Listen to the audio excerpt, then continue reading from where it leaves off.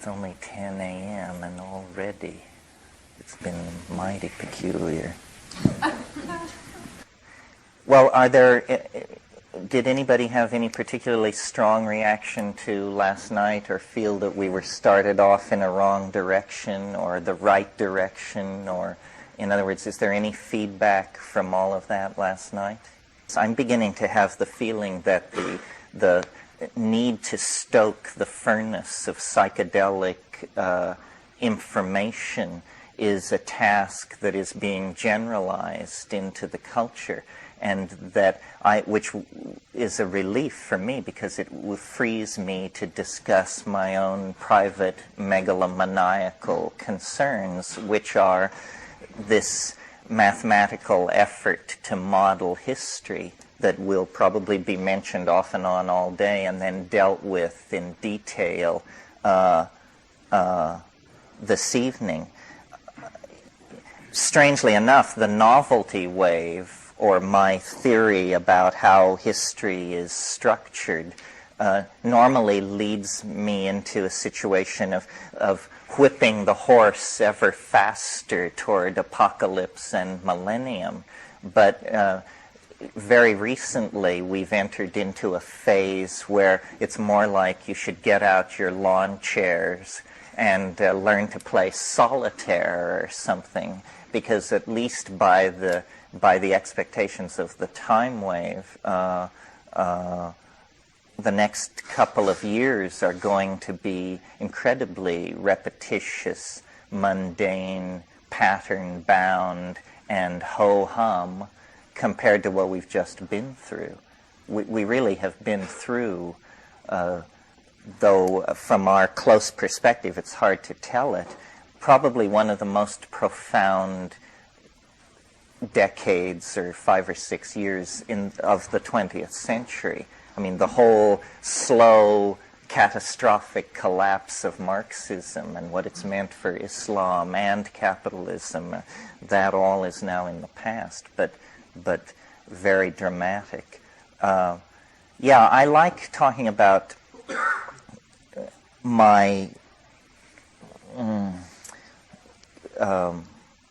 chaotic notion of time, because it seems to me the scientific data that is arising week by week is supporting my originally somewhat far-fetched contention that the universe is getting weirder and weirder and weirder at an extraordinarily asymptotic rate. I mean, just 2 examples in the last 6 weeks, both bizarre. This ice drilling project in Greenland has brought up a 325,000-year continuous record of snowfall.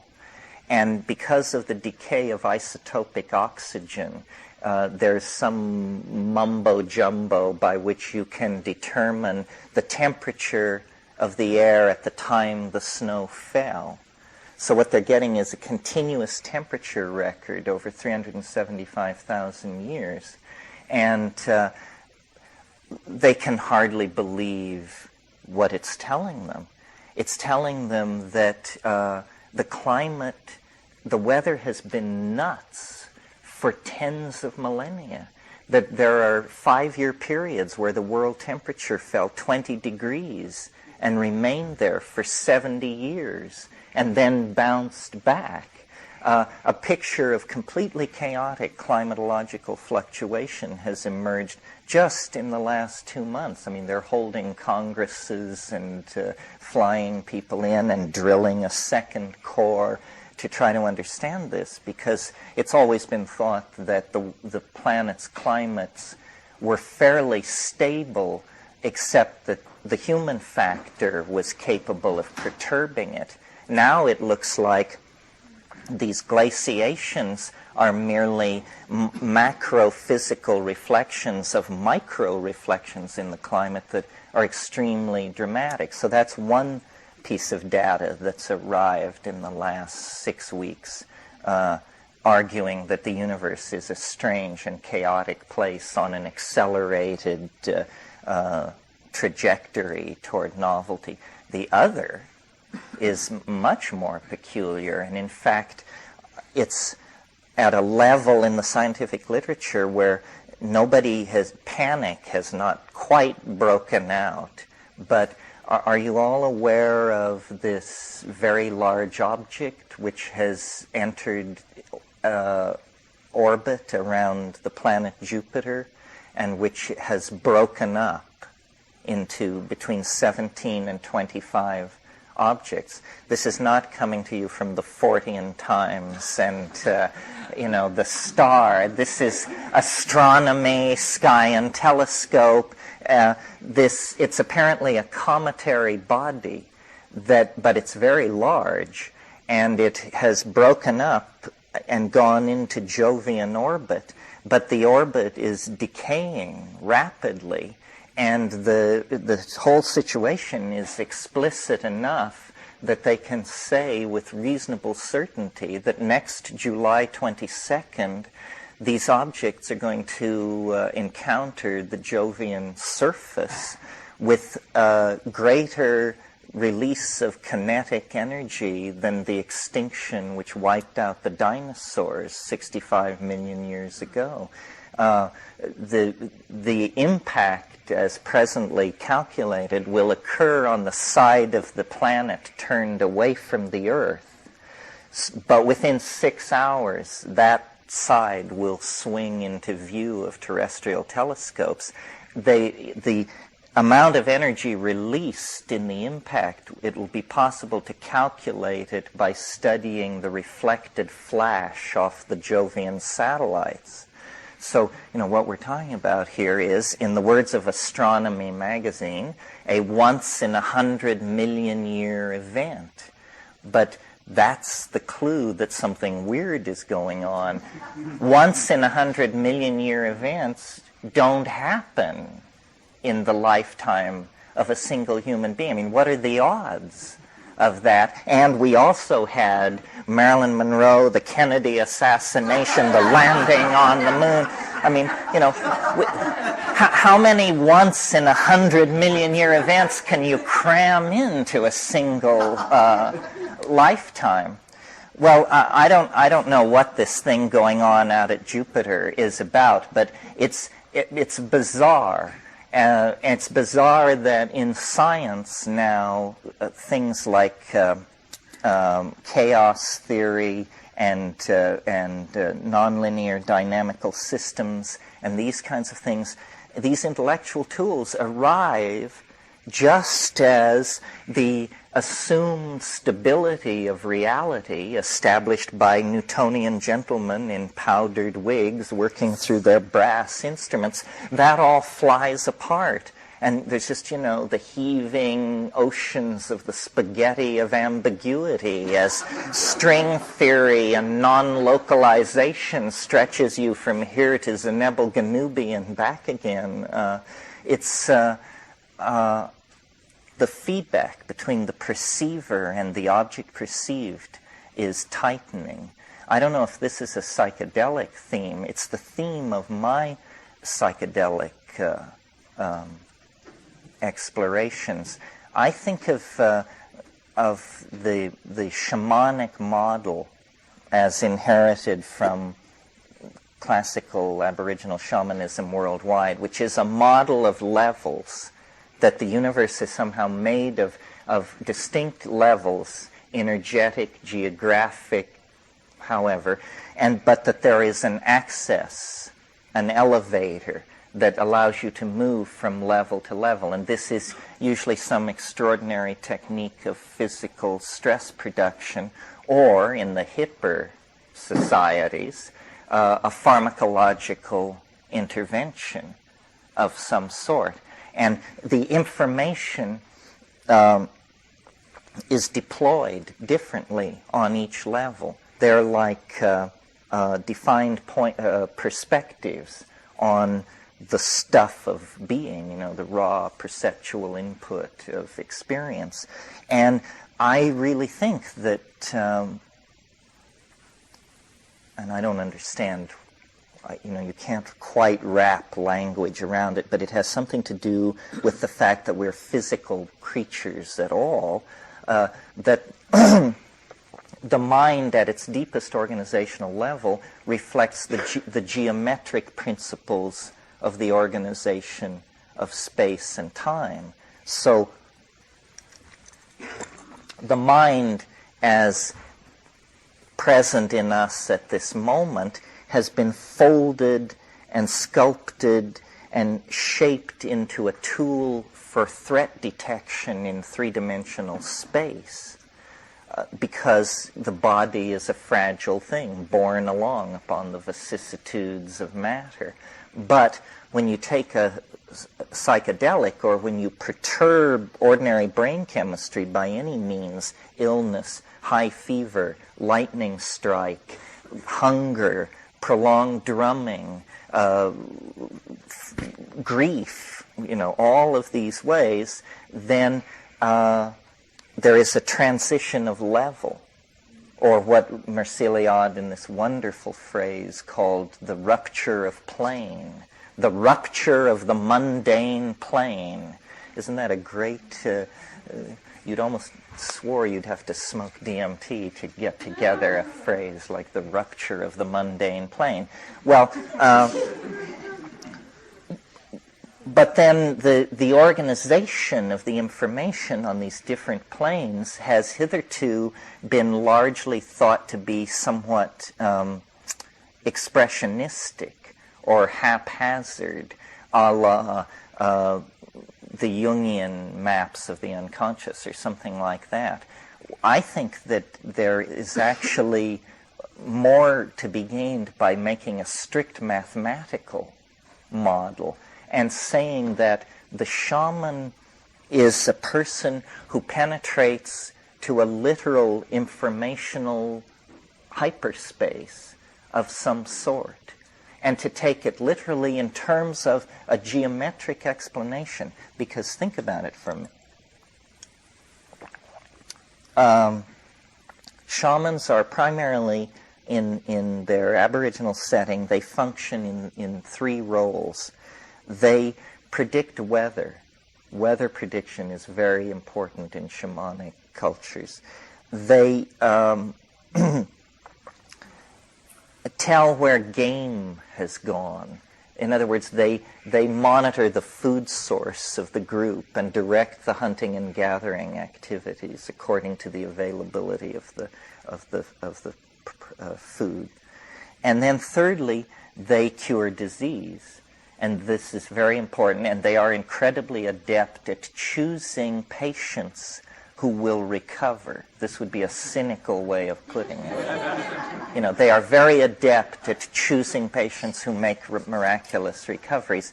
Some of you may know the tape recordings of Maria Sabina's mushroom velada made by Wasson, where an 11-year-old child is brought to her, and she says that she won't shamanize for this case, that this kid is not going to make it. And then he doesn't make it. He dies within 3 weeks. Well, if you're a materialist and of the modern stripe, then the only way you can deal with this testimony about shamanism, about the precognitive knowledge of weather and game movement and the miraculous ability to cure, is to deny it.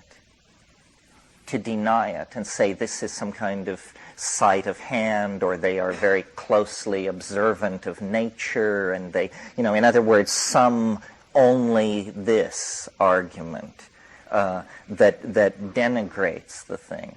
But I think that when you actually look at the ethnographic data from all parts of the world collected in the field by people who spent time with the Azande and the Kikuyu and the Witoto and the, so forth, the Kyrgyz and so on, the body of testimony of what we would call paranormal phenomenon is sufficiently impressive that another model has to be called into play. And I think it's that there are ways to push the mind by extraordinary pharmacological encounters or stress into a kind of higher dimensional space.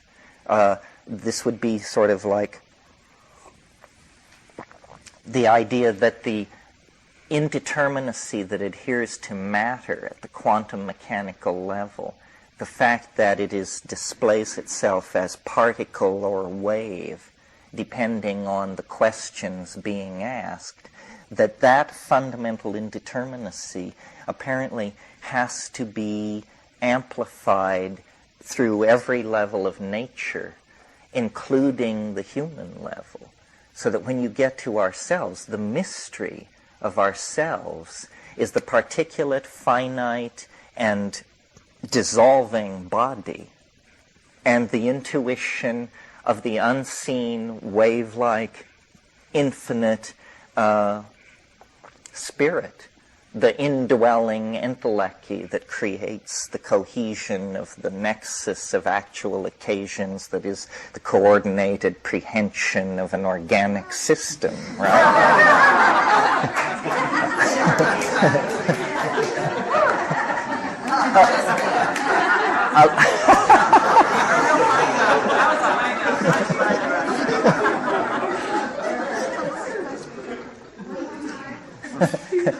We'll just stop there. Yes. Let me see if I'm getting this right. Somehow I'm getting the image of you mathematically decoding the language of the gods in a way. Well, except it isn't exactly a language. It's more like a point of view. I mean, what I'm suggesting here is that the magic, if that's the word, the grandiosity, the power of ecstatic exhalation that resides in the psychedelic is because it is literally a change of dimensional perspective. And you know, well, let's see, I hope this isn't too obscure an example, but in the 14th century, Petrarch climbed a mountain somewhere in Italy and wrote a passage about it and invented the observation of landscape and nature in this single work of art because people had never done that before. It was an entirely new thing to climb a mountain and look at nature and feel the unity and the grandiosity of it and write about it. And it was part of Renaissance humanism. It was part of getting people out of those dreary, urine, stenchy cathedrals that they've been hanging out in for far too long. So what I'm suggesting is that, in a sense, the shaman is someone who climbs an inner mountain, but a real mountain, a geometric mountain, and then has a higher perspective, that it's a shift of awareness. I mean, we all are body and soul, spirit, but to the degree that we concentrate on one, we occlude the other. I don't really like the sound of that because it sounds like you could turn that into some kind of asceticism, which in principle I'm against. But I think the key is paying attention to mental life without bias. One of the things I've been talking to the staff here, because I'm scholar in residence, is Finnegan's Wake. And we've been taking it apart and looking at it and noticing that part of the genius of Joyce in the way the Wake is composed is that all terms are transparent. You know, every word, you can see through it to other words, to other associations, to other connections. So nothing is explicit and overt and defined. It's a mental universe. Not, you see, the novel can take two directions. It can try to create what's called realism, which is, in a sense, an attempt to duplicate the laws of optics on the printed page in narrative, so that you have, you know, Lord and Lady so-and-so moving about their country home with the crisis of daughter and servants or whatever. But then that's not the world those people are living in. That's the world you would see if you were a camera watching them. The world they're living in is a much less crystalline and temporally defined world. It's a world where memory and anticipation are in a disystolic relationship as the attention of the characters ebbs and flows, focuses and merges. This is what a great deal of modern literature is about. Yeah. That inside of us really there's a mind-body dualism and that witchcraft. Is that what you're saying? Well, trapped in artifice, trapped in art. I mean, in a sense, yeah. That's why Proust and Joyce, who are so different, can be seen to be essentially about the same thing. A true rendering of experience is very hard. I mean, this is the great challenge. I think that's why, somebody asked me recently what was I doing with myself or where was I going. And it seems to me that once you work your way into all of these places, the real test of your psychedelic authenticity is the ability to write a novel. Because what you have to show to yourself, not necessarily to anyone else, but what you have to show to yourself is that you can put yourself into the mother giving birth, the fascist interrogating a prisoner, the child at play, the gangster plotting the advance of his career. In other words, that the human experience is open to you, that you know what it's like. Hooker and priest, saint and sinner, it's all accessible to you. That's the sign to me that a person has really dissolved their boundaries and done their inner work, because the quintessence of understanding is the ability to occupy other people's points of view. I certainly make no claims in this area. In fact, I'm very weak in this area.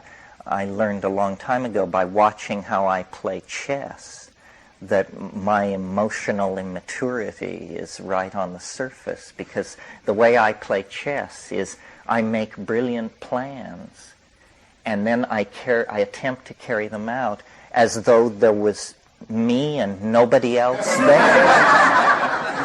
And meanwhile, coming at me across the board is this bewildering series of interruptions which throw off the plan. And I mean, this is the Via Dolorosa, right? The street of tears. And I think there's a crying tradition among North American Indians. Stress is what we're talking about on one level. I'm not sure that it may be that there are two ways to attain these places: stress and psychedelics, and then we could have a discussion about whether psychedelics are a subset of stress or not. I mean, that's sort of like whether you think of surfing as stress. I mean, obviously it's strenuous and it can kill you, but some people think of it as exhilarating. There are many ways to perturb the mind. I mean, the reason when we talk about psychedelics, we fall automatically into a vocabulary of travel. We talk about journeys and tripping and that sort of thing, is because travel is how people normally attain this if they don't have pharmacological means, and that's always been respectable. I mean, even among very bourgeois societies like the 19th century England, the summer holiday in Italy was de rigueur, and if you saw Room with a View, this was where Eros and the dark Latinate unconscious was expected to swarm over these pale English women and initiate them into unspeakable pleasures and debauchery. Doesn't sound half bad, does it? Yes. You talked about, I'm having trouble wrapping my mind around it. But my question has to do with one of the topics of the weekend, which is ethos versus politics, and it's kind of inner versus outer. But also, psychedelics are a way of experiencing, other planes of reality, or reality in a different way. But it seems as if you're also talking about a way of using that requires some, I don't know whether it's an inner discipline, or how do you use it so it's not just a distraction, a drug, you know what I mean? Well, I think Local courthouse. Well, Fetishes, the fetish object. Well, I think the simple answer to how do you do it without trivializing it is that you do doses that scare you. I mean, these things are not physically dangerous, and yet they are terrifying at what are pharmacologically completely harmless doses. I mean, the LD50 for psilocybin is hundreds of milligrams per kilogram. And yet, if you take anywhere above 25 milligrams of psilocybin, I think the strongest wayfaring soul reaches for the brake pedal somewhere in there. It's amazing how we just skim the surface of this. I mean, and we can't go very deep because language fails. I mean, most of you who have done committed doses know that you go into a realm where it gets weirder and weirder and weirder, and then finally the very machinery of explaining to the observer what is happening begins to melt. And then you are there with it for a while. And then you descend out of that, and the language mechanism reactivates and says, we are now leaving the utterly unspeakable behind.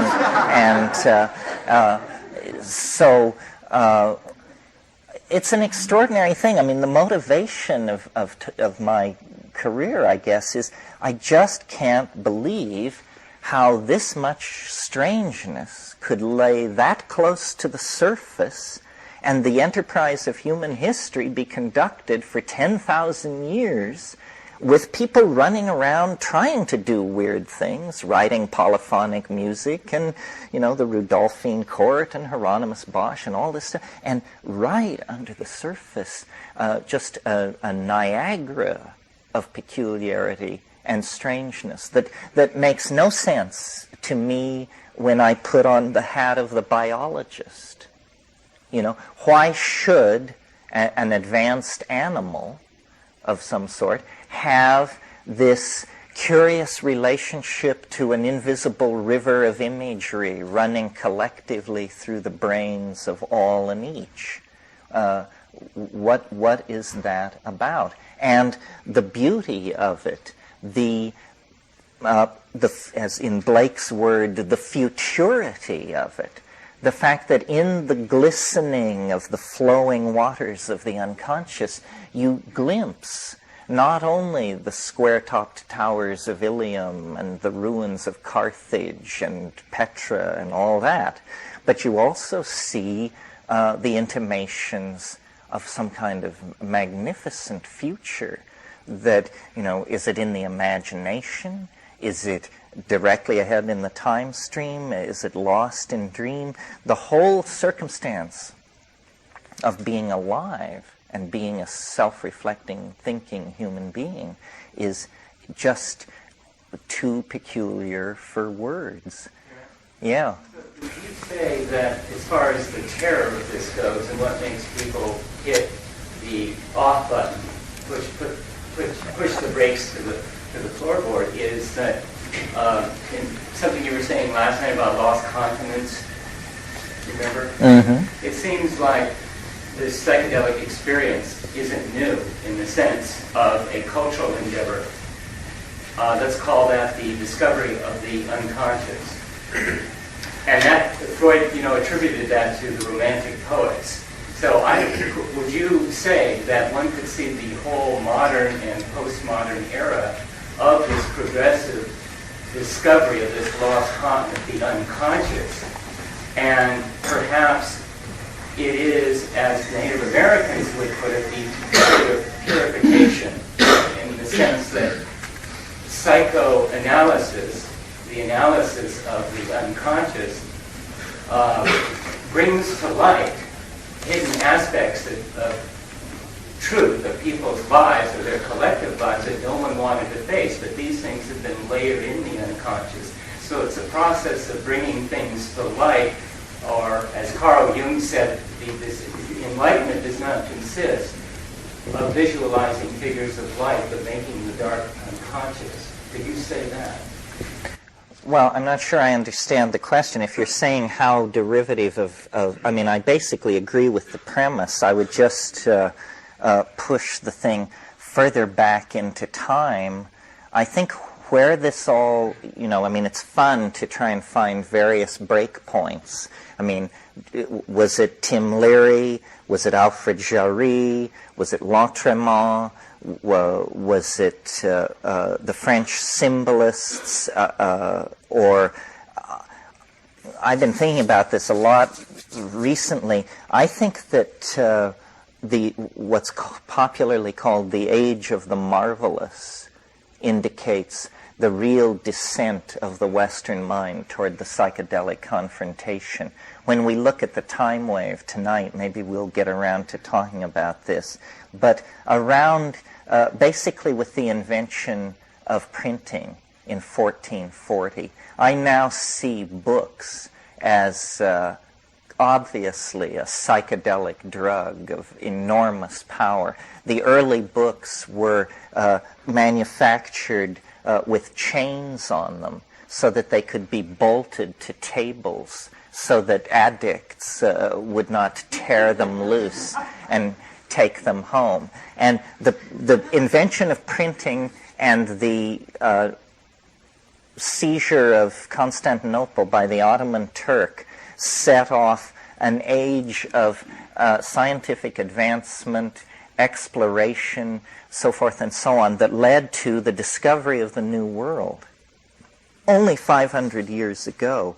And this had the impact on Europe that flying saucers on the White House lawn would have on us. I mean, it was an alien planet that had been discovered with trackless jungles and temperate forests and people clad in gold practicing strange religions and enormous trading. I mean, it was an alien civilization. And at the same time, the grip of the medieval church was breaking down, and people had a fascination with the bizarre, with the phantasmagoria of natural existence. They were bringing back birds of paradise from Bougainville. They were bringing back carved Incan and Mayan material, codices, all of this stuff. This is the period shortly then into it of the great flowering of European magic, the establishment of the Rudolphine court in Prague, and all of that. It was the age of the Wunderkammer, the wonder cabinet, where you collected together stuffed birds, ammonites, Gnostic gems, bits of archaic detritus, large insects, narwhal horns, all of this stuff. It was pre-Linnaean. It was before the categorical mind had stepped in, and the whole thing was just a maelstrom of individuated data collections. And I think that's where the psychedelic thing in the West became explicit. Yeah. Back to this man's question about that actual the taking of a psychedelic. I think it's real important that it be done with intent, and to kind of ask for or put it out there, whatever it is that you need or want. Yes, you have to talk to these things. You do it on an empty stomach, in silent darkness, in a situation where you feel secure, which can mean in your apartment with the phones unplugged and the door locked, or off in some jungle or somewhere. But it's very important, empty stomach, silent darkness, and intent, as you say, and then not reckless dose, but committed dose, not to see if it works. It works. Other people have established that. You don't need to do research to confirm that it's psychoactive. You just, do it. And then, there are techniques for navigating through there. The best is a pure heart. But since we can't always come up with that, sweating blood also helps. And in terms of actual physical techniques, singing. This is what I learned in the Amazon, that, you don't always have enough presence of mind to breathe. But if you will sing, the breathing will take care of itself. And the body is an instrument. I mean, the yogins, they got that right. The body is an instrument for tuning through these dimensions. I don't know what it all confirms. Like, I don't rush to embrace any particular esoteric school. In fact, I'm fairly scornful of all of that because I see how it's used to promote priestly hierarchy and mumbo-jumbo and that sort of thing. But certainly science doesn't have the whole story. I mean, the human body is an incredible esoteric instrument. It's just that I think you need to self-teach yourself. Yeah. The shaman's perception, which is, I guess that's what you're trying to get to, the ability to see on that subconscious level, starts with pure heart, pure mind, because they're largely because their minds aren't cluttered with everything that the rest of ours are. They don't have to overcome the knowledge, the facts, the awareness of the material life, because they don't start with that, right? They start with drugs, and they start with purity way back when. How do you get past that? How do you get? It would seem to me, in this case, the more you know, the more you know, the more difficult it would be to reach that pure second conscious level where it's just a matter of knowing through the vision of what your conscious will do once the barriers or the neurotransmitter barriers are gone. Well, I don't know about that. I mean, I see the logic of it. I had a shaman tell me once in the Amazon, he said, it's not easy for us to do this. It's no easier for us to do this than for you to do it. And I imagine giving shamans pure DMT and stuff like that, and watching them go through it, that, they're macho, they do it, but they at the core are as sensible and afraid as anybody would be.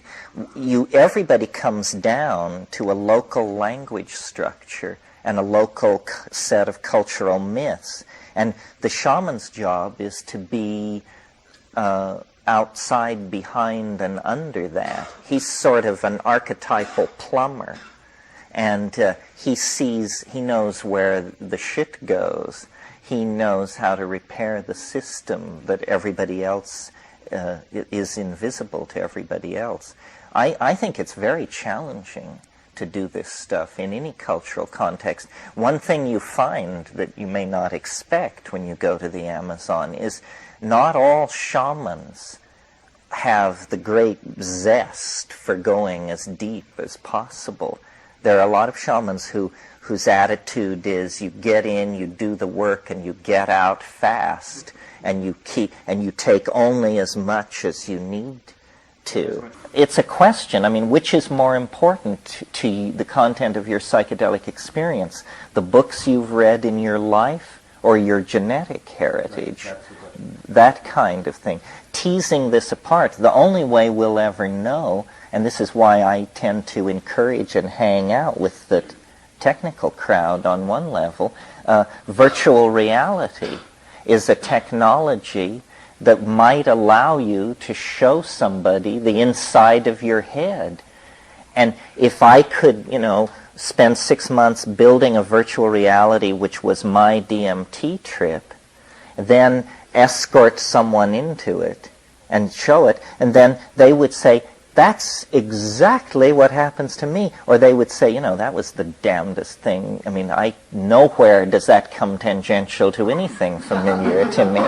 Well, then this would be wonderful. In either case, you would either have confirmation of a generally recognized reality or a breakthrough to an immense domain of potential creativity where every individual could create their own equally personally compelling metaphysical joyride of some sort. I think, on one level, what we're doing here is something that's never been done before in Western society that I'm particularly aware of, which is we are talking about the psychedelic experience. This is the first step toward understanding it. I guess the first step is having it. The first step is having it. But then so many people have had it who don't attempt to English it. And it's quite respectable to do that. I mean, too much has been made of the indescribability of it. I mean, it's fine to say that, but then decency demands that you go forward and describe it. You're pushing there against the envelope of language. The culture cannot evolve faster than the language. The language is the flashlight that shows the path. And so if we don't talk about something, race, homosexuality, drug experiences, then no cultural progress takes place on that front. It's like it just doesn't exist. So part of what we're trying to do here is to create a dialogue that is not necessarily politically confrontational. Too much of the public dialogue about drugs is all about whether they should be legalized or not. I mean, you can take care of that in one sentence. Yes, they should, and they won't be. So now let's move on with that. But experience, this is probably the richest domain of experience that we have. I mean, you may go on your vacation to Benares, and I may go to Argentina, and we will get back and talk about the restaurants, national parks, and museums that we visited. But far more interesting conversation could take place if I do psilocybin and you do mescaline, and then we get together and talk about the places we have seen. In other words, this psychedelic universe, whatever it is the major datum of experience. It's larger than this planet. Nobody knows how large it is. The further in you go, the bigger it gets. We don't know what to make of something like that. That's the reverse of our expectations. Yes? You seem to use sound a lot as like a key issue. Like you were mentioning in South America, you sang songs. Were those songs like ayahuasca songs or Inca songs or little ditties you were doing in your own self? They were, in some cases, ayahuasca songs that Don Fidel taught, and in some cases, just taking ayahuasca, I learned, and to call them songs, but, one of the things that's so interesting about ayahuasca is that it promotes a synesthesia that's very dramatic. You seek sound, and when you make it, you have an experience which is beyond English by several leaps. The experience of generating colors out of a vibration, so that you go, and a chartreuse line, like a neon light, descends and hangs there, and then you can move it off, and it goes from chartreuse to lemon yellow, and then you just begin playing with this, and within 30 seconds you're doing something that it seems to you only intelligent insects on other planets do. And true for everyone you know who you've talked to about ayahuasca? I think if you can come through, yeah, I mean, you have to sort of get your wits about you, because ayahuasca sweeps over you, there's stomach stuff, there's waves of hallucination, but once you sort of get your sea legs, you can do this. It's very clear when you're with these shamans that these performances are pictorial, and you know, originally the active principle of Banisteriopsis capi was called telepathine. When Theodor Hoch-Grünberg and those people went in there in the early years of the 19th century, they collected samples, took it back to Berlin, and characterized it, called it telepathine, and then it was later realized that the compound had been earlier isolated from Pagamen harmala and called harmaline, and the rules of chemical nomenclature give the early discovery precedent. But it was called harmaline because, I mean, it was called telepathine because the tribal groups using it seemed to have this extraordinary group-mindedness. This is one of the things that I'm keen to talk about, is the fact that telepathy of a sort we didn't conceive of seems to lie very close to the surface in these states. When I think most people think of telepathy as you hear what I think. That's telepathy. That is not what psychedelic telepathy is. Psychedelic telepathy is you see what I mean. You see what I mean. And there is a way to use voice and inflection and tonality to edge people's transduction of the language experience out of the audio, out of the ear mode, and into the visual mode. This is something which is neurologically very fragile in us. It's as though the land is very flat and the river flows one way through the audio processing channel of the neocortex, but just a very slight shift of the inner stratigraphy and the river would flow another way. It would flow into the visual cortex, and language would become a thing beheld. And one of the things that's so interesting about ayahuasca is that it contains DMT and harmaline, and these are both brain neurotransmitters occurring in normal metabolism, suggesting that, you know, there is simply a 1 or 2 gene mutation, or the intensity of the expression of a gene already present that would switch brain chemistry toward visual processing. Meanwhile, in the culture, simultaneously, there is this tendency going on. The culture is becoming more and more imagistic. You know, the invention of photography, high-speed color printing, film, we see and we relate through the image much more. So I think psychedelics and media and the predisposition of the neural landscape is setting us up for a kind of ontological transformation of the project of communication, yes.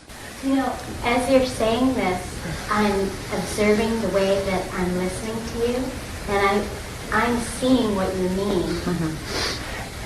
Because through your language, like when you say neurological, I see a picture. It goes really fast, but I'm seeing what you mean. I'm not.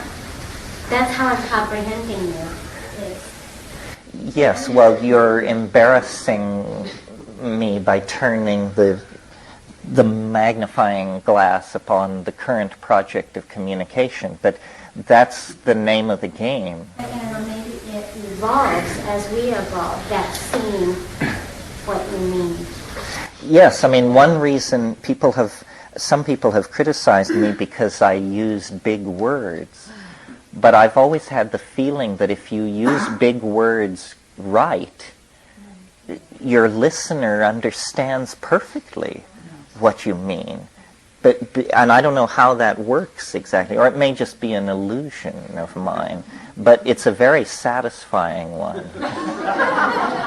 It seems like, in a way, you're working with sound, and you've got in touch with that sound on different levels, but you've expressed it in a conscious communication, which anyone's consciousness is somewhat alive. It becomes more conscious. They hear communication or understanding that all clicks right. Well, I think people, language is a behavior. It was acquired 50,000 or 100,000 years ago, and I think people don't use it enough.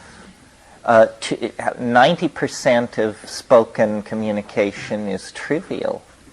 And it's very interesting to try and use the descriptive blade of voice. It's like Manjushri. It's the sword of discriminating wisdom. Communication is about discrimination. It's about finely delineating difference. And with this sword of discriminating wisdom, you make your way into the world. And, granted, it's an image of penetration and cleavage and so forth and so on. But what you're left with then is the cognitive enterprise. Yeah, Jim. After all these years, what is it these days that would make you want to hit the brakes? Out in the state, you mean? Well, it does this thing on me occasionally, which I call going all Halloweenish. Where and I say, why are you doing this to me? It's scary. It's probably just my own inner demons. I ride this stuff through, but I always feel like you should never take the sea for granted. And the metaphor we're dealing with here is the sailing of small ships over great and turbulent depths. And I've also noticed, my God, if an iota of pride lodges in your character, it can rub your face in it like you just don't want to know from. And so I respect it. I fear it. And the strangeness of it. Somebody near and dear to me, I won't name them, but just recently described taking ayahuasca, and the dose was somewhat low. So after a couple of hours, they smoked some DMT on top of it. And with your MAO inhibited like that, this is a pretty hairy-chested thing to undertake. Don't try this at home, folks. With your MAO inhibited like that, it just settled in. And he said, it is strange. I mean, when you get the trim, when you get the tabs trimmed, and you get the focus right, and you can just look at it, he said, it just says, behold, if you can, O mortal, the essence of Tryagmanalamaglakt. And you're just saying, oh my God! Once because it is clear that it presents itself through a series of veils. And it's so kind to first-timers and second-timers. It's like a series of Disney-esque images. But God, once you're into it, it begins to part the veil, and you realize, the human mind is just like the mind of a gnat falling into the sun of peculiarity. And you say, and then you come back and try and talk about it. Yeah. I have two questions. One, after all of your psychedelic experience and these experiences of other capacities and abilities in the brain, when you come back to the mundane plane, have you found yourself developing the ability to use your brain in the mundane plane the same way that you have experienced its capacity in a psychedelic plane? And also, do you think that all of this is just kind of like the tip of the iceberg in terms of leaving this dimension, like maybe a near-death experience, leaving the body ultimately through death? And is this all just kind of like just the beginning of that? And you seem to feel that the fear component is important to you. And is it more like a fear of dying ultimately when you get too far? I think in my case it's a fear of madness. I've convinced myself that dying is highly unlikely. The madness question is a totally open book. I mean, who knows? And and you do get into places where the only reassurance is that it won't last. As far as the tip of the iceberg question and death and all that, I think, I have a lot of intellectual resistance in this area myself. I was raised Catholic. I fought my way free of that, as I said, toward Camusian existentialism, and then I got hooked into all this and was just swerved back into a more spiritually teeming universe than I ever would have thought possible. It's hard to talk about. It may be that what the psychedelic thing is that it is some kind of look over the edge. Out of, let's say, 50,000 years of conscious human experience, 49,500 of those years has been lived in the assumption that something survives physical death. And only in the last 500 years in Europe has this become a gradually less and less popular assumption. We don't understand what biology is. We understand some of the details of how form maintains itself, but we don't understand the mystery of the descent of form into matter. And we don't understand where mind fits in to the loop of causality.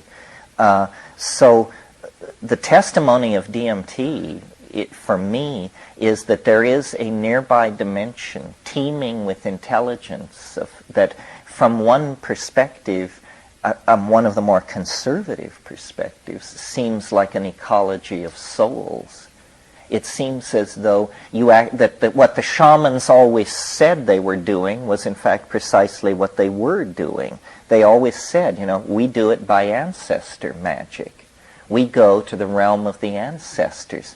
The ancestors exist in some kind of super space, but ancestor is a sanitized term for a dead person.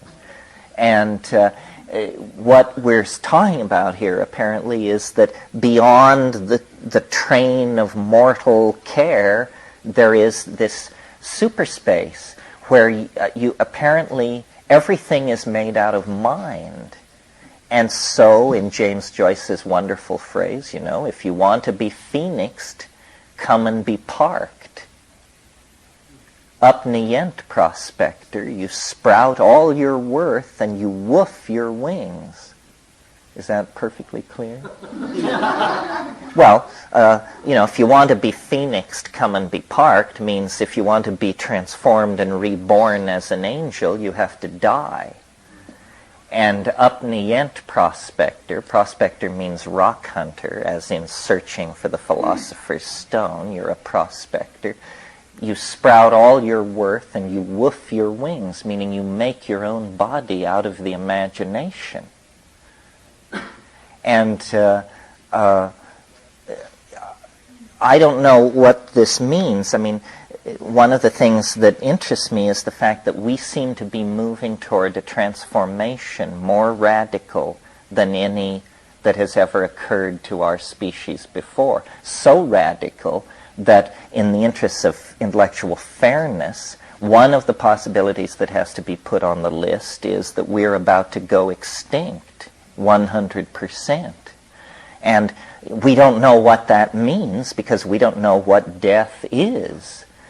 When you look at the record of biology on this planet, 95% of all species that have ever lived are now extinct. This is what nature produces, are fossils of extinct species. And so then the question then is, we're down here to ultimate values. Are we trying to have what the Catholic Church, with an utter lack of irony, calls a happy death? Or are we trying to seize the levers of the cultural machinery and pull out of the power dive at the last minute and get this baby back up to altitude and sort it out here? What's going on? Or are there in fact any controls in front of us at all? Or are we the hapless passenger in this strange vehicle that yeah. Wouldn't it seem all the soul searching and people getting in touch with what you might call the source, that the messages will be coming down as to what you might call the way to go? Well, that's what I think. I think that it's what I think. It's also possibly delusional, so be forewarned. But it appears to me that history is ever more rapidly vindicating the notion that it is building towards some kind of apotheosis, some kind of apocalyptic apokatastasis. Anyway, something in Greek. And that the people who project the human future thousands of years, they don't understand the asymptotic speed. I mean, you talk to somebody in, let's just take a field, gene transplant. You talk to somebody who's tops in gene transplant. They tell you things which just drop your jaw. Then you walk over here to another laboratory and talk to somebody in parallel processing computation. And they tell you astounding things. Well, you realize these two people don't know each other. All of this information is vectoring together, and the connections are being made, and it's out of control. No company, no government, no religious group, nobody is in control of this, and yet there is a plan. It isn't a chaos. There is a morphology being expressed that won't wait, and we all are simply the cells being directed into this archaeological expression of mind. Yeah. When you were talking before about kind of the Enlightenment period where artifacts were being brought, displayed, enjoyed, and I'm wondering about with the time wave in 1996, what kind of cultural manifestations we might be involved in as an celebration of that. If that's making sense. No, that makes sense. It might make more sense to other people this evening, but the answer to the question is the parallel resonance between now and then, or between 96 and the past, was the great flowering of the Umayyad Caliphate at Baghdad, which was the birth of modern science through the codification of algebra. And so two things to keep your eye on in 96 are the political fates of Islam worldwide and breakthroughs of a major sort in abstract systems of description, like algebra and that sort of thing. Or it could... Well, certainly there were technological breakthroughs under those caliphs as well. I mean, they were the great patrons. They preserved all this. You know, they don't get any credit. We talk about our heritage from the Greeks, but we never talk about how that heritage comes through the Arabs. there's a great book called How Greek Science Passed to the Arabs. Yeah. You said this last night, and see if I got it straight. You said that the mushrooms said that don't worry, everything's going to be okay. Is that what you said?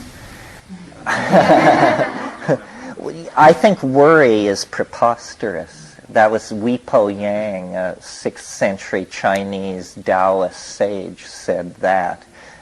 Worry presupposes that you understand what's going on. And I think it's safe to say that we do not have a clue as to what is going on. We can't even tell whether it's a happy ending or a catastrophe. We can't tell whether we're slamming into the wall of our cultural limits at 50,000 miles an hour, or we're about to go hand in hand off to the galactic center with the human soul as companion and vehicle. We just do not know what's going on. I think it's safe to say that we're approaching a symmetry break. That whether you're a horrified pessimist or a gung-ho optimist, everybody can see that the make or break point is coming up, because life is either going to get a lot drearier suddenly, or there's going to be some kind of a breakthrough. I don't think cosmetic management of the cultural crisis will work much past the current Clinton administration. This is apparently the last go at spin doctoring the apocalypse. No? I was just wondering how you feel about the technology behind the AIDS crisis as an artifact or a fetish of certain areas from those, beleaguered ivory covered towers. So what do you mean exactly by the technology behind the AIDS crisis? Well, I mean, what does it represent to us nowadays? A truth or not? Well, in a sense, I mean, I see AIDS as the inevitable consequence of the ocean-crossing airliner. Always sites of pilgrimage were sites of disease conveyance, and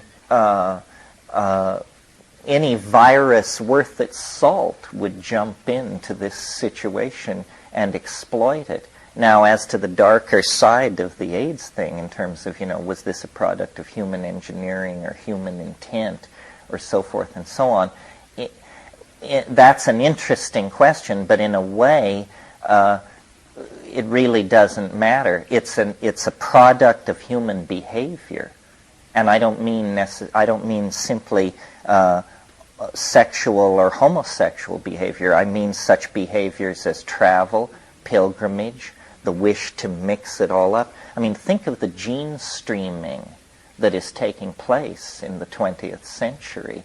I mean, I know a Tibetan married to an Egyptian woman, and stuff like that's going on all over the map. So there's all kinds of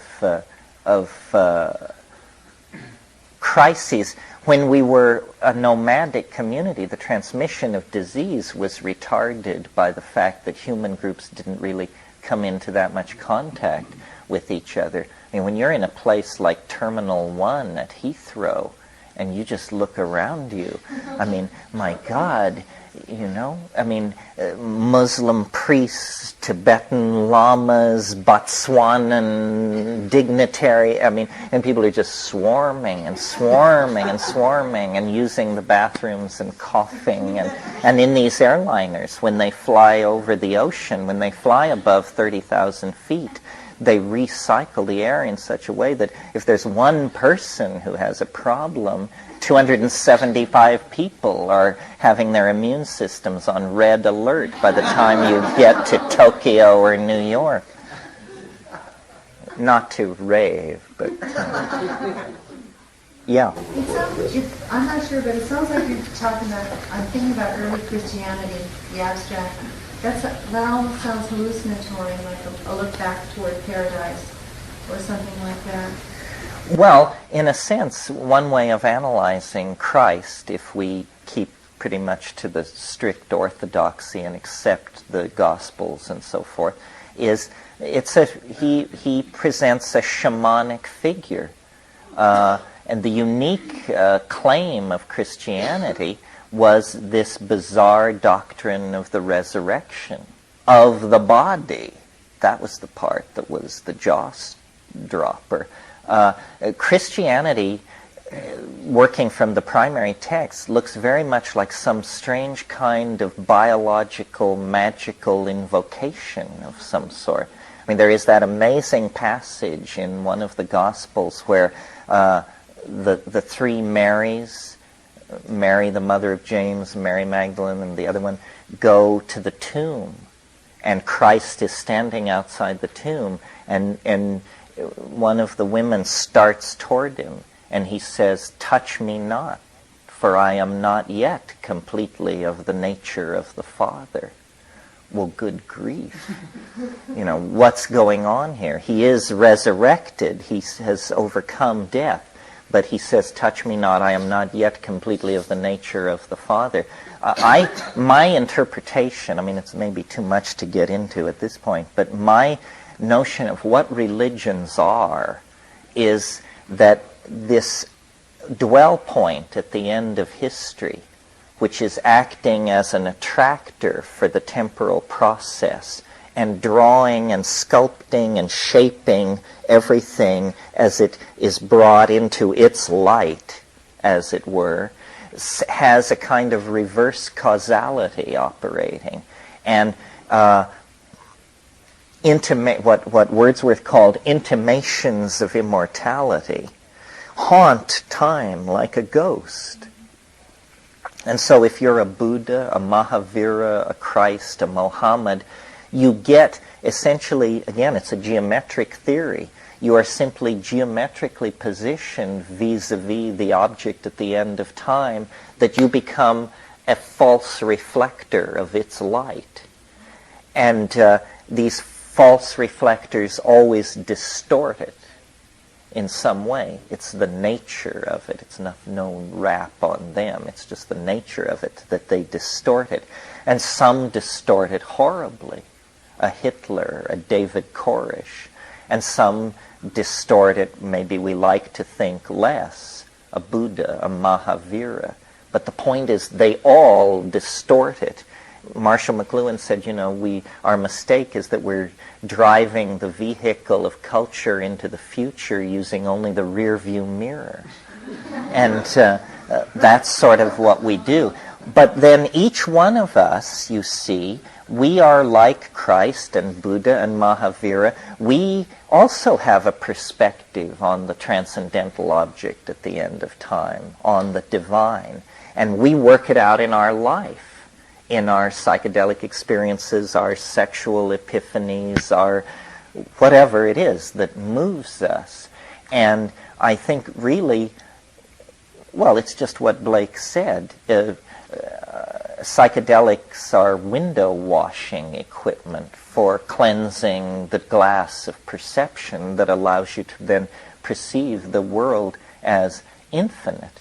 And also, because this transcendental object lies ahead of us in time, to know it is in some sense very woo-woo, very tricky to English, in some sense to know the future.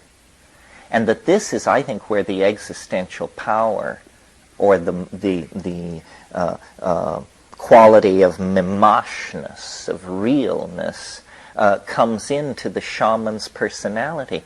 The shaman knows the future. And in the same way that I, as a 46-year-old man, can advise my 12-year-old daughter and have an immense kind of position of existential authenticity in her world, it's because I know the future.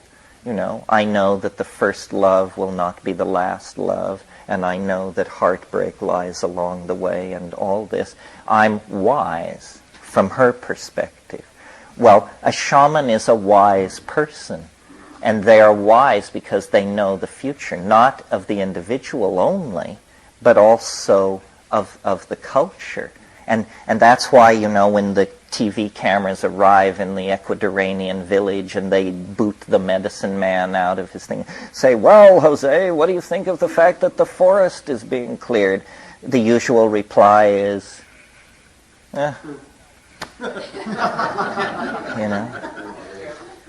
Barry. Blake, as you know, also said religion and politics are the same thing.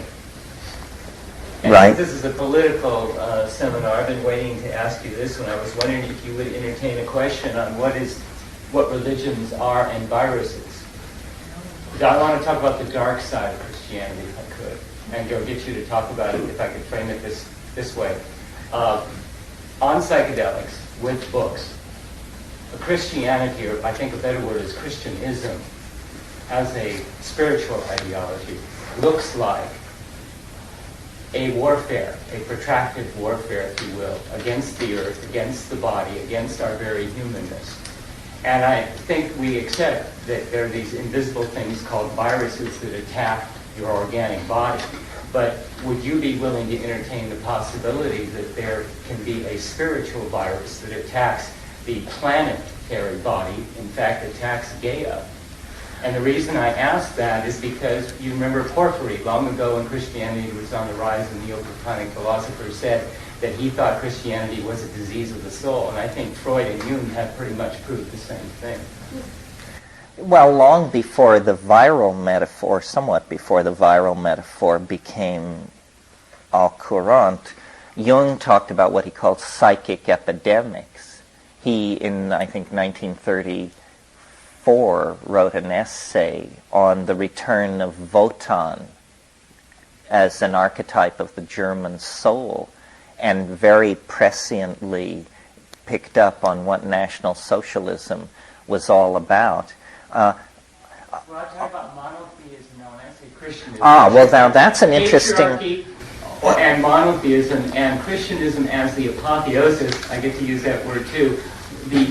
In Western history, Western society, Christianity or Christianism being the apotheosis of the patriarchy.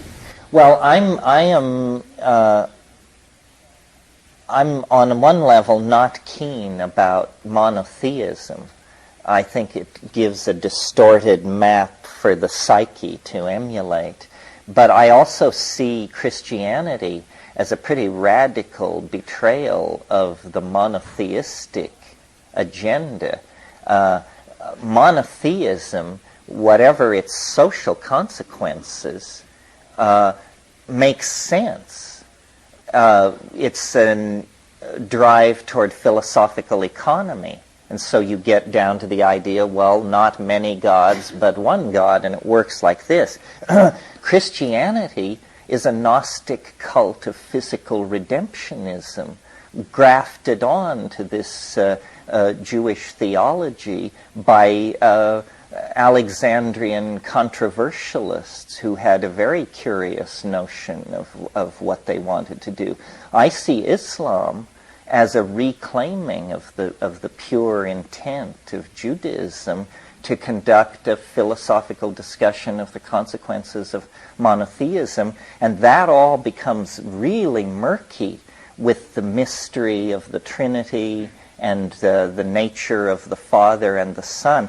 Christianity is an incredibly exotic religion. I mean, other religions are just absolutely straight ahead. They're metaphysical systems with moral consequences. Christianity is about the absolute worship of the irrational and the incredible.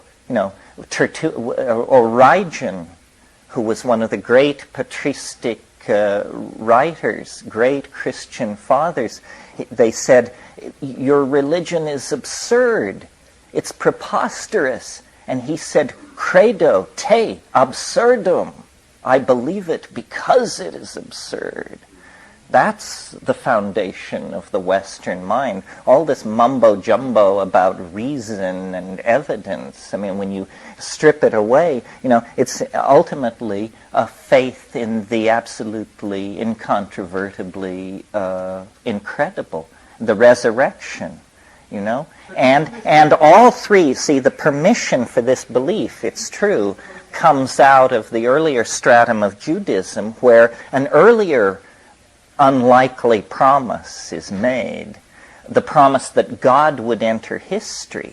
That's what set them up for this later deal. God will enter history, they were told. And then, so then if you're a theologian of this faith, the question obviously arises, how will God enter history? And, you know, you ruminate on that for 500 or 600 years, and eventually what you come up with is, he will send his own son. He will send a divine manifestation. There will be an absolute union of spirit and matter. There will be a descent of the Paraclete into our midst. And the idea of the Messiah is born, which is an incredibly peculiarly Western idea. I mean, Buddha, Lao Tzu, Mencius, Confucius, these were guys, you know. A Messiah is a horse of a different feather. A Messiah is not exactly a human being, you know. A Messiah is a coalescence of historical force, of great energy. So, I don't know, where are we with all of this? I mean, these are the same, I don't want to argue it, but these are I think there's just another way of looking at it also. These are the same guys we have to remember, the white, you know, male guys that when we see the Pope over here, we see the medieval patriot. These are the same guys that burned Giordano Bruno, the great poet, visionary, and scientist, to the stake because he wouldn't recant. Probably a stubborn Calabrian, I'm not sure about that though. Well, but look at the reputation they gave him. I mean, Bruno without the pyre is a whiskey priest laying waste to the maids of Umbria. No, I mean, here's my point on this. I agree that history has been a nightmare, and if it could have been any other way, then probably there's some answers have to be given and some debts paid. Well, see, I'm saying it might have been another way if they hadn't burned all the libraries, sought to destroy knowledge, to the point where in the Middle Ages, when the Christians so-called liberated places like Toledo, and found these Arabic writings about the Greek lost science, they couldn't even translate it because they didn't even have a concept of zero. It's like the barbarians won in our society. Well, they won. Would they have won if they closed down the philosophical schools and didn't destroy all the knowledge? Would it have been different? Well, we'll never know because we didn't have the chance. Well, what I hear you saying is life is tough. Especially for pagan philosophers. Yes, you know, you may have to make your career choices carefully here.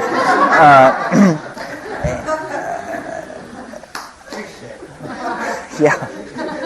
Is your belief in this one dwell point to which history is moving a form of monotheism? Is the form of, well, I guess it's a form of Neoplatonism. I had digested all that, you know, Porphyry, Proclus, Plotinus. I do feel the power of the argument that when all boundaries are dissolved, there will only be the plenum, the one. You know, it has different. It's a very long, an idea with a very long history in Western philosophy. It goes back to the Timaeus. See, my idea of how this thing is working is that boundaries are dissolving. If you want to make one prediction that you can take to the bank, that would be it. Boundaries are dissolving. So any scheme that involves setting up new boundaries is probably doomed. Well, so yes, so it is a kind of impressionistic pastiche that we are trying to anticipate. The other thing is, you know, and this goes slightly more to the guts of the mathematics of my theory, but I think that time is wrapping itself in an involuting spiral where each cycle is 1/64th as long as the cycle that preceded it. Well, if you accept that premise, then you have a cosmogonic scheme where half of the unfolding of the manifestation of the cosmos will occur in the last hour and 35 minutes of its existence.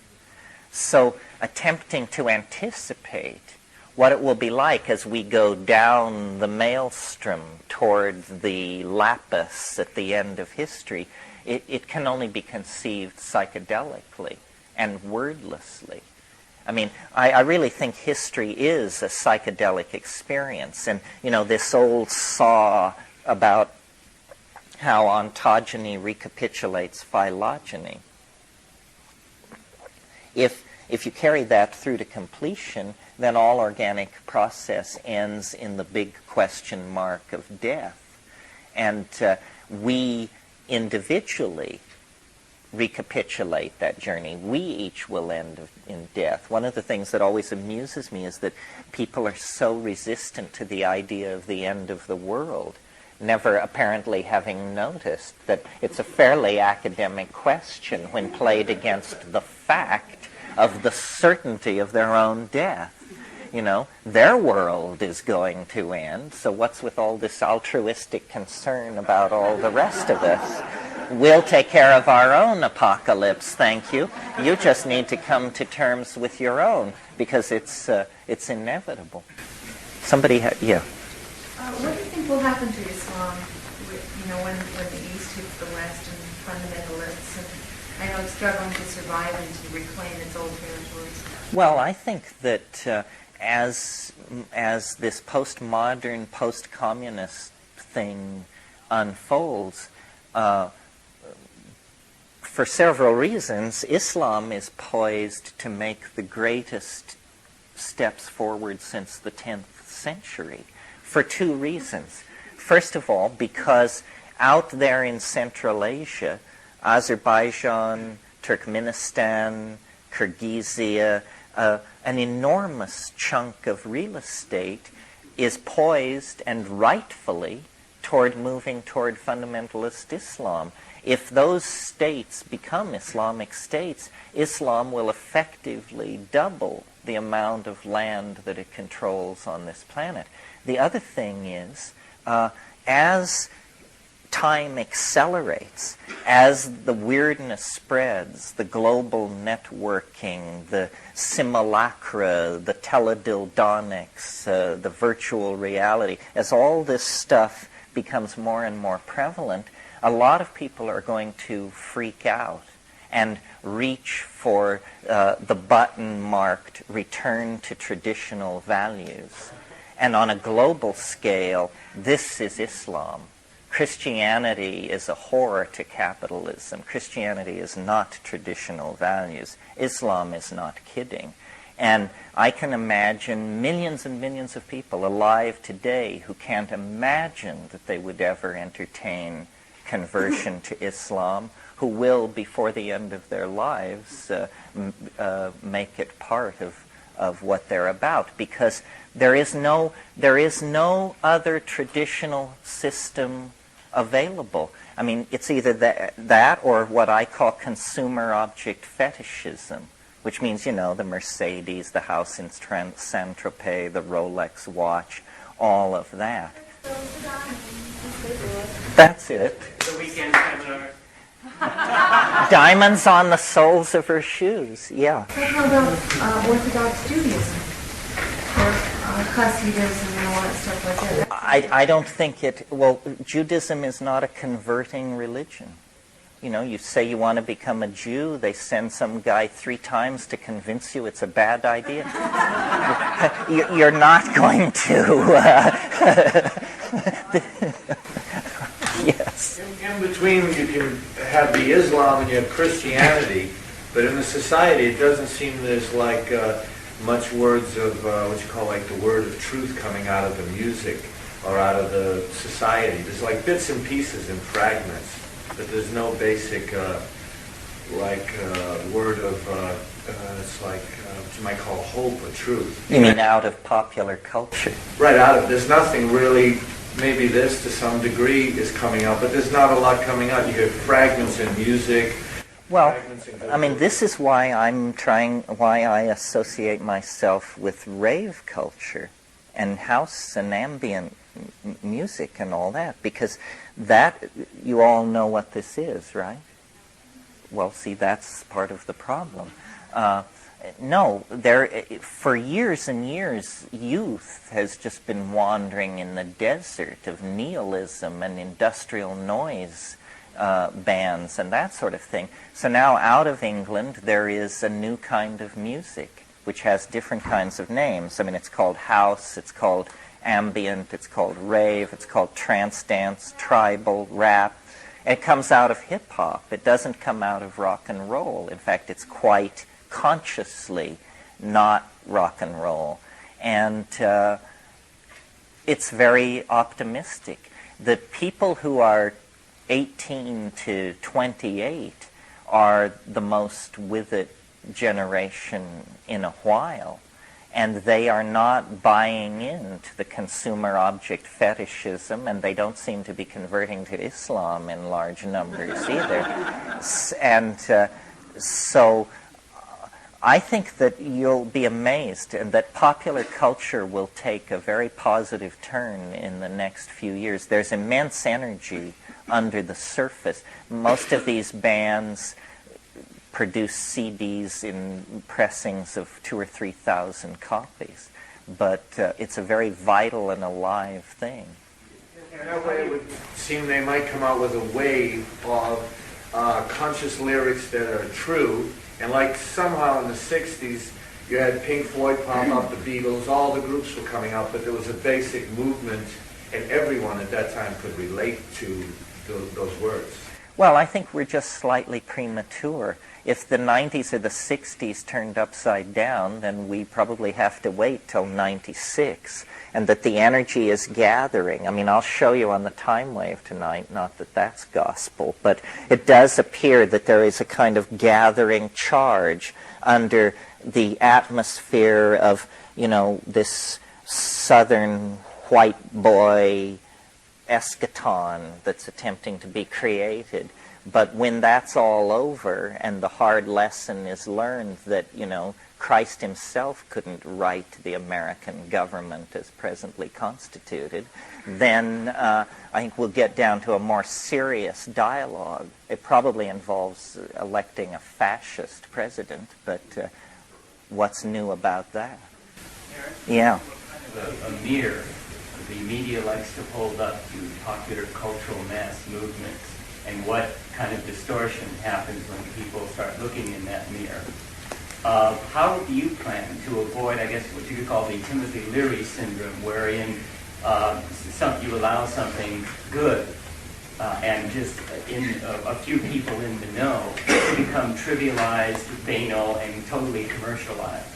How do you plan to escape the rage? I mean, me personally? Pardon? Me personally?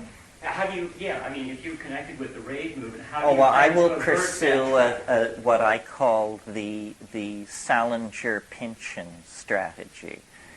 This is where, you know, I'm going to become progressively more remote, hard to reach, legendary, and sort of just fade off. But I don't really have any complaints about the media. I mean, if I could get the kind of consideration from Mondo 2000 that I get from the New York Times, all would be rosy in my world. It's your friends who scare you to death in the media.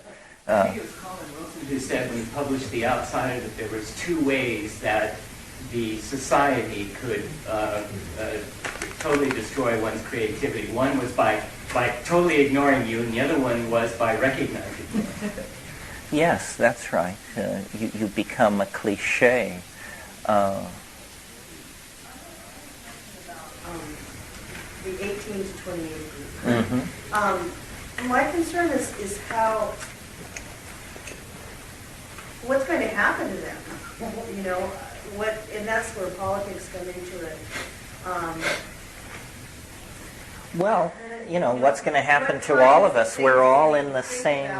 Doing for them so that what happened in the 60s doesn't happen, where there's just like this incredible, or being particularly aware of an incredible kind of resistance and brainwashing, and cult snatching off people the best, and et cetera. I don't think we want to get into a wrangle with the establishment over some life or death issue like the Vietnam War. That permitted an incredible penetration of the underground. The great middle class, who was maybe not interested in the war, but also not interested in tearing their clothes off and smoking pot in the Panhandle, they were willing to stand by and watch while the establishment really did a job. I think also a stealth strategy is best. You don't want to manufacture 10 million hits of LSD in the dormitory on the weekend and then go for the jugular of society.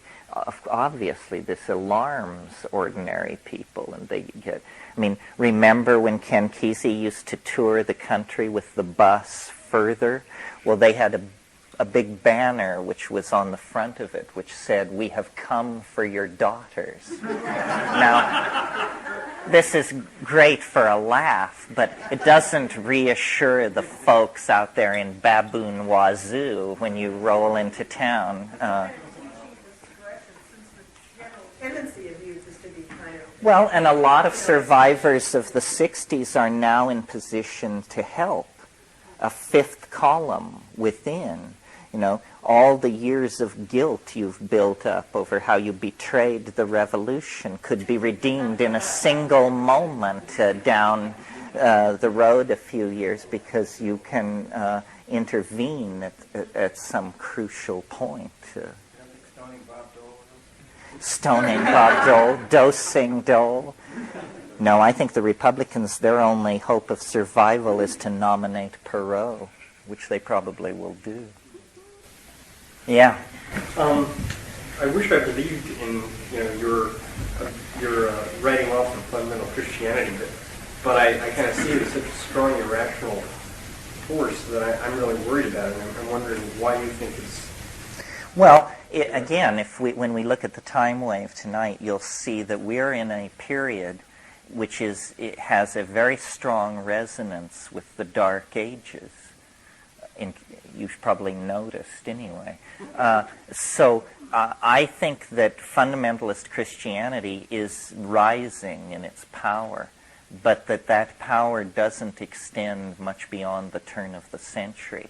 That there is going to be a last gasp and a final bubble in their attempt to influence the political agenda. But in a sense, their grip is already broken. But there are enormous battles which lie ahead. By the turn of the century, I don't see it as particularly a problem. It's only, in America that this horrible business goes on. Europe is a truly secular society. They are just absolutely baffled that our political agenda can be influenced so strongly by what they perceive as crazy people, Yeah, rattlesnake handling ecstatics from the hills of Tennessee. You have to go to Bengal to get stuff like that. I've heard about freedom from the Vatican, and they're like taking apart our sacred constitution. And you're sitting here talking about Yeah, you bullshit. said crypto-fascism in the brochure, but there's also, won't you admit there's also Christo-fascism, and we need to be worried about that just as much? Well, for instance, this Supreme Court decision on animal sacrifice, is alarming to animal rights people. But the larger issue, to my mind, is that it's an invitation for eccentric religious practices to get constitutional protection. And the Supreme Court even re-invited the submission of the Oregon peyote case based on that. I think, that the election was about this, and that cut it how you may, those people got their asses whooped. They just keep screaming about it because they're bad sports. But, the election basically turned into a referendum on this family values crapola that they assumed everybody would rally around. And instead, that was the final evisceration.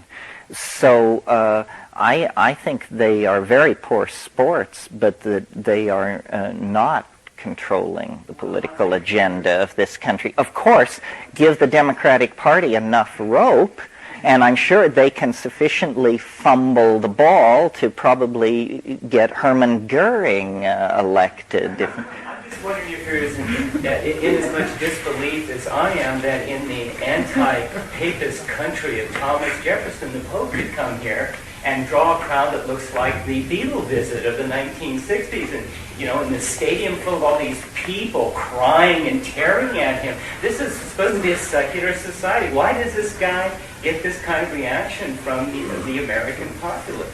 Doesn't that disturb you?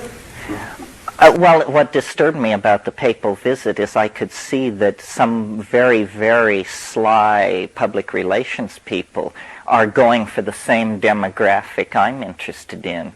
The way in which it was presented as an outreach to youth, and how, he's in the hood, he's our guy, he's my man, the Pope, my man. I just thought, this is bizarre, but also a measure of desperation. I mean, I just think, this too will pass away. Let's check the time wave. I think it has something more to do with the the captivity at Avignon than the politics of Denver, I think. Help me out here, somebody. Where are we? Yes. This is my latest pitch. The latest pitch is that the second generation Hare Krishnas are really beautiful kids. And they've had really good, straight spiritual training for 18, 20 years. And they don't have anything to do with the institution or strict rules and regulations. And they have a very nice appreciation for drugs and chanting, dancing, and feasting. I think when the raves get with the second generation Hare Krishnas, it would be a nice combination. Well, see, in a sense, the rave is an attempt to be second-generation freaks, to actually learn from the 60s. I'm pretty positive about,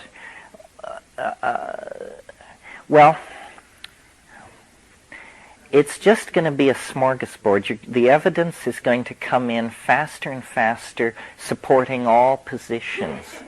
Things are going to get a lot worse and a lot better, and it's all going to happen simultaneously.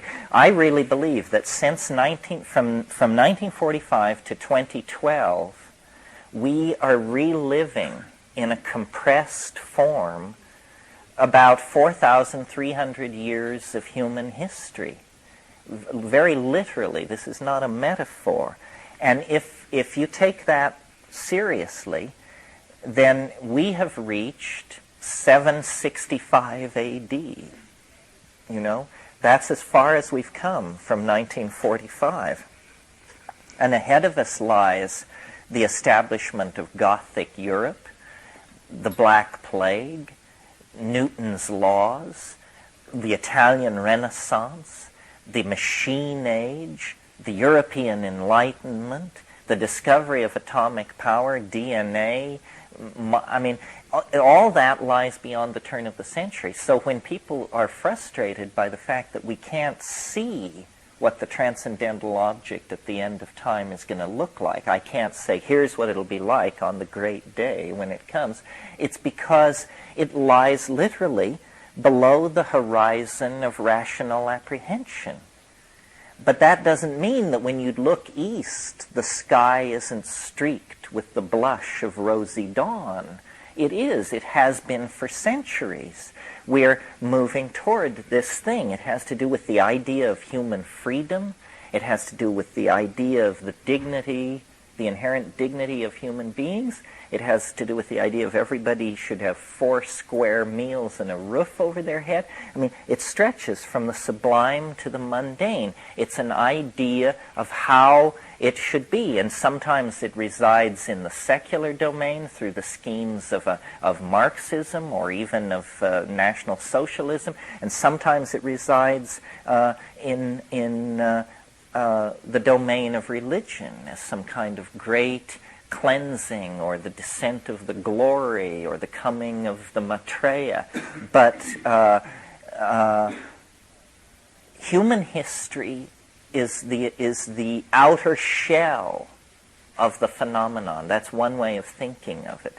So if you find yourself inside human history, then you are inside the attractor field of the transcendental object.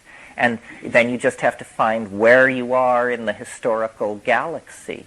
Are you just about to escape its influence and drift off into the interstellar darkness? Or are you closer in to the core and therefore irrevocably locked and irrevocably being moved slowly but with great certitude toward the confrontation and revelation of this thing?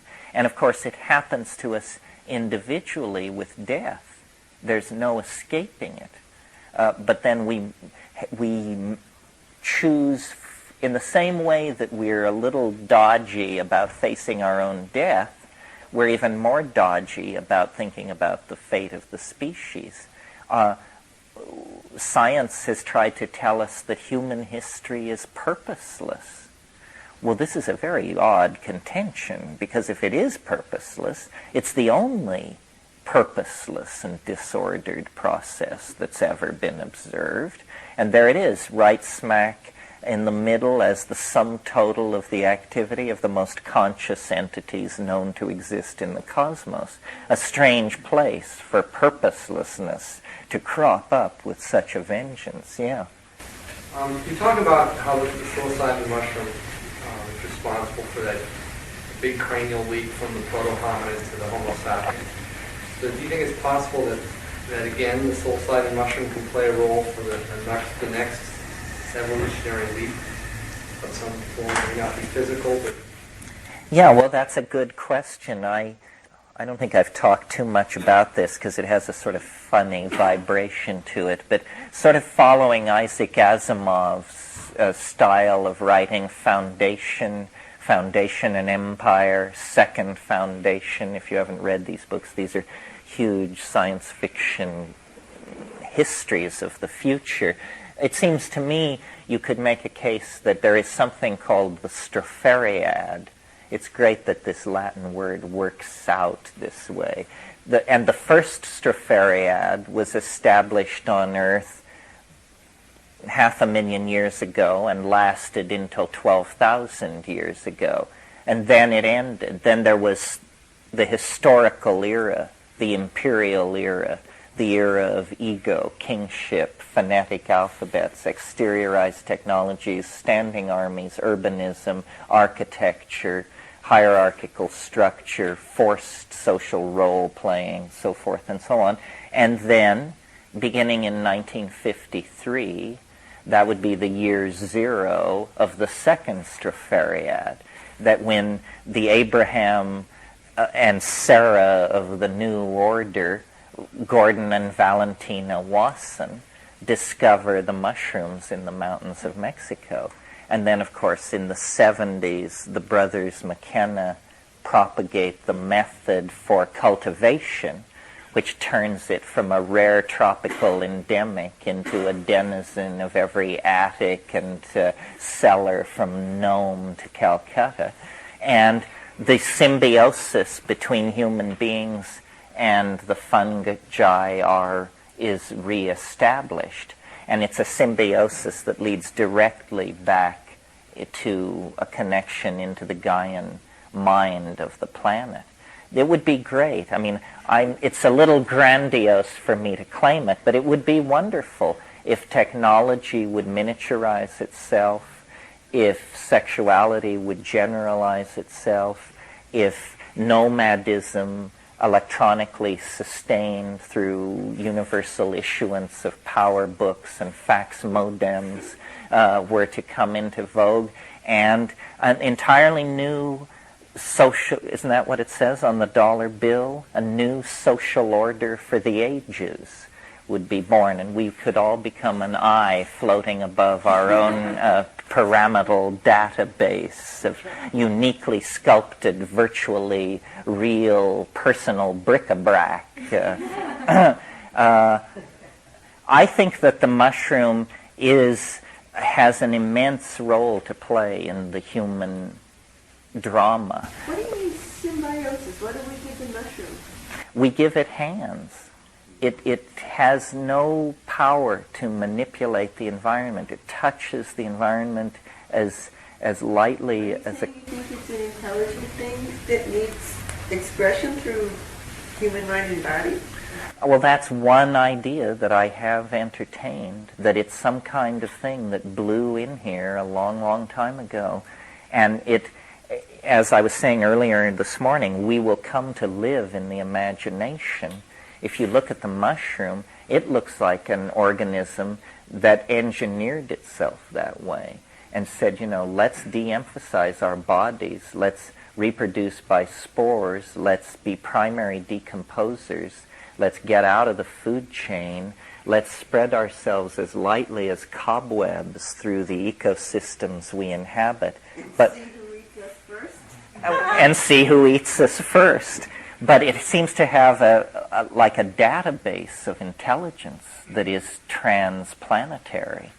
And we don't know what kind of a barrier space represents to the drift of life. We've only known about DNA since 1950. Presumably, any civilization with a full understanding of DNA could design itself and create a karmaless body, an eternal style, an enormous telepathic capacity. So, the mushroomhood may be something that we're headed for, or at least it may serve as a natural model for a new style of organic existence as the shedding of the monkey begins to be progressively accelerated. It's perfectly clear that I don't think we can go to the stars as hairless monkeys. It's just bad packaging. It was great for the conquest of a terrestrial environment, but if we're serious about taking our place in the hegemony of galactarian civilization, then I think considerable downsizing and repackaging is going to be necessary for that, and the spores offer a good blueprint for that. Well, I see that it's noon. To your scattered bodies go. We'll meet back here at 4 o'clock, and I'll probably be in the tubs part of the afternoon. I'll be giving an interview part of that time, but I'm happy to talk to you anytime I'm around untrammeled. Feel free. Well, let's see. It was suggested to me that maybe we should confine questions to designated periods so as not to break what was perceived by some as the forward thrust of rhetorical momentum and perceived as by others as the unmitigated exhibition of megalomania. Oh, I'm for that. So maybe we'll do that in that which I was sorry to hear that, because questions are such an easy way out. Let's talk a little bit about any loose ends of this morning, and then I'll talk for a while, and then we'll entertain discussion at the end of that.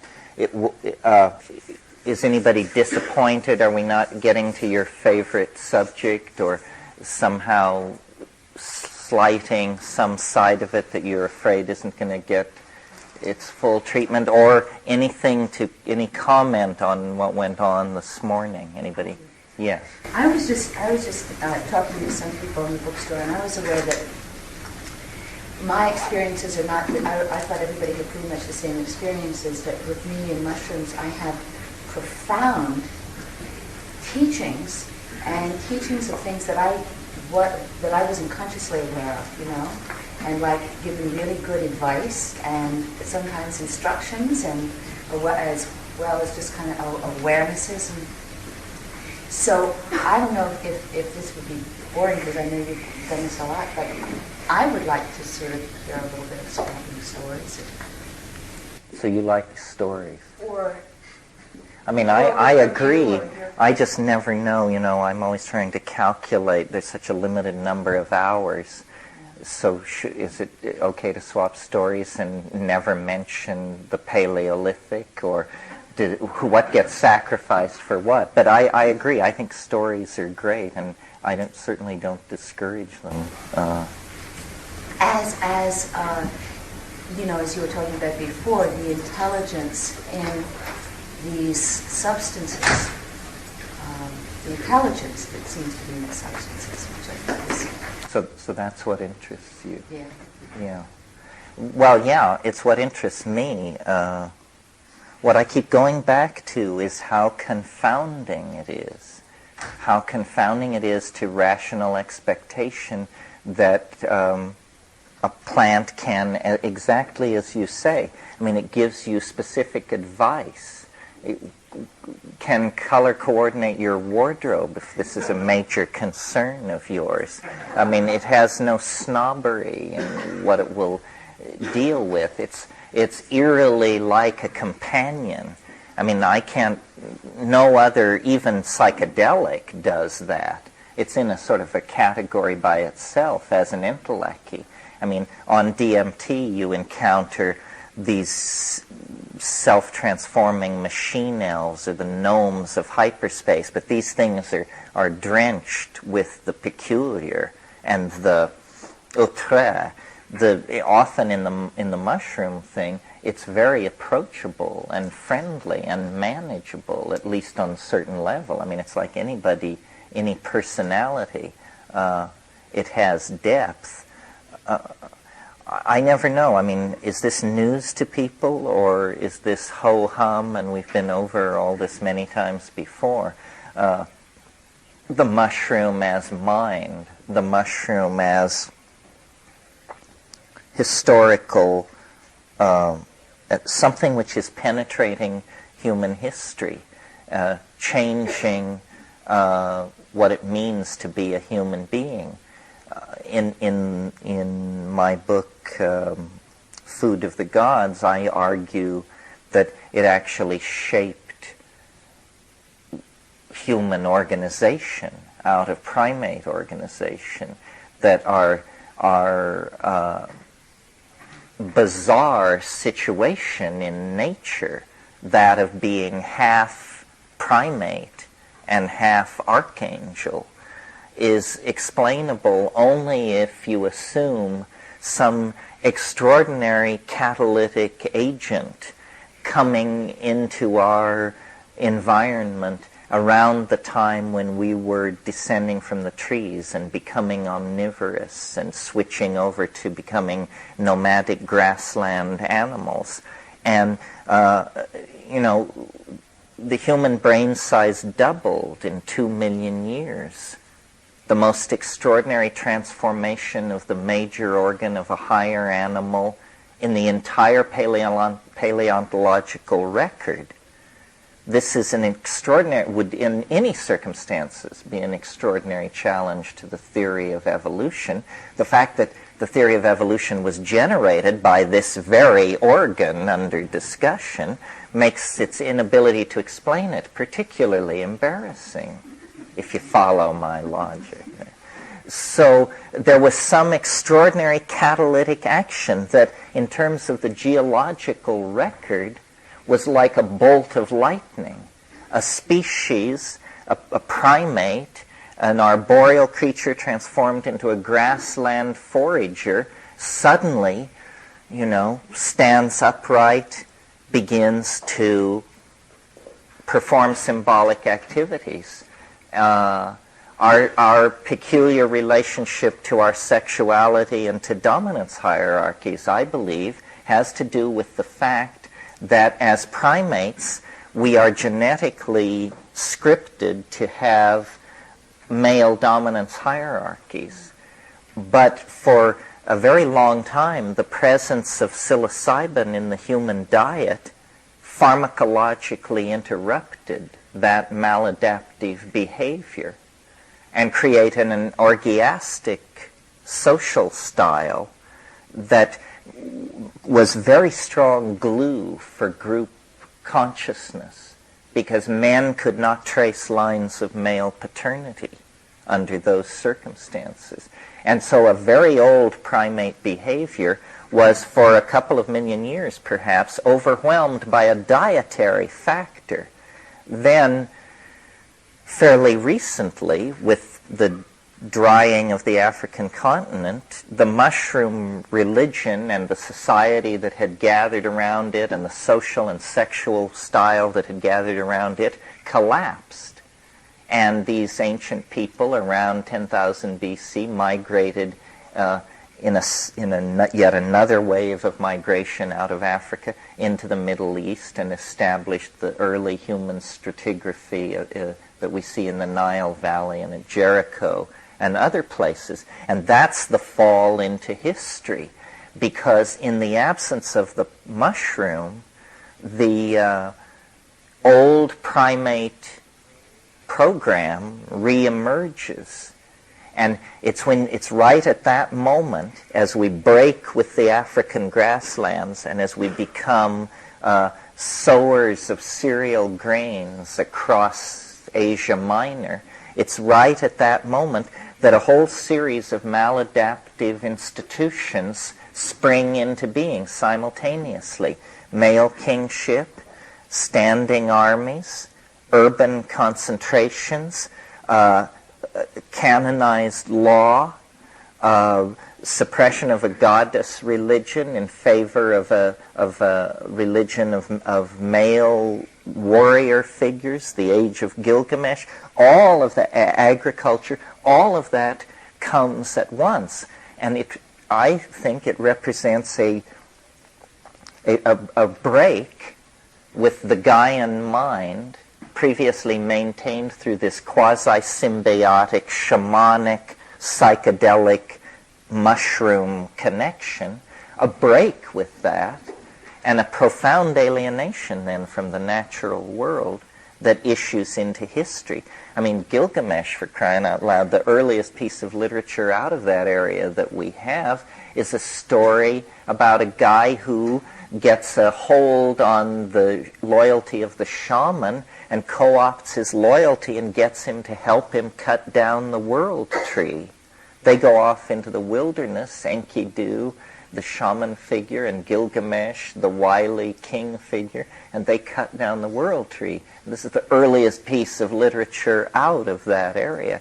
So, and, you know, just to leave no stern untoned, in our own liturgical tradition, a story of that antiquity is the whole Bible story of Genesis, which is the story of a drug bust, essentially. A whole hassle about a forbidden plant, a plant that conveys knowledge, that is, the owner of the garden has decided this knowledge is not for the human beings. And then the woman, the gatherer, the one who represents the old religious strata, the now being suppressed heretical fungal connection, the woman eats of the plant, then she corrupts her roommate, the landlord goes berserk, the lease is canceled, and in the final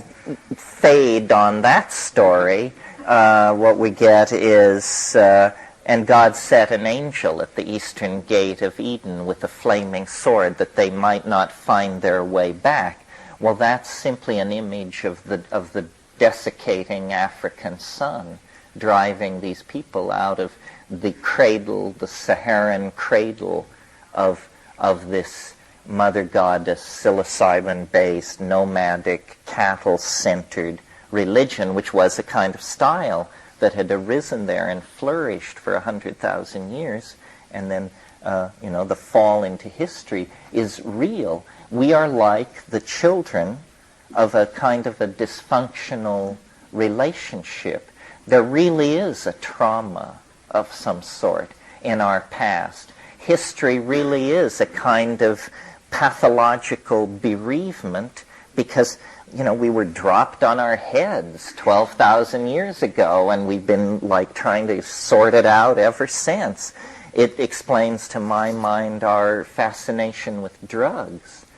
Why, it is true that many animals, yes, elephants trample down fences to get to rotting papaya, and butterflies hang out at dishes of sugar until their little legs are clawing the air. But human beings are of a different order when it comes to addictions. I mean, we physically addict to several dozen substances, psychologically addict to dozens more, addict to behaviors, political ideologies, each other, artworks, you name it.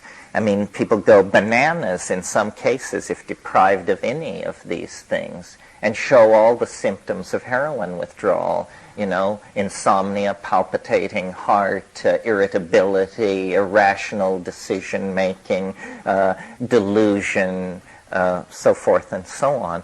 This is because what the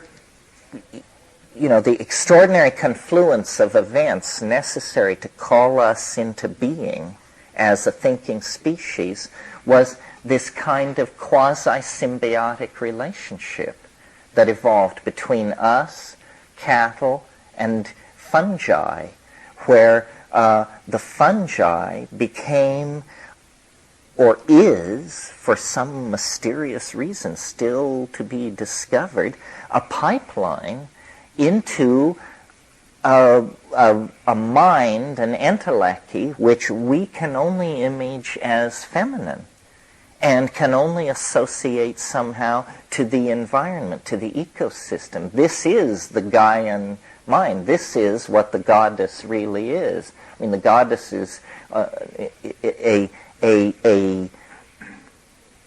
network of connective intelligence that is operating on this planet. And I think it's not in its essence mysterious. It's simply that what the psychedelic does is it dissolves boundaries.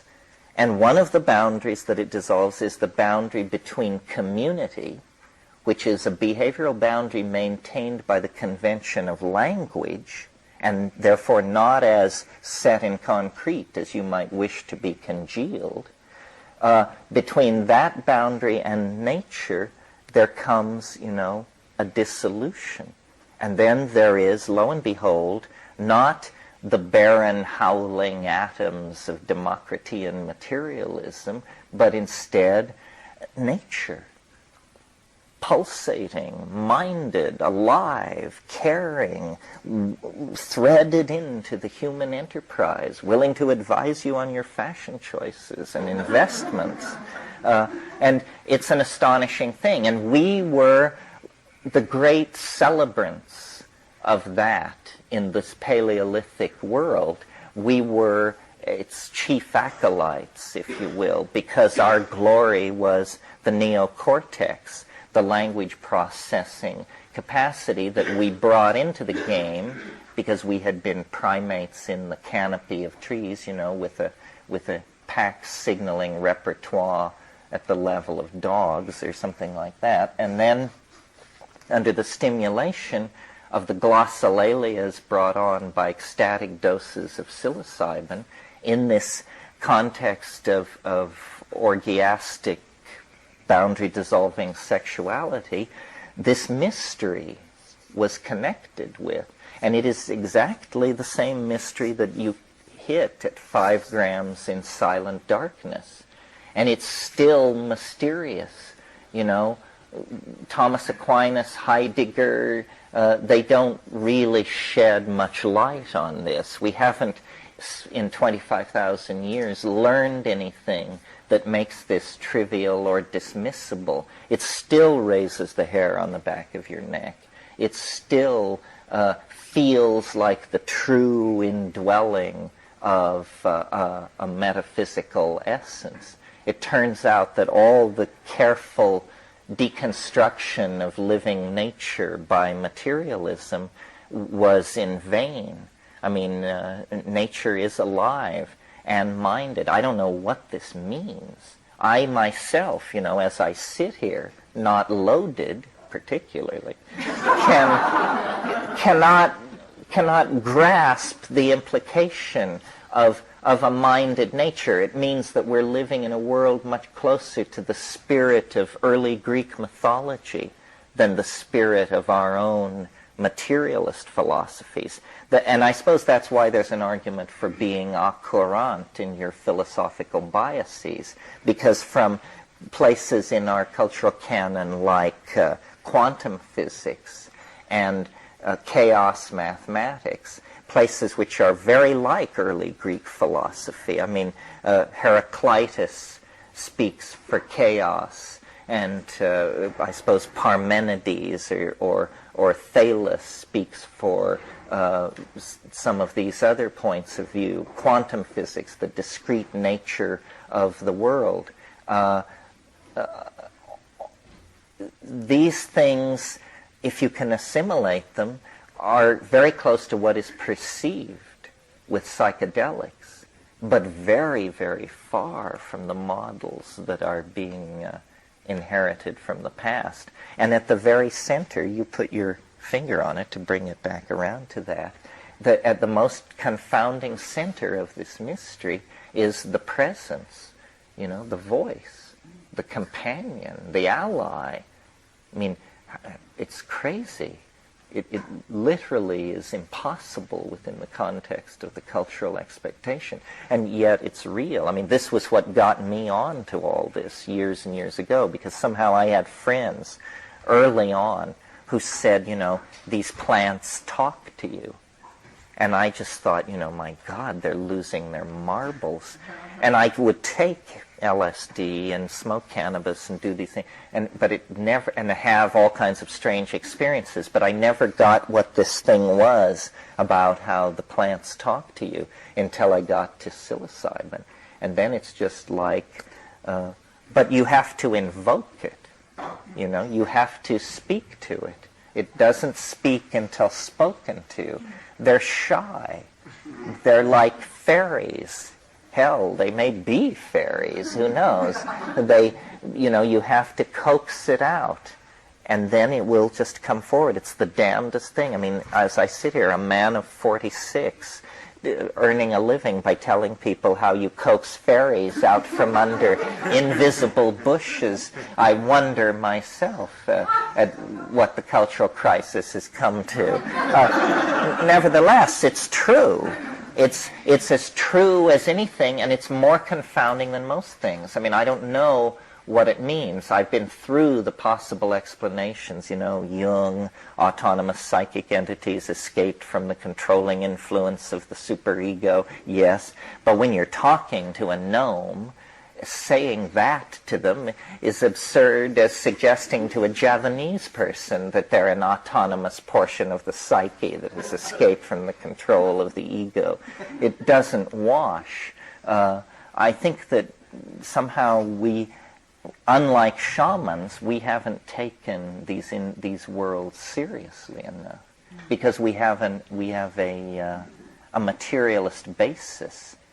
One of the things, this is maybe a point worth making, and then I'll stop raving about this, but one of the things that quantum mechanics has secured is the necessity of the observer for the ongoing unfoldment of phenomena.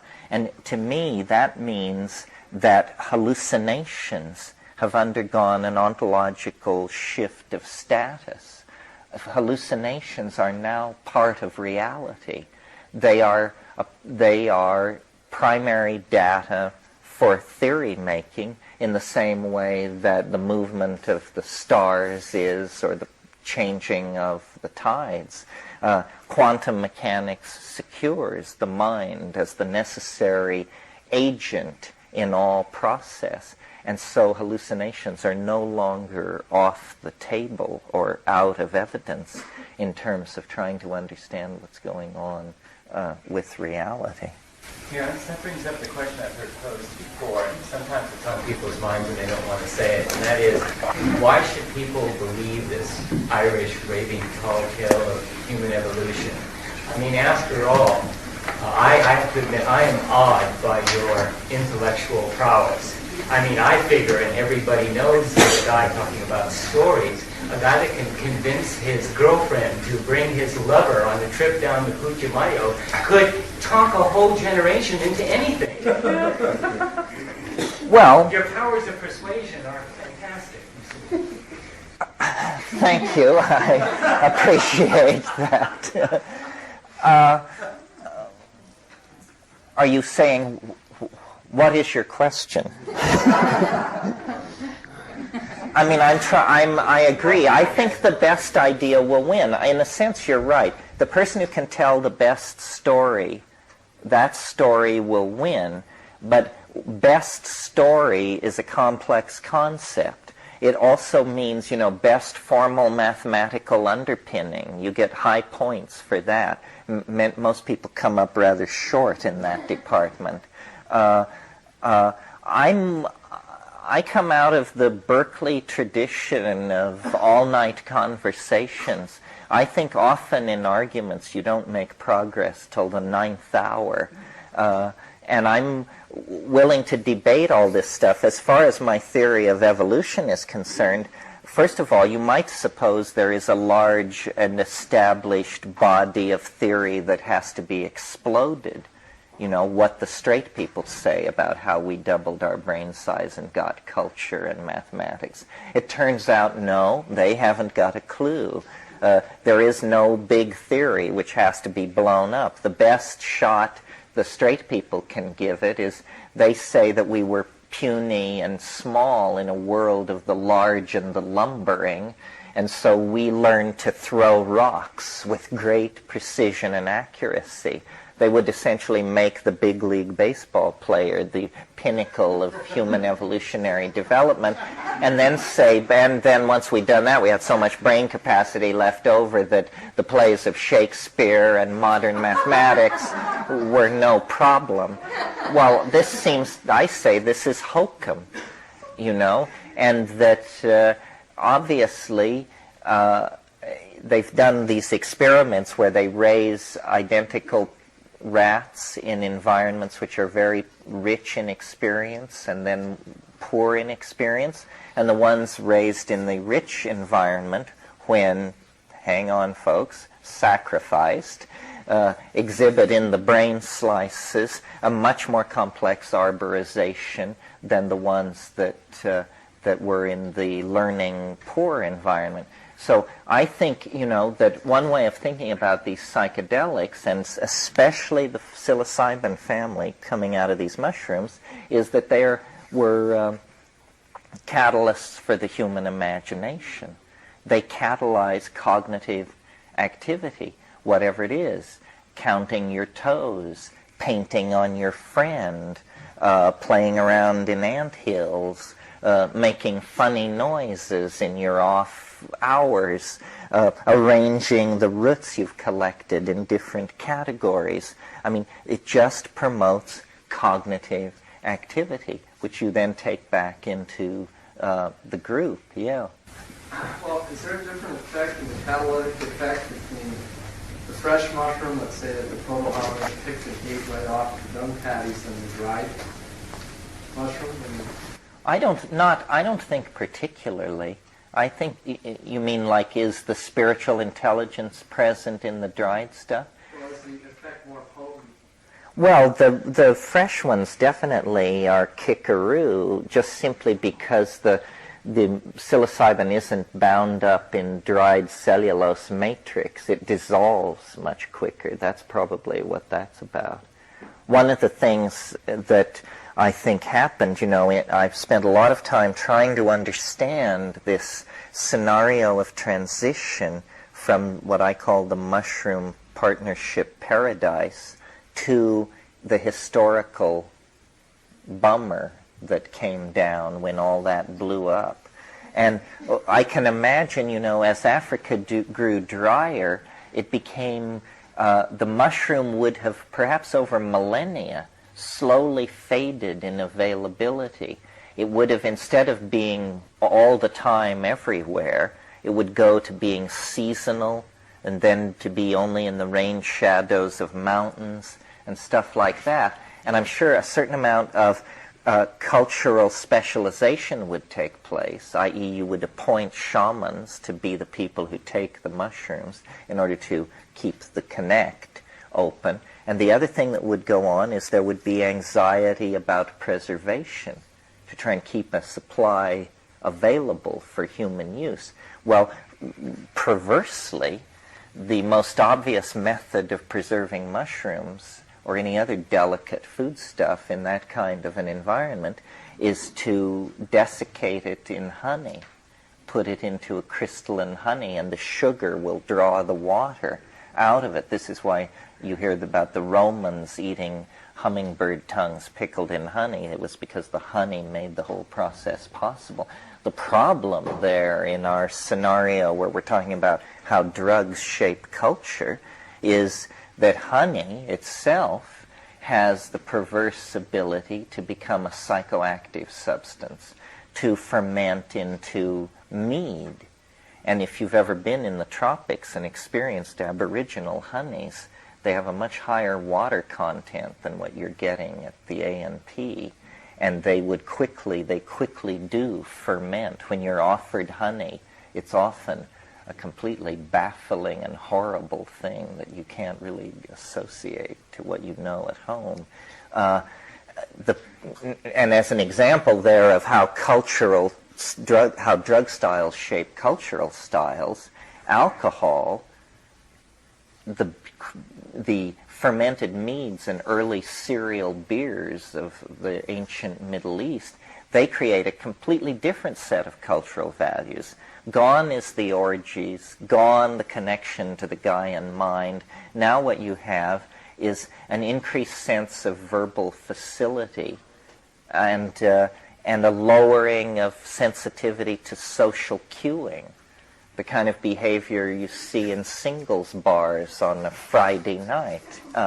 And a lot of negative imprinting goes on around alcohol, or in the past has gone on around alcohol. And this thing I was talking about earlier, the itch we can't scratch, this fascination with drugs, once the umbilical connection was broken to the Gaian mind in this African situation, then it was just a series of insufficient substitutes. The early beers and meads, opium appears to come into the picture shortly after this time.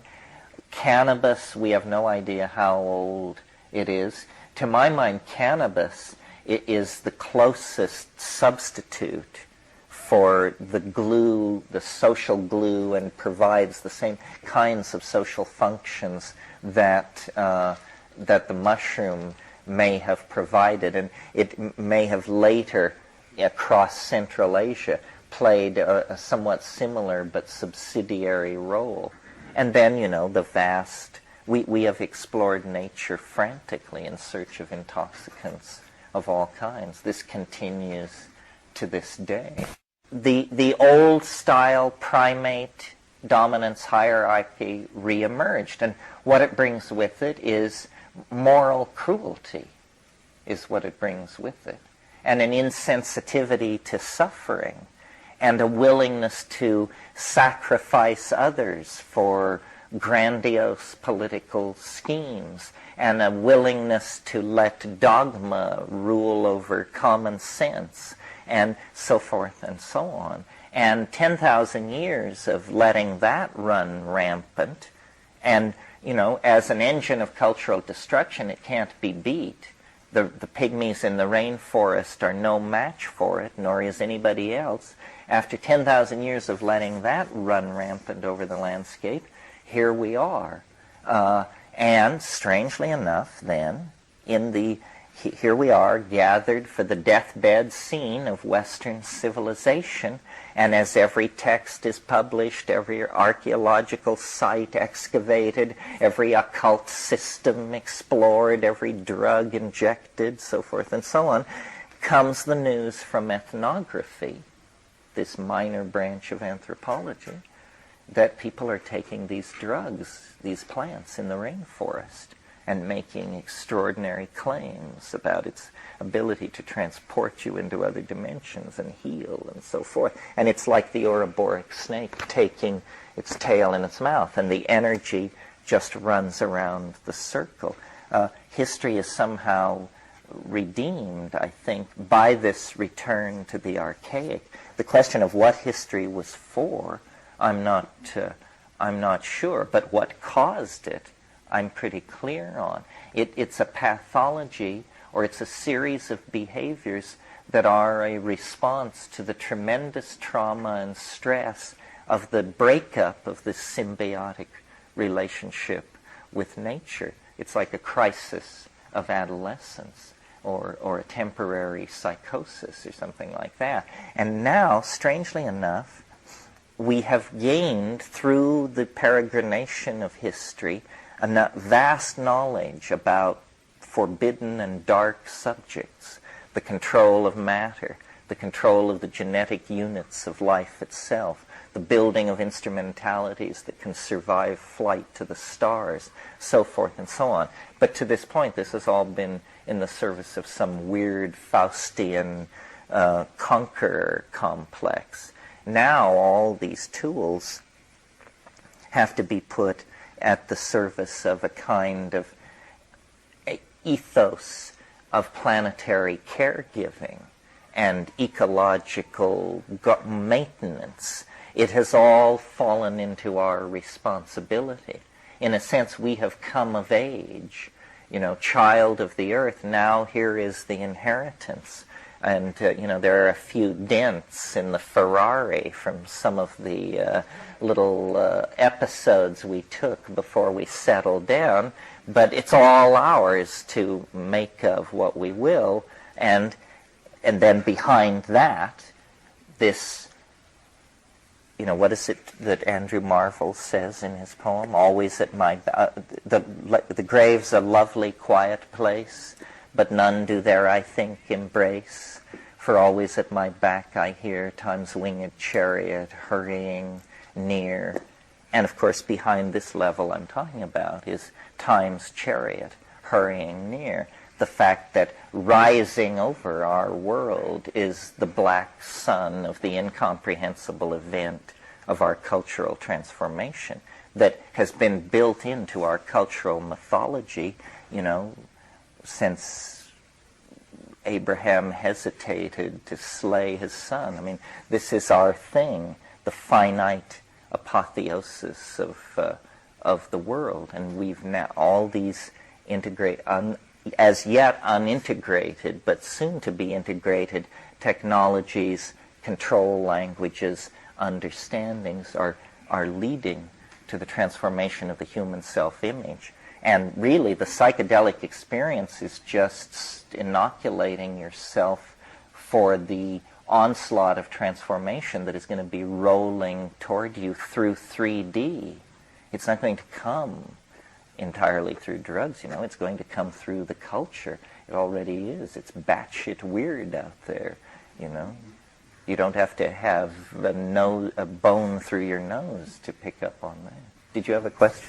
I've read a theory that primates rose from 4 legs to 2. Exactly why, I don't remember, but once up in this higher air, the brain enlarged and prospered more rapidly, and the number of neurons in the brain increased so that we now have 100 billion neurons, and that was the real origin of civilization. The complexification. And no mushrooms.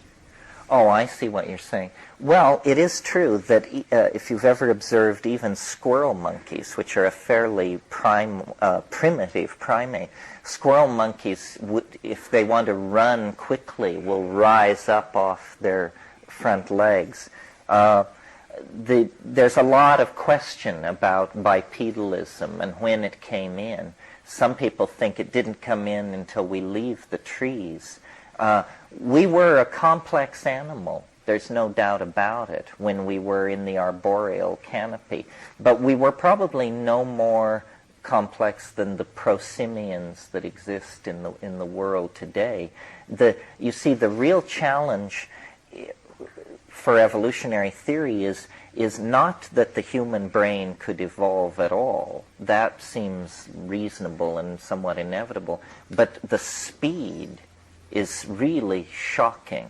A transformation of a major organ like that, when charted in some other animal order, it occurs on a scale of 50 million years.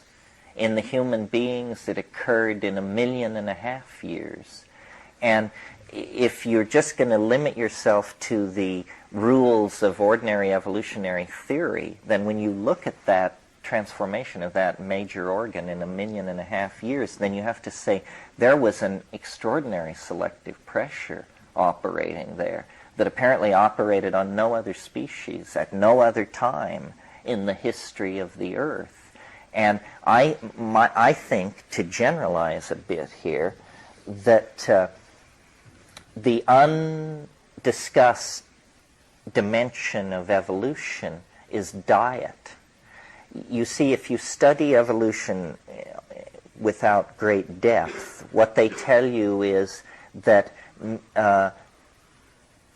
mutation is acted upon by natural selection, and that mutation is caused by gene breakage, and that gene modification, and that gene modification is caused by radiation, cosmic radiation reaching the Earth. Now, that part of the story is a gross simplification.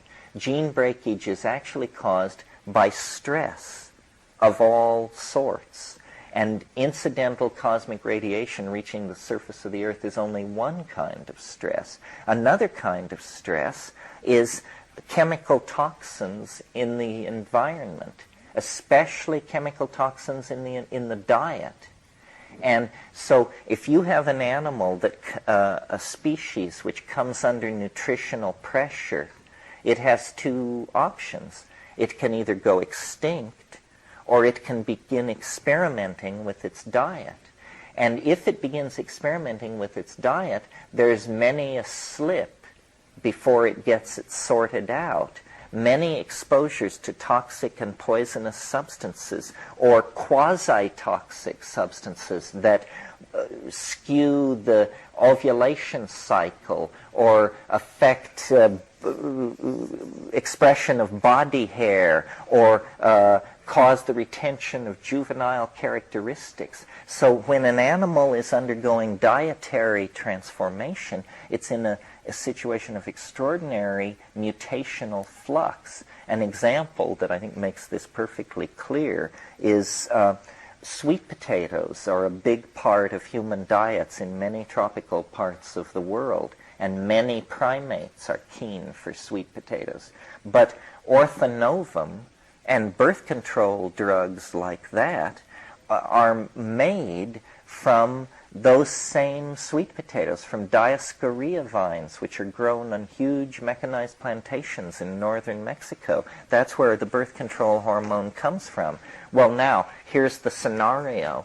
A hungry band of foraging primates comes upon a big patch of looks like our favorite food, sweet potatoes, and everybody chows down, and it turns out it's jammed with these hormones, and lactation, ovulation, menstruation, fertility, fetal formation, all of these things, you just shuffle the deck, folks.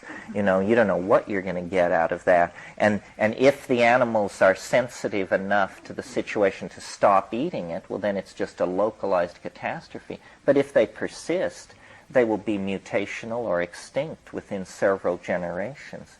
So I think, I'm suggesting that at this moment when we left the trees, there was a great deal of dietary experimentation going on. And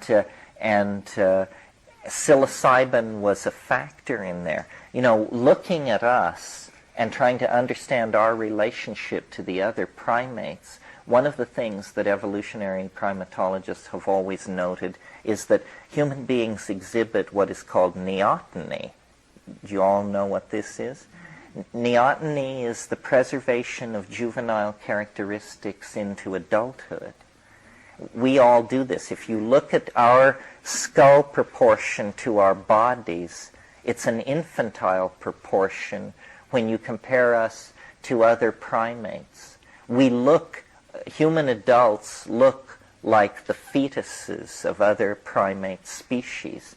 Our hairlessness, that's a fetal and juvenile characteristic in other primates that fades in adulthood. We retain it, and so forth and so on. This is the kind of thing that we see in other species that are reacting to toxic episodes in their earlier evolutionary history. And we are a funny-looking monkey, you have to admit, and ugly suckers, too.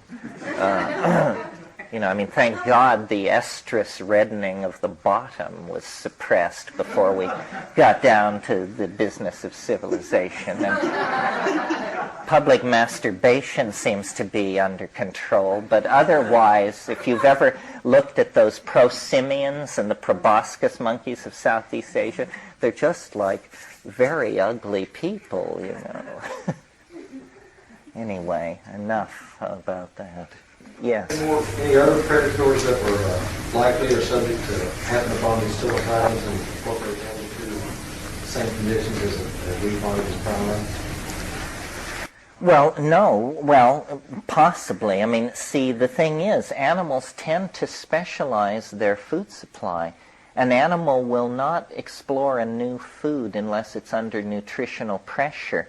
I don't know if there were other animals, being pushed out of that same environment. A sort of parallel family that, if the primates hadn't seized the golden ring, might have gotten somewhere. I forget what they're called, but the raccoons. The raccoons have a pretty advanced optical system, a pretty adaptable hand, a reasonable level of socialization, and would make a cute movie, I suppose. What? Bears also have been suggested as one of the lines from which an intelligent species might emerge, yeah. What's the natural history of these mushrooms in the wild? Can they just decompose eventually, or insects eat them? Well, they persist. They are not the kind of mushrooms that auto-digest. Some kinds of mushrooms just turn into slime. Most of the psilocybin mushrooms, especially the more palatable ones, persist. And, you should understand, the mushroom that you see, which mycologists call a carpophore, is just a small part of what a mushroom is. A mushroom is really a very fine network of spider-like material, cobwebby material, that's under the soil. And it can stay like that for decades, no problem, growing, vegetatively propagating itself the way a houseplant is vegetatively propagated. No sexual reproduction involved there, just an individual getting bigger and bigger. Last year, you may recall, they reported some of these mushroom clones that were acres in size and weighed more than a sperm whale, and were in fact the world's largest organisms, were these enormous fungal individuals sleeping in the Oregon forest for uncounted eons, dreaming, nightmarish dreams that were, no, I'm sorry. What? I know, the mind boggles to the point where I lost my thread in in the thing. Oh, the natural history of the mushroom. So then, what I was saying, the mushroom is like something that happens when this fungal mat, this mycelial network, gets in the mood for sunbathing and sexual thrills. And so then it undergoes dikaryotic self-expression. The genetics of fungi are somewhat complex to the point where I never really have understood it myself. They're not like you and me, let's just put it like that. And then it fruits. It fruits. That's what the carpophore is. It's also called a fruiting body. And in a Stropharia cubensis mushroom, a single mushroom can shed up to 3 million spores a minute for 6 weeks. And so, it's a truly astonishing deal. And they're at the bottom of the food chain. They're primary decomposers. If you were a Buddhist with a hyper degree in molecular biology, you were trying to design a karma-free body, you would have to become a fungus, because they are the only blameless members of the food chain, because they exist on dead matter. They don't destroy anything. They don't live off living material. And the spore is this tiny microscopic capsule of genetic material that is surrounded by an organic layer of material that's as electron dense as many metals. And I maintain that these spores, in fact, percolate through space, that they can survive the conditions of extraterrestrial environments. If you want to store mushroom spores, you essentially store them in liquid nitrogen. It's about as outer space-ish as it gets. And you can calculate, if a single mushroom sheds 3 million spores a minute for 6 weeks, I'm telling you, there are a lot of spores being shed into the terrestrial environment, and then they percolate, and some percolate out into the outer atmosphere, where they become involved in highly energetic events that actually detach them from the terrestrial environment. And I think one of the easy predictions you can make, it's like a knockoff, and yet it would be at the cover of Time magazine. It's perfectly obvious that space is no barrier to certain viruses and spores, and that one of the future revolutions of biology will be, this will somehow be proven. It's always puzzled me, and some of you have heard me talk about it, that psilocybin is an indole which is phosphorylated in the 4 position. This is chemist talk, but the important thing for our discussion is it is the only 4-substituted phosphorylation of an indole on this planet. And that's very weird. Why? The way I would expect chemical evolution to work is if you have molecule A, then you should find molecule sort of A, and nearly A, and A plus 1, and A plus 2. But here's a molecule just boing. It has no near relatives. I think, one kind of mentality looks for extraterrestrial life by sifting for radio signals with the telescope. I think one way to look for an extraterrestrial thumbprint would be to search and make a thorough molecular category of the categorizing of the molecules on this planet to see if there's anything that looks like it blew in from somewhere else. And psilocybin would be a strong candidate. What is it doing in some 40 species of mushroom? There are hundreds of species of mushrooms which do not contain psilocybin, proving, therefore, that psilocybin is not somehow a necessity for fungal existence. Well, then if you believe that evolution operates with a certain economy, then why do these 40 species furiously dedicate a major portion of their metabolic budget to making a metabolite that seems to have no purpose. I think when we finally if we ever tease apart this psychedelic thing, what we'll discover is it's an interspecies communication system, that life is a seamless web of signal transduction, and that we somehow have become isolated from this process by our historical pathology. And so for us, the voices have grown mute. We can't get the signal. And consequently, it's a pretty grim row to hoe. There's a curve with the introduction of every drug of great expectation. I mean, once it was Milltown, and then, Valium, and then something else. And usually once as your data sample swells, you begin to see the negative effects of these things. I'm sort of not the person to ask this, because I'm very, some people have said, blindly prejudiced in favor of plants. But I just think human beings have evolved in the presence of living systems, and that's a very good filter to pass drugs through. The question, do they occur in living systems? I mean, God knows there's enough stress built into modern life. It's like a stress production machine. I'm constantly trying to tell myself that, we're having a good time now, and that this is what it's all about. If I may go off on a tear here,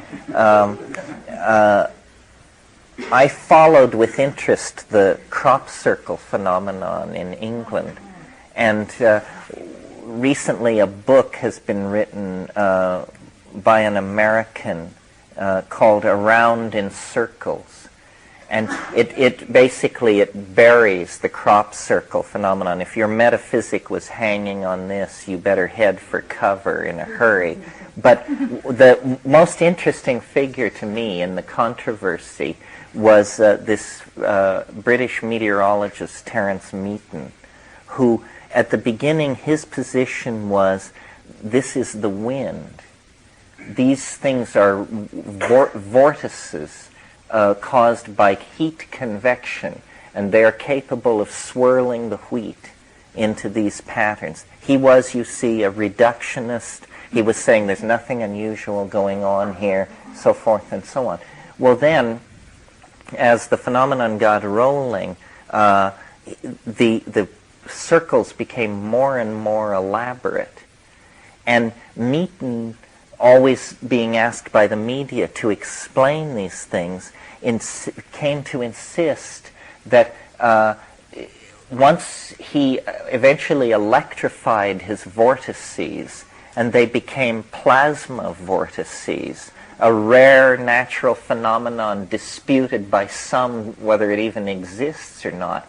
And once he had in place the concept of the plasma vortex, no matter how elaborate the crop circles became, straight lines, triangles, triangles in triangles, Meaton could always explain that if you were cognizant of the higher mathematics which ruled the world of plasma physics, this was all perfectly straightforward and in fact predictable from theory. And this went on until the BBC made a crop circle and then took him out to it and got him to certify it as genuine and to lecture on the various features which made it impossible for human beings to create such a structure, and then revealed to him that it was in fact artificial. Now, if you'll repeat your question, I'll connect this up to it. Well, that's an interesting question. So far, we've had this cheerful little scenario where the monkey descends to the bottom of the tree empty of tummy, and lo and behold, here is this mushroom. And I called it, I think, an extraordinary confluence of events, or some weasel term like that. What I was skirting around is the issue of, was this simply a wonderfully fortuitous confluence of events, or was this a thickening of the plot?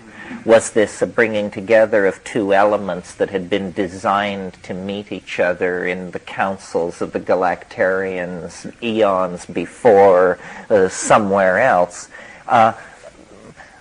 I don't know. It does appear to be a viral catalyst for technological civilization. You know, you give it to a monkey, and 15,000 years later, they're landing instruments on their nearest planetary neighbor.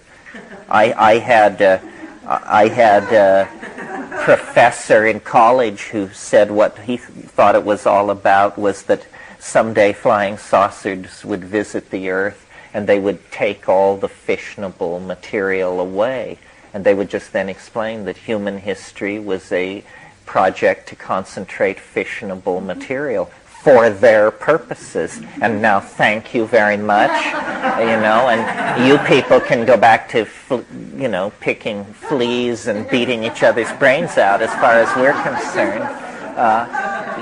We do that. There's a technique for extracting gold out of very low-grade gold ore, where what you do is you crush the gold into a watery slurry, and then you infect this muddy gold-laden water with a kind of bacterium that concentrates gold in its body tissues.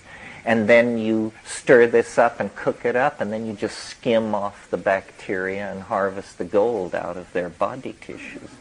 So, I actually lost the thread of that. My point was that if you're committed enough to a hypothesis, no matter how the data can twist and turn, you can fit it to the hypothesis. I find it possible to entertain the idea that the mushroom actually is some kind of extraterrestrial thing. I mean, after all, we don't really know what the nature of the cosmic situation is. We don't know whether life arises wherever conditions are okay. We don't know how chaotic the universe is. Like, do most planets get 100 million year shots at stability where they can get higher animals together before some comet or geomagnetic reversal or something flips it over? I do think that if you were an extraterrestrial and you had an ethos of non-invasiveness, and you wanted to have a very low-key interaction with an intelligent species, the way to do it would be to come at it through an intoxication. You don't appear with trillion-ton beryllium ships over major cities. We have been studying you for 50,000 years. I don't think it's done like that. I think it's more like you find a dimension in the cultural world of the species you're trying to study where weirdness is sanctioned. And then you set up your lemonade stand in that world. In this case, the world of psychedelic intoxication. Yeah. Well, I'm not sure it's all about their purpose. Like everybody assumes their purpose is to communicate with us. It seems to me if their purpose is to communicate with us, they could have just communicated with us. Their purpose appears to be to influence or to observe. My purpose is to tell all secrets. I'm at war with the keepers of the secrets. It's one way of looking at it. I don't think they've done it to another species. It seems that, what they are is they're meme traders on one level. And they've blown in here, and they have this intentionality to communicate. The content of the DMT experience is where this contact becomes much more explicit, more puzzling, more alien, and more strange. What's happening with psilocybin usually is a voice, and a voice you can handle. Because if it doesn't speak in English, you can't understand it. So it must operate within a certain narrow band of rational apprehendability, or you lose it and it makes no sense. On the other hand, a visual input can go off the beam of rational apprehendability, and you're still looking at it, as it loses coherency and tentacles sprout and chelicerae snap and hexagonal eyeballs roll by, and then it gets its fix back on. So, oh, excuse me for a moment, I nearly lost my face, as it were. The content of the DMT thing is really puzzling. I mean, one of the motivations for my career is to get other people to check it out, because here is truly confounding data that you don't have to make an expedition to the heart of the Amazon or battle your way through hours of waves of nausea in dark spaces chanting your mantra obsessively. I mean, when you smoke DMT, 30 seconds later, you're in the presence of the unspeakable, and the show is going full blast. I mean, these tyke-like, self-transforming machine elf things that rush forward to exhibit their rhetorical skills in a three-dimensional language that you look at rather than hear, and they offer you, the technological artifactory of another dimension. Fabergé eggs and Ming Dynasty orreries and just the most amazing fabricated objects which they make out of language. They demonstrate language in another dimension. That's why I really think that part of what we're moving toward is technological only in the most fundamental sense. It's going to arise out of the body. The project of language in human beings is only partially completed. It doesn't have to stop at little mouth noises.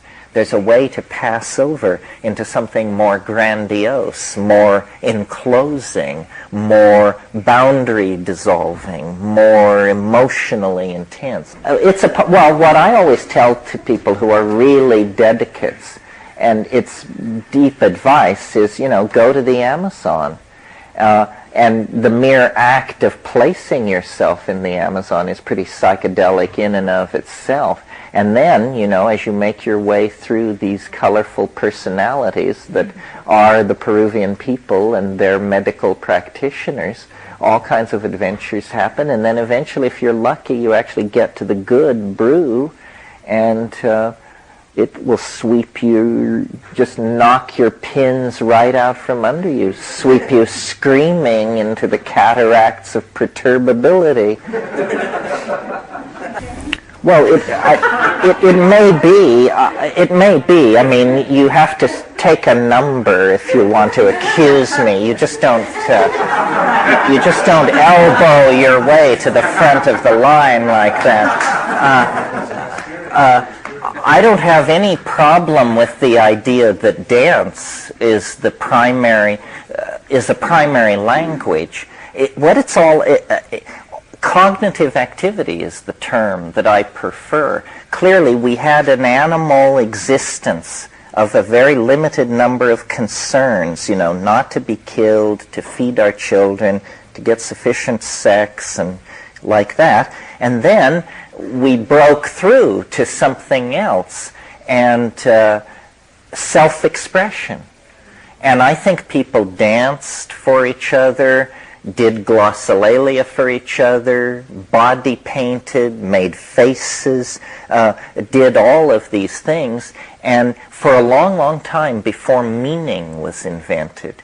And the reason language got a special position in all this is that it's easier to make small mouth noises than it is to dance. It's easier to make small mouth noises than it is to make faces or gestures. So it was an energy economy thing. But self-expression comes out of the body. And dance, you're probably right, very well was primary. I think where my fetish lies, if there's a genuine accusation in all of this, but as like any fetishist, I will defend it, is for the visual.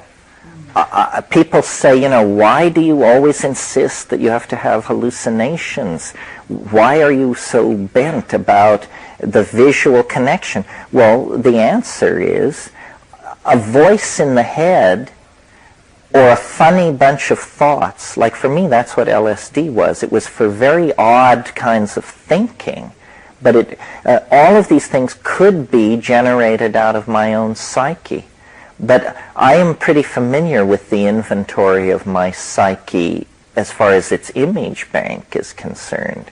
And because it's drawn like yours is from the culture, It only stretches so far, from Hieronymus Bosch to Andy Warhol and all the themes in between. Well, so then when you turn on psilocybin and you get these bursts of I've never seen anything like that before, then that convinces me that this is the real McCoy. So the fetish for the visual is pretty real, I think. The object fetishism, these things aren't exactly objects. You have to understand that we download through many levels of compression in order to sit in this room and talk about such outlandish things. I mean, I describe them as objects like Fabergé eggs made of agate, chalcedony, and ivory, but I could just as easily have described them as puns, interlocking in a dance of casuistry, reflexive meaning, and teleological entendre of great satisfying depth. Something like that.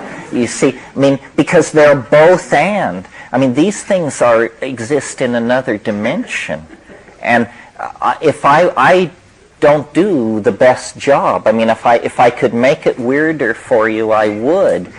People say, you evoke images very well. Sometimes that's the defeat of rhetoric, because what we're really talking about is, in fact, so hard to invoke. We're really pushing the envelope of language. It really frustrates me when people have psychedelic experiences and don't talk about them. Because to me, that's what they're for. They're to fertilize the enterprise of communication. It's to be talked about. And if it's not talked about, it's sort of like seeds which fall on sterile ground. Yeah. Well, I've heard it. This is also said about the Maya. It was said even about the dinosaurs, which doesn't mean it can't happen. I don't know if I believe it ever has happened. Obviously, I believe in principle it can happen. I believe, it has always seemed to me that this used to be the motivation for my LSD taking. It seemed to me that you could sit down in a room with someone and begin to, this is maybe what I'm trying to do with you, but we never get there. Sit down in a room with someone and begin to have a conversation that would take it apart. Take it apart and leave nothing there. At the end, no guru, no method, no teacher, and no nothing else either. I think that the world is held together by a misunderstanding. And that if you could overcome that misunderstanding, it would just fold up and deconstruct. And that in a sense, this is what the concept of enlightenment is. I think it's a series of insights or thoughts or revelations, one which projects forward into another, which leads you to just say, oh, it's not this, and it's not that, and it's not this, and then, yeah. Well, I guess the mundane plane is the misunderstanding. And I guess then if we analyze the mundane plane, we see what constitutes the misunderstanding. a belief in three-dimensional space and time, a belief in the finite life of the organism, and then the rupture of the mundane plane leads to this kind of Platonic superspace where there seems then to rest incontrovertible truths. They are not truths approached by logic and argument. They are self-evidently true. So they're either true for you or they're not true. And shamanism then sort of views all this very optimistically, takes the existence of this transmundane world as a higher world, a world in which healing can be done and the community can be made to cohere. And the shaman is essentially a technician wiring and repairing and moving behind the board of culture, keeping all these lines open and together. Is that where your interest lies?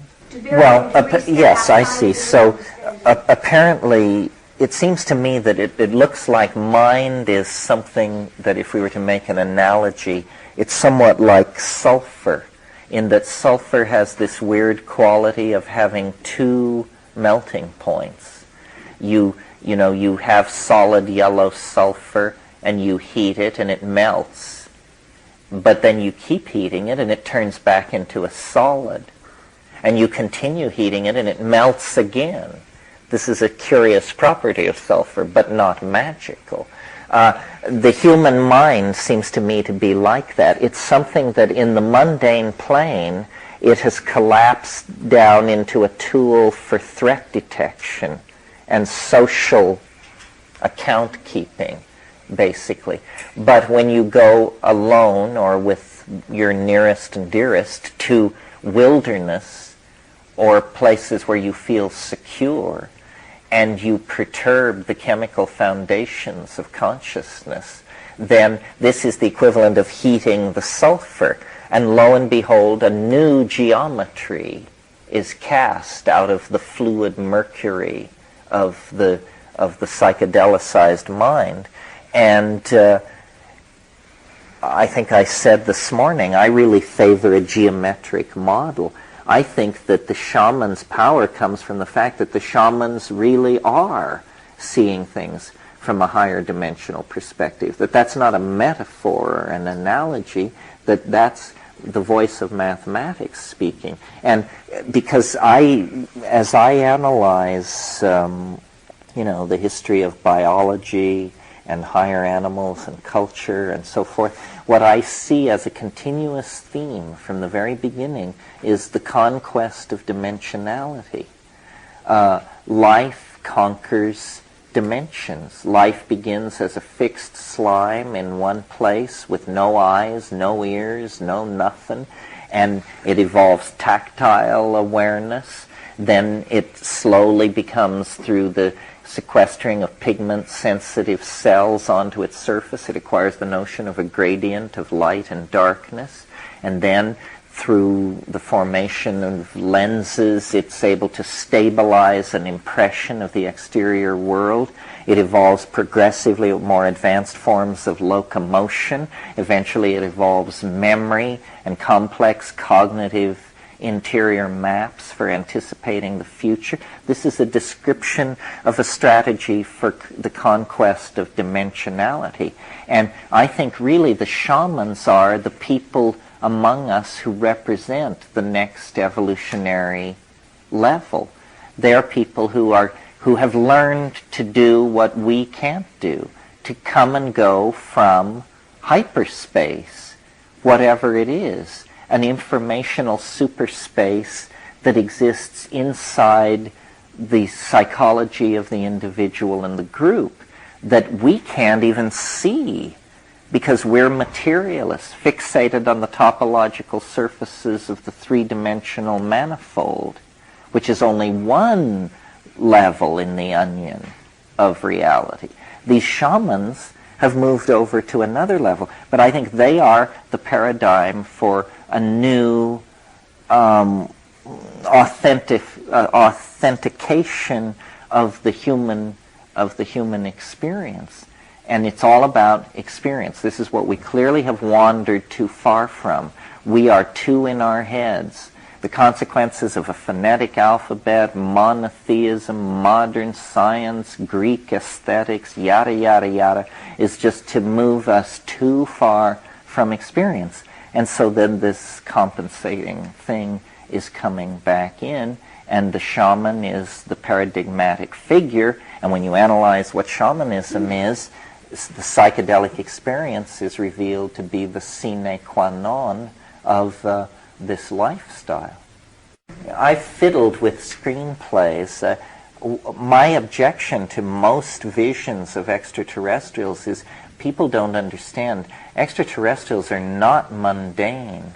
They don't want our beautiful women, and they don't have a fascination with our gross industrial output. The real trick with an extraterrestrial is to know when you're in the presence of one, because it is going to be so strange and of such a different order of magnitude in many parameters that the trick is recognition, I think. I mean, eventually we may come to see that many life forms that we are not all to be traced back to one blob of germplasm, that, the warm pond theory. I think the warm pond theory is in for serious revision. I think interesting genes have blown in here every once in a while over the millennia as the Earth has ground forward. And of course, those genes get embedded in living systems. The mitochondria, which power the animal cell, were originally free-swimming bacteria that got into a symbiotic relationship with some kind of membrane-like matrix, and before they knew it, they had been incorporated as subcellular organelles of a larger system. Mind that this doesn't happen to you. Yeah. Well, isn't it? It's the role of the artist. It's to stretch the envelope. It's to bring the news from the edge. I mean, the musician, the shaman, the smith, the physician, these were all originally combined, because the mystery of creation and the mystery of the human body, this was all spun together. That's why when people say, what is the proper response to the culture crisis, I think the response is to shamanize. And that means, to help with the healing, to explore the invisible world, and to make art. To try to make art. To try and anticipate the revelatory process by which the transcendental other is drawing the historical matrix into an ever clearer reflection of its identity, whatever it is. I mean, it's going to come through us somehow. We invoke it. We're boring toward it through the mountain of human history. It's boring toward us. We can anticipate it. It senses us. This is a real relationship here, but it's a relationship where illusion must be shed and shed and shed about what the other is. You might be describing graffiti artists. Well, it's not clear, as I say, it's not clear what the intent is. After all, what we now take to be the great canon of Western art were basically a fairly self-indulgent bunch of courtly types spiraling around producing public relations flackery for royal families. I mean, there are different ways of looking at the artistic enterprise in each time and place. Well, I maintain history is a self-limiting process, and that you can see the end from here. You have to have a pretty complicated rap to deny that we are in some kind of unusual situation here, folks. Well, that suggests to me that this is awfully close to the surface of ordinary metabolism, considering what a shocking shift of consciousness it is. I mean, millions of people go to the grave without ever having a DMT trip unless they have it at the brink of the grave. That we don't know about. But the idea that in a dream such a shockingly extreme physiological response could be elicited means, I'll bet if we could do human work with DMT unfettered in an environment of biofeedback and that sort of thing, that you could teach people to have this experience. Well, that may be what it's all about. Is a non-invasive, non-drug technique for just opening up a portion of your brain that somehow cultural abuse has closed off to us, and that if we could access it, that would be the dream time, and that would be the entry into the domain outside of history. The Seth material. Well, I used to say if you can do this without drugs, you're probably mentally ill. I tend to take a hard view of it. I don't exactly understand the razzmatazz that surrounds it. I mean, I've talked with many entities. I've never felt the need to establish the spelling of their English name, or this wish to name the entity puzzles me, or whatever. But I didn't then write a book and go on après and say that I was channeling Dorothy and that the world should pay attention. It seems to me a curious relationship to your own mental life that you would say you were a channeler. I mean, it's just, these are the things we think, and it's a way of casting it. For instance, it never occurs to me, or it doesn't seem to me a very interesting question to say of the mushroom, is it the same person each time? I mean, what a joke. It's some kind of enormous intellectual agency. It's not a human being. That's the thing. The channeling, I guess my take on channeling is, and it will come out maybe tonight when we talk about the time wave, is that the real skinny is that you have a connection to everybody who ever lived. And there's a way of tuning your internal machinery in such a way that, here comes Marie Antoinette, or here comes Beethoven. But it isn't that Beethoven is a relative of yours, or still less that you were Beethoven. I mean, how likely is that, for crying out loud? It's simply that they're all there in some cultural superspace and can be reached and called down. I mean, they're an idea.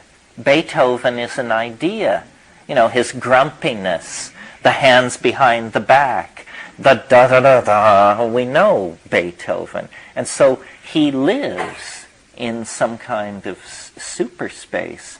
And I think people are just much too literal. I have this trouble with channeling and with flying saucer people and with the fans of Great Atlantis and the people who believe that, lantern-jawed Neanderthal visages 10 miles high are gracing the deserts of Mars. All of this, the attraction of this kind of thing completely puzzles me because it's so hokey. And if you want the real thing, it's just 5 dried grams away. The real thing. I mean, so that, you will have done with anecdotes by the denizens of trailer camps in Florida about, or all of this other stuff. I mean, it's not that the woo-woo isn't out there. It's that It's so much more woo-woo than the beady-eyed peddlers of it assume that they just have no idea of what they're playing with. The New Age generally, I find, somewhat obnoxious because it's a flight from the psychedelic experience. I mean, what you can safely say about the New Age is if a technique doesn't work, they'll proclaim it. And it's certain, and I'm very much in favor of anything which breaks down the conceptions of ordinary medical practice. That's the most important part of the New Age. The attack on the medical fascism of the hierarchy. But people confuse science with reason and think that if you're anti-science, then you're somehow just permitted to go bananas. No. You can be anti-science, but nobody gets released from stuff like the rules of evidence. You have to make sense. Your position, whatever it is, just can't be sky blue, and you should then expect to be treated with the same respect as somebody who's gotten themselves epistemologically together and ontologically oriented. I mean, there are flaky ideas in this world. And that, people associate me with the New Age because that was the only place where I was originally tolerated. But I really want my ideas to be tested in the ordinary way, by the ordinary methods. I mean, I offer a mathematical formalism and then surrounding that a bunch of arm-waving verbal exegesis. The core thing is the mathematical algorithm to be tested by the ordinary rules of evidence and falsification, and you can read Karl Popper to figure out what all that's about. I love science. I just think it's incredibly pretentious and has claimed too much. Its methods are great. Its constipated conservatism is maddening because what it deals with is the most interesting thing there is, nature. Nature is very, very interesting, complex, and permits all kinds of radical speculation about what has happened. It's just that science is also a business, and also a priesthood, and also a men's club, and also the plaything of certain classes. So all that has to be overcome. My method, I suppose, if method is the word which I would share with you, since this question about the New Age came up, is not to embrace things which are simply outrage bourgeois sensibilities, but to explore edges, to test edges yourself. That's the important, yourself. You don't learn about Tantra by reading about Tantra, or Ibogaine by reading about Ibogaine. You have to go and do these things. And what you will discover is, you will be fleeced a few times in your youth with this method. You'll get in with some flying saucer cult or some beady-eyed guru and his fanatical devotees, but eventually you'll learn the neighborhood and you'll become street smart and you won't be a mark. That's the goal of a real spiritual method, is to not be a mark. And then when you get that together, lo and behold, you would think this would lead to cynicism. Because you say, well, I went and I stayed with Babaji and he was a jackass, and then, I joined the Unitarian, Uniformitarian, Unifunctionalists, and that was just a scam, and so forth and so on. You would think it would lead to cynicism. Not if you keep to the edges. Because eventually you're going to come to psychedelics. And then, lo and behold, jackpot, the real thing, weirdness beyond all possibility to comprehend. You have just won the Publishers Clearing sweepstakes of peculiarity. Yeah. I had this happen in the 60s. I got into a place with LSD where I had this LSD, and I would give my friends one, and I would excuse myself, and I would take one, and then I would excuse myself to the bathroom and take 5 more. And then I would end up holding their hand all night long, and I felt weird about it. I felt like, where is all this stuff going? It's like it's not working. And when that happened to me, I just said, it's time to dry out for a while. And I did, and then everything worked normally later. One of the weirdest things I've encountered is about 1 in 20 people don't react to DMT. And it looks genetic to me. I mean, I can't believe you could resist that. If it's coming at them the way it comes at me, nothing could stop it.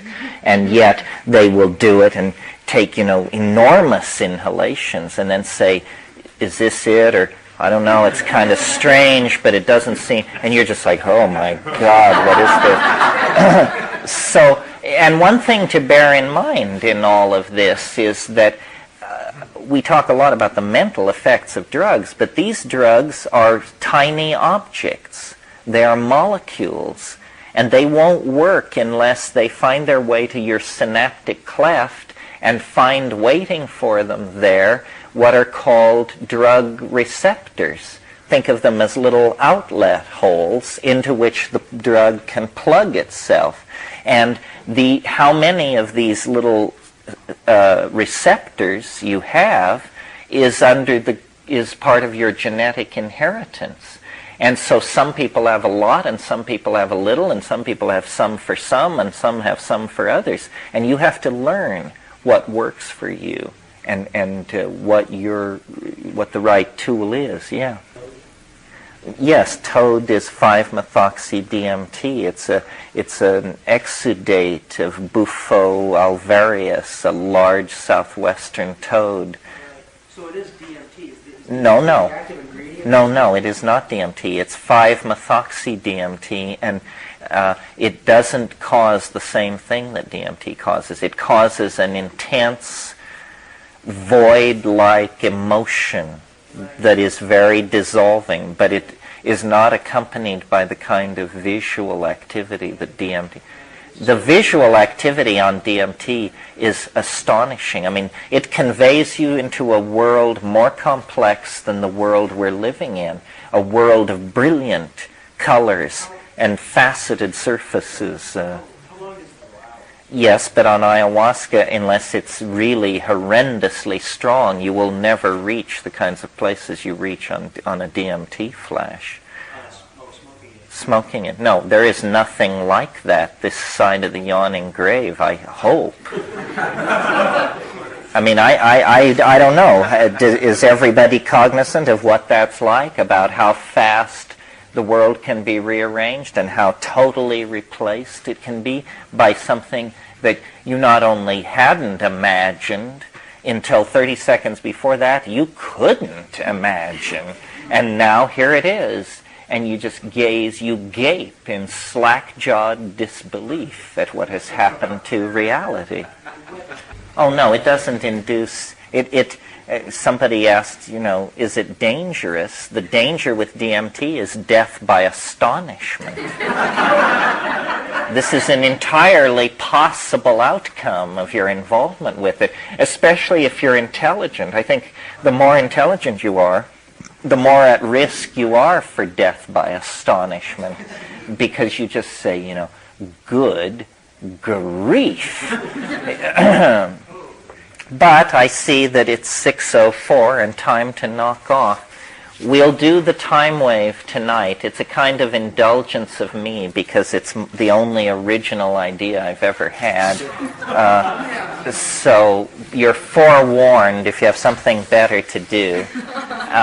The hardcore will assemble here at 8. And will there be a technician to boot the disc? Or is there somebody here who's DOS? Cool. Good. Okay. Well, I'm pro virtual reality just in the sense that I don't think it should be made illegal and stamped out. I think it should be a legitimate area of research. I certainly don't think most people should plan on decamping to virtual reality land for the rest of much of their lives. That wouldn't be a good idea. I see it primarily as a tool for studying language and communication. You never know where a technology is going to lead. When Edison invented the phonograph record, his sincere belief was that its major application would be in the making of wills, because you would have an incontrovertible record of the person's voice speaking, and so it wouldn't be legally contestable in court. Well, I don't know if anybody has ever made a will on a phonograph record, you know. It clearly had an entirely different use and application. So, here we've arrived at Sunday morning. This is basically loose ends, complaints, resolution, that whole bit. So let's work our way into it, and then if need be, I'll harangue. So anybody have anything they want to, yeah. I like understanding. I think, Whitehead said that understanding is the apperception of pattern as such. That's all, as such. And so you can look at any situation and see different patterns. I mean, like in this room, if we were sociologists, we could analyze where the women are and where the men are. And that would be a pattern, and we could talk about that. Then we could switch our field of interest and talk about where the men and women over 40 are and the men and women under 40, an entirely different pattern. Where the people wearing socks are and the barefoot people. And you realize that in any assemblage of objects, there's an infinite number of patterns of connection. And the more of them you see, the more you have this feeling which we call understanding. And it's a feeling of having assimilated the object to yourself. And the great mysterious assemblage, the mother of all weird assemblages is history.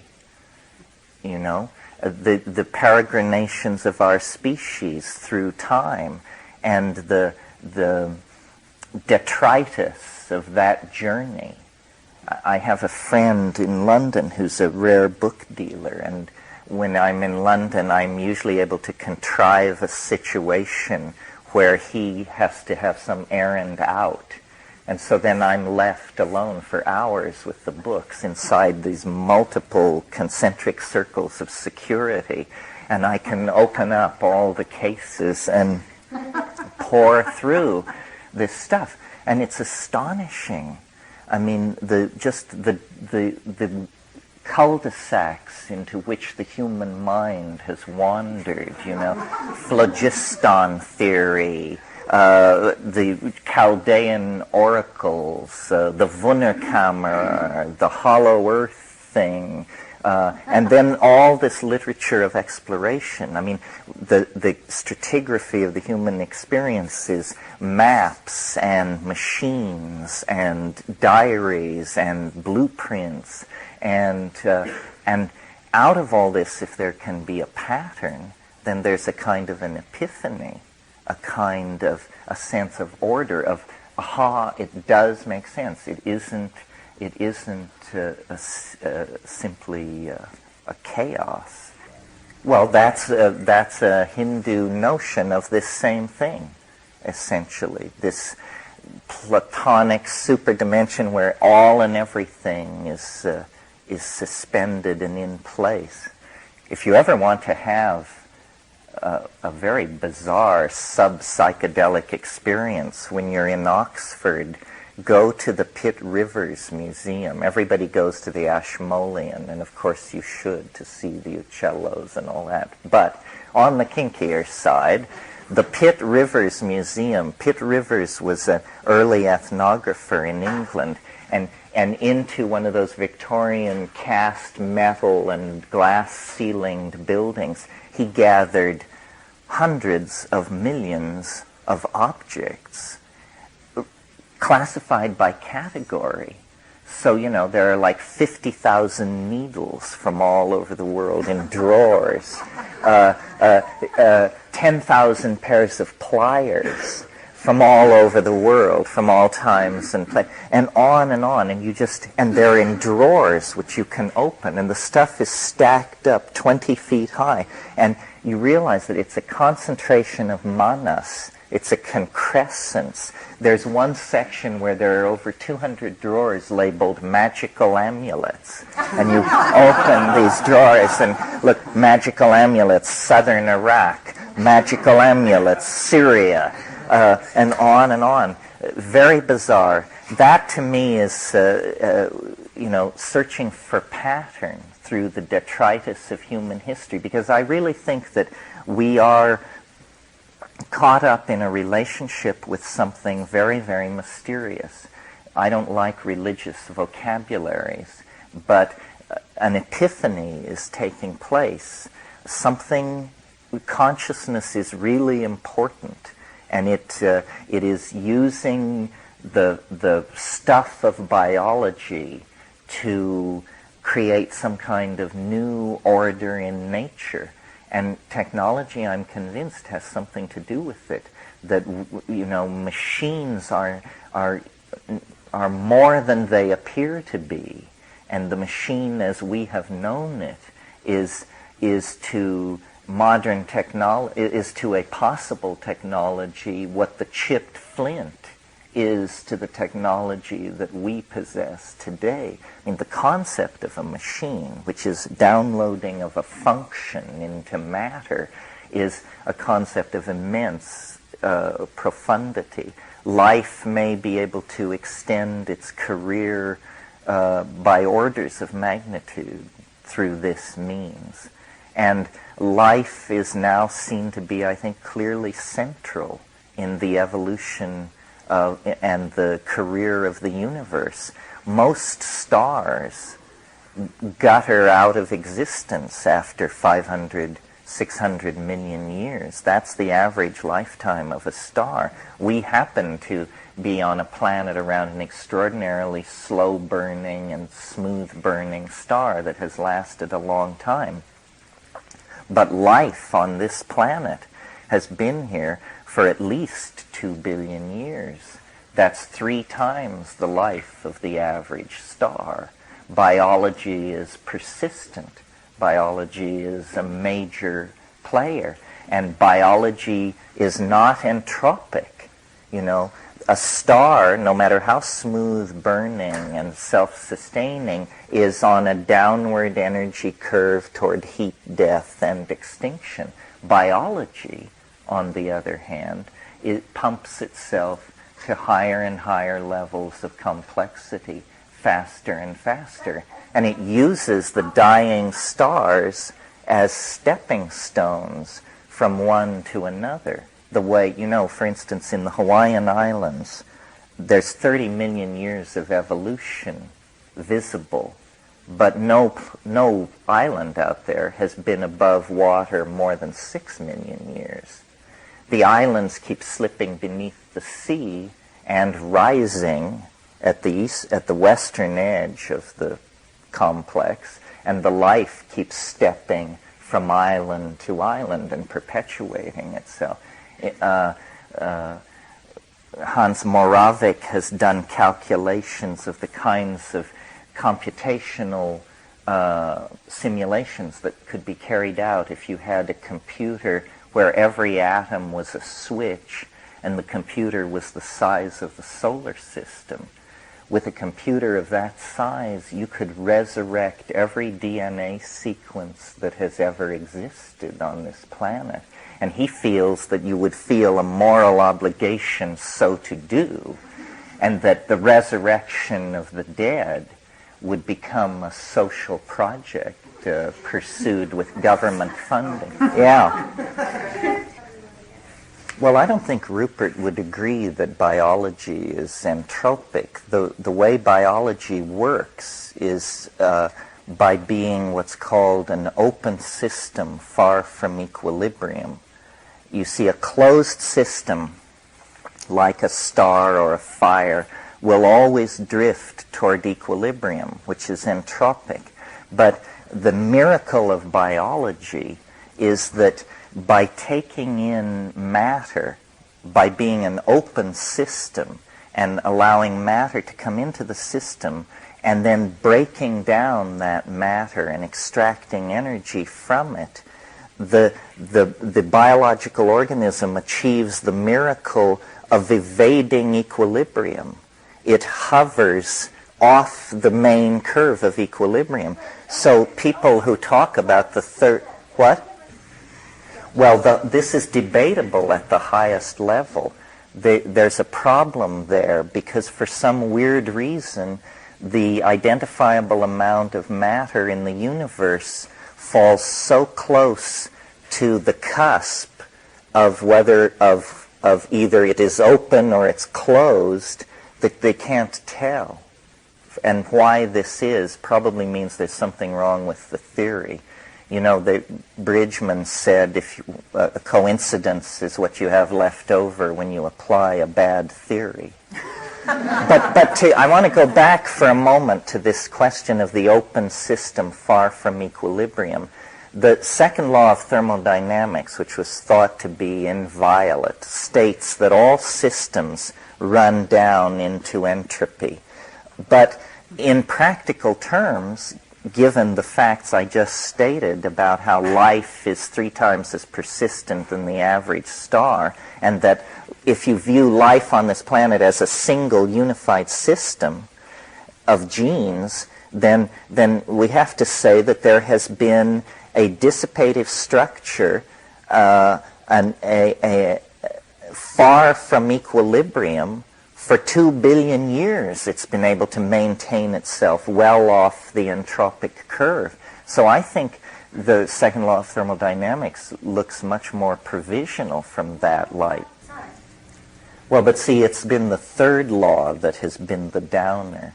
I mean the second law, because it seems to dictate some existential terminus to everything. But see, that's when you view the universe as matter. Here's another thing you have to lay over this. That all comes out of a materialistic view of the universe. If you view the universe as information, the picture becomes much more complicated. We don't really understand what this process is of symbolic signification, of arbitrary assignment of significant association. And it's not simply something done in human language. The codons of the DNA that code, the 3 nucleotide codons that code for amino acids that build proteins, are arbitrarily assigned at the molecular level. There is no inherent logic that says that guanine, that codon, should code for what it does. It's entirely arbitrary, and yet out of that leap to arbitrary signification comes life itself. So we shouldn't assume, and it's a natural tendency to fall back into it, that we know what we're talking about. You know, that our intellectual journey through time has taken us to the level where we can actually glimpse what the basic ordering principle is. It may lie in language, not matter, yeah. I keep waiting for you to get to the political implications of all this. Oh, well, I think I passed through it lightly, but let me take another stab at it. If my picture of things is correct, or even close, then the future is going to become considerably more dramatic from the middle 90s on. What we have directly in front of us is sort of the long golden garden party afternoon before the news arrives. And as the world gets more and more peculiar and improbable, and given the kind of things going on out at Jupiter that I talked about, this seems to be arriving on schedule, all this chaotic activity. There's going to be various political stances arise in relation to all of this stuff. For instance, one faction will say that nothing at all is wrong. This is, I think, what we see going on now, that there's a kind of collusion by governments and institutions to manage apocalyptic awareness. And to say, well, you don't need to worry about the fact that ozone is disappearing from the atmosphere because by 2000 we will have a 7% reduction in output of CFCs. And by 2050 we're planning a further 7%. And you say, no, these are crazy people, obviously. There's a lot of arranging the deck chairs on the Titanic going on. But I think eventually that fluctuations, as the fluctuations become more violent, they will burst through. And political dialogues will start on various fronts. It's hard to say where it will come. For instance, historians of the breakup of the Soviet Union can reasonably argue that what actually the hole in the dike there was the Chernobyl explosion. And that actually set off a series of thought, of awareness. People's minds changed. It was like a psychedelic drug, this radiation spreading through Soviet society, because they realized, my God, this was a power plant. It was at ground level. It wasn't even a designed explosion. And 8 days after it happened, above Auckland, New Zealand, you could sample the radiation in the air. So there was a whole crisis of faith in the command economy, in everything. And this could happen, this will happen. The one thing you can be sure of is that the 90s will be shaped by the unexpected. Could be anything. A hot day in August in Mexico City and 1 million people die when finally all of these toxic levels come together as they potentially could. Or it could be a nuclear failure. Or it could be an assassination. Or it could be the outbreak of a synthetic disease. Or anything. And what this will bring home to people is that the metastable nature of society is beginning to break down, that the shock waves of the future are building up. And what in engineering an airfoil, engineers have to take account of what is called Q forces, vibration. If you don't design the airfoil correctly, as you approach the speed of sound, the wings of the airplane will be torn off. And so you have to redesign the airplane to move through this barrier. What we have to do is redesign the cultural airfoil so that we slip, what? What, you mean that it shouldn't support wrecking the third world? Pardon? No, see, I think that kind of thing is like talking about closing air bases near Sacramento and whether Western civilization can survive the shock of this loss of jobs. We're turning into an information society, and managers are trying to meet the crisis, but if my faith rested with human managers, I'd be frantic. The main thing is that the design process is being imposed by nature itself, just in the way that a supersonic aircraft has its design imposed by nature itself. The nature of the medium is dictating the shape of the society that is coming into being.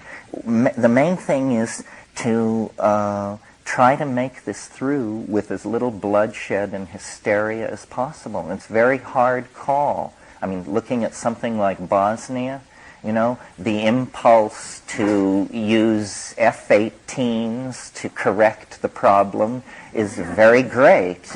And yet, in the past, this has not brought joy and thanksgiving where it was used. And also the hubris of thinking that your job is to separate these people. On the other hand, we can't have people running around trading nuclear weapons in the red light district of Frankfurt, which is going on. This is actually going on. There is a great potential for chaos on the Eurasian landmass right now. How should that be managed? And, a lot of people have nuclear weapons who have no business having nuclear weapons. I think we need to disarm from the top. That's a political agenda. And one thing that has to be understood is that what is going on is a process of fragmentation. And that is what is supposed to happen at this cultural stage, I think. McLuhan talked about what he called electronic feudalism. Wherever fragmentation is resisted, violence and war and horror will break out. For instance, 5 years ago there was great anticipation of a federal Europe. That ran against the current of dissolution. And now we see there won't be any federal Europe. I mean, there'll be something on paper in Brussels to keep the diplomats shuttling back and forth. And there'll be no unified psychology. They're going tribal. The great political force shaping the 90s on one level is ethnicity and turf battles. As these huge ideologies withdraw their imperium, all these local satrapies and warlords begin to exercise their historical claims. Islam is set to make enormous gains. This has to be accepted in the West. It shouldn't be resisted. The historical momentum is too great, and it's 700 million people, and it represents the only reservoir of tradition of significance left on the planet. In terms of a political agenda, I mean, it's pretty clear. The psychedelic thing speaks to freedom, and so you can shine that on a number of issues. Women's rights, abortion, legalization of drugs, but not absolute libertarian anarchy, because I don't think we want to get rid of the Food and Drug Administration. We may want to execute the top echelon and replace it, but the concept of, I've lived in a country without a pure drug act, and it's a nightmare. In India, you can't buy pepper without being afraid that it's been contaminated with lead flakes to make it weigh more when you buy it in the market. Well, but we've all had, none of us ever had a psychedelic experience in a safe environment. I mean, we come out of the nightmare ages.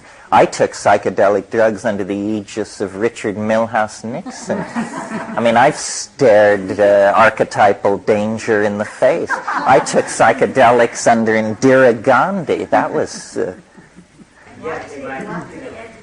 Well, see, here's the bottom line on this. It's exactly, and I've said this ad nauseum, but I can't think of another metaphor for it. It's exactly like a birth. And so what you have when you have a birth is it's going to happen. And then the only option you have is, is it going to happen smoothly and with skillful pain management and quickly brought to a conclusion? Or is it just going to be an opera of agony and hysteria and pleading and so forth and so on? And the way to ease the historical crisis is by spreading awareness. And you're right, the psychedelic is the primary catalyst, and then what follows along is this vocabulary of relax, for crying out loud. And if hearing the word relax is enough, then so be it. If you have to have the time wave and, all this mathematics to prove to yourself that you should relax, then that's fine too. But the bottom line is that we're in the roller coaster. The little pipe has now been dropped into your lap. Please do not stand up. Scream if you want. Hang on, and we'll come through it. But we have to reassure people, and the way you reassure people is by getting them to transcend the systems which are spreading the anxiety. I mean, if you're a fascist, if you're a capitalist, if you have some vested interest in the system, then you're going to be sweating blood. And you have to divest yourself of a commitment to the system because it's in a process of transformation. Everything, dig what the fact, here's a hard psychedelic truth, actually. You want to boil it down to the bottom line. This is the one thing I've learned, maybe, from psychedelics, which is, and this is the message of the time wave, and this is the message of your life and my life, it's that nothing lasts. Heraclitus said it, pantit rea, all flows, nothing lasts. Not your enemies, not your fortune, not who you sleep with at night, not the books, not the house in Saint-Tropez, not even the children. Nothing lasts. And to the degree that you avert your gaze from this truth, you build the potential for pain into your life. And everything is this act of embracing the present moment, the felt presence of experience, and then moving on to the next felt moment of experience. It's literally psychological nomadism is what it is, and that's what we evolved to do, and that's what we're happiest doing. But we've fallen into this object fetishism, sedentary, agriculture-based style, and then we're frustrated. So a recovering of this ability to surrender and release. And it's very hard for me, and it's very hard for anybody who has an ego, and it's why the psychedelic experience is so challenging. The Maya established their own civilization in a not very interesting part of their own calendar. Not at the beginning, but sort of 2/3 of the way through. So it looks as though they counted forward to an end date rather than just had an establishment date. And how they were able to count forward that many thousands of years to a solstice without losing any time or being off even by a day is hard to figure. I made a sort of interesting discovery just a few weeks ago with a program called Voyager. I don't think we discussed this, did we? There's a program called Voyager which lets you view anywhere in the solar system from 10,000 years in the past to 10,000 years in the future. So I typed in the longitude and latitude of La Chorrera, December 21st, 2012 AD. I knew that the solstice, the exact moment of the solstice, is 11:18 a.m. Greenwich. So I knew then that that was 6:18 a.m. local time at La Chorrera. I put in all these coordinates and saw that the sun, if you turn and look east along the equator, the sun has risen just about 12 minutes before. And I went up to the menu and chose the ecliptic, and it slashed down through it as it would, because the sun defines the ecliptic. The ecliptic is the path the sun follows. But then I went up and chose define the galactic ecliptic, and it drew a line which made crosshairs that exactly caught the sun in the crosshairs. Now, this is very interesting.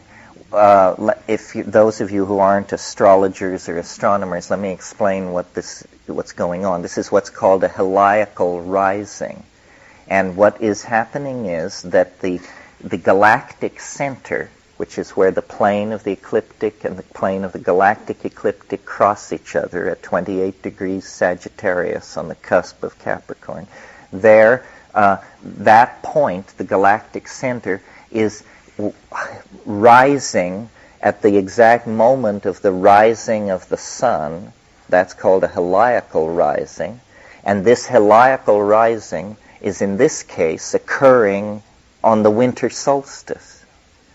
And so then you ask yourself, as you do of any such astrological configuration, how often does this occur? Using Newtonian mechanics, where you simply propagate Newtonian laws backward through time infinitely, the answer is it happens once every 26,000 years, because it's a phenomenon that depends on the equinoctial great year of precession. You all know that this happens? Okay. Now, if you use modern mathematics to calculate how often this happens, where you put in the chaotic factor into these orbits, you discover that this doesn't happen once every 26,000 years. It happens once only in all eternity, because in orbital calculation back beyond about 20,000 years, uncertainty accumulates in these calculations, and they are not reliable. The solar system itself is chaotic. I think someone is processing, as they say around here. Someone just saw a bird. No, wait, let me see if I want to say... Oh, I know. So, just the last thing on that. If any of you are interested in that, and it's an area that I'm interested in because I don't quite understand what all this means, but there's a book called Hamlet's Mill, which deals with this old myth of galactic, worldwide myths of the galaxy in the Paleolithic era. And there's a lot about this notion in many cultures that there are these gates, conceptually gates, which need to all align themselves, and then there's some kind of straight shot. And you felt they made that Mayan calendar out of that lineup so accurately? Well, they end their calendar on this particular solstice. Oh, I know what I wanted to say about this, because I don't want it to leave it. It's a real question, because the galactic center as a concept was not defined for Western science until the early 1960s. So how could the Maya have locked in on a concept so abstruse as... It means you would have to know there is a galaxy and so forth and so on. The only explanation I can come up with for that, which maybe shows my ability to explain everything by one hypothesis, is that perhaps there is a drug which allows you to see at the far infrared end of the spectrum. So that instead of hypothesizing that the Maya had a super advanced mathematics and a radio telescope and all this fancy equipment, maybe it was simply that they had a drug that when you look at the night sky in the direction of Sagittarius, there's an enormous pulsing thing in the sky, which you then could, because you can see it in this drugged state, calculate when it would be eclipsed by certain bodies. Seems to me a more economical, because it's a real thing to explain how they could have known this. And then the question, what does it mean? There are in many cultures, the Norse culture and the Hindu and so forth, this idea that the world exists for a finite time, and then the stars return to like an original setting. And it's sort of like an alarm clock. After it has gone through one complete cycle and it returns to the original setting, then the world disappears or is destroyed, or the gods come, or anyway, it points the end of a cosmic cycle. And I find this whole thing is, you haven't known me my whole life, so it's hard for you to deconstruct it, but this is not my style of thinking. I mean, I'm repelled by the particularity and the messianism and the logical nature of it, and yet attempting to objectively describe the content of the psychedelic experience and the map of the human mind that it makes visible, this is the message that I get. It's as general or as specific as you want. I mean, it's as general as everything is going to change soon, and it's as specific as, these computer programs that show you not only the exact moment when it's going to change, but the exact numerical valuation of every moment in the entire history of the cosmos back 1 trillion years preceding it. So it's as though in the plants, or in nature, or in the human mind, depending just on where your depth of focus is this pattern, which is, can be as generally stated as I said, everything is in the process of transforming, or as specifically stated as a mathematical formalism. And we've lost it. History has been the pursuit of a false god, the god of stability, the god of permanence, the god of the unchanging. And we've become just neurotic on this subject. Yeah. You mentioned last night, one of the big things is we sort of understand the whole process of our thinking process is off. It's like wrong. And then this morning, how you have nothing last. And that's a basic truth, but we all cling to building visions or projects and ideas that we can cling to and hold on to. We try to make reality more structured and solid, and what's happening all around us is it's like falling down in a way. Like the structured society is saying in the next, I think 1996, will start crumbling. It is crumbling now, but all that solidness everyone's built is security. Right, security in a way is, and all you realize is nothing does last. It's sort of just you're experiencing life. Well, in a sense, the bottom line of this, from a feeling and a heart place, is that what's being said here is reclaim experience. Do not dwell in the mistakes of the past. Do not lose yourself in the castles of the future. And do not give your authenticity away to experts, gurus, government commissions, bosses, wives, mates. Take back your mind and your body and begin to engage with the fact that you are alive, you are going to die. Nobody knows what being alive is. Nobody knows what dying is. You're involved in a mysterious engagement where every living moment presents you with mystery, opportunity, and wonder. There is no mundane dimension, really. If you have the eyes to see it, it's all transcendental. And every object, a leaf, a bird, a pebble, everything leads back to the basic questions. Everything is the stone. I mean, the stone is present. It's a matter of you being present for the stone. Yeah. I'm not a great spiritual searcher, but I did a vision quest once. Where you traumatize yourself to get into vision. And one of the things that I realized, it hit me home, was that life is chaos, and in the human mind, even our walls are built to give ourselves a sense of stability, to protect ourselves, that our foundations, we created a sense of this stability that really doesn't exist. It's our need.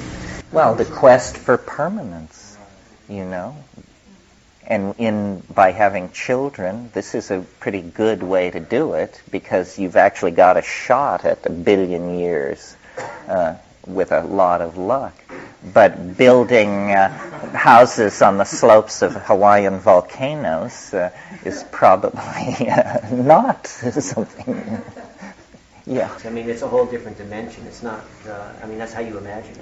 Well, yes, I mean, I've imagined it many different ways, and according to how recently I've been loaded, I take different positions. People are pushing me, I think because they don't want me to disgrace myself, toward a soft version. Something like that we all make nice and clean up the earth.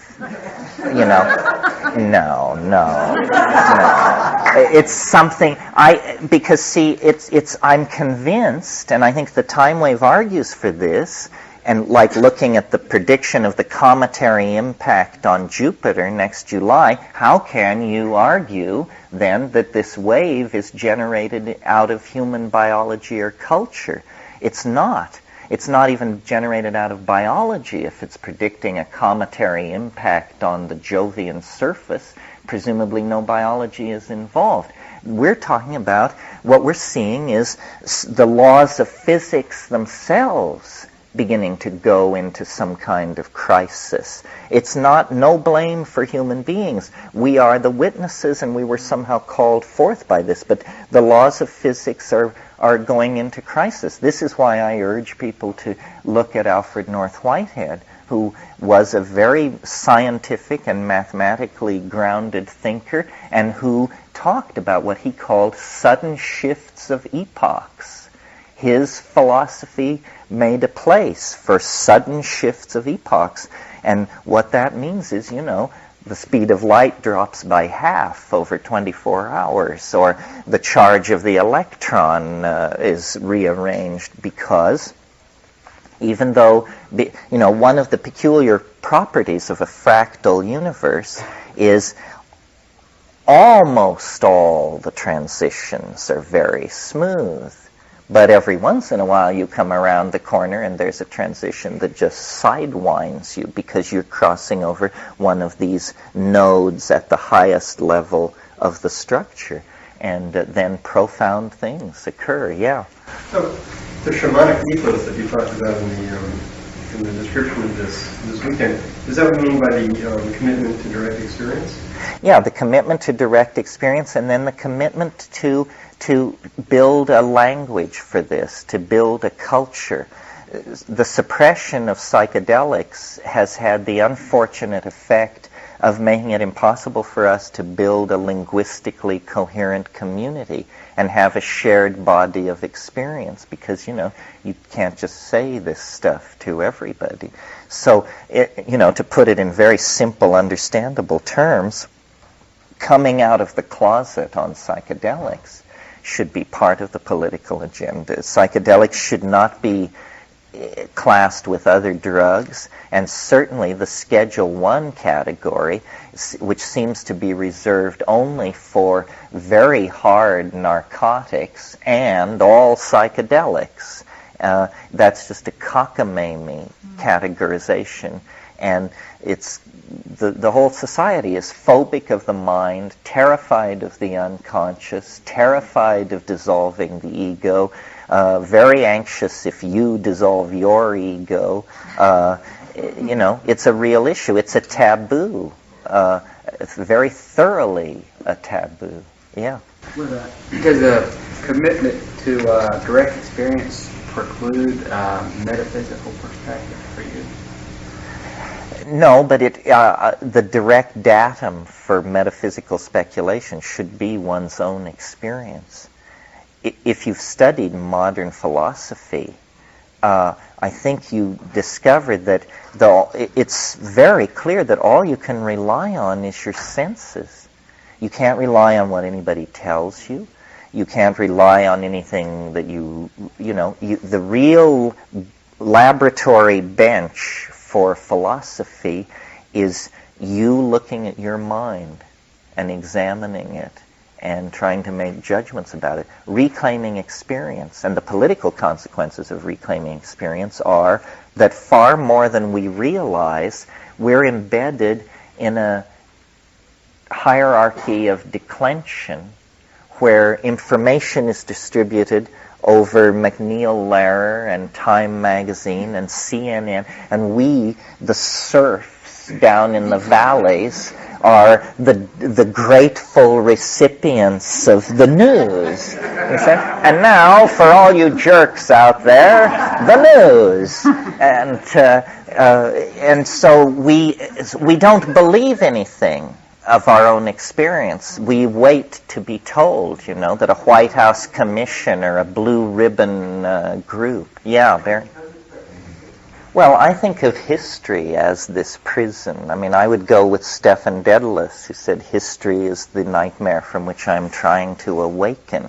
That's the consequence of bad metaphysics. You call it a misunderstanding, and I'm saying that you have to deal with, in this sense, it is all about metaphysics. Well, but that works. I mean, if you think of it as a misunderstanding, then the dissolving of the prison of Gnostic confinement was an act of contact with the higher hidden order of things behind appearances. I mean, that was the Gnostic epiphany.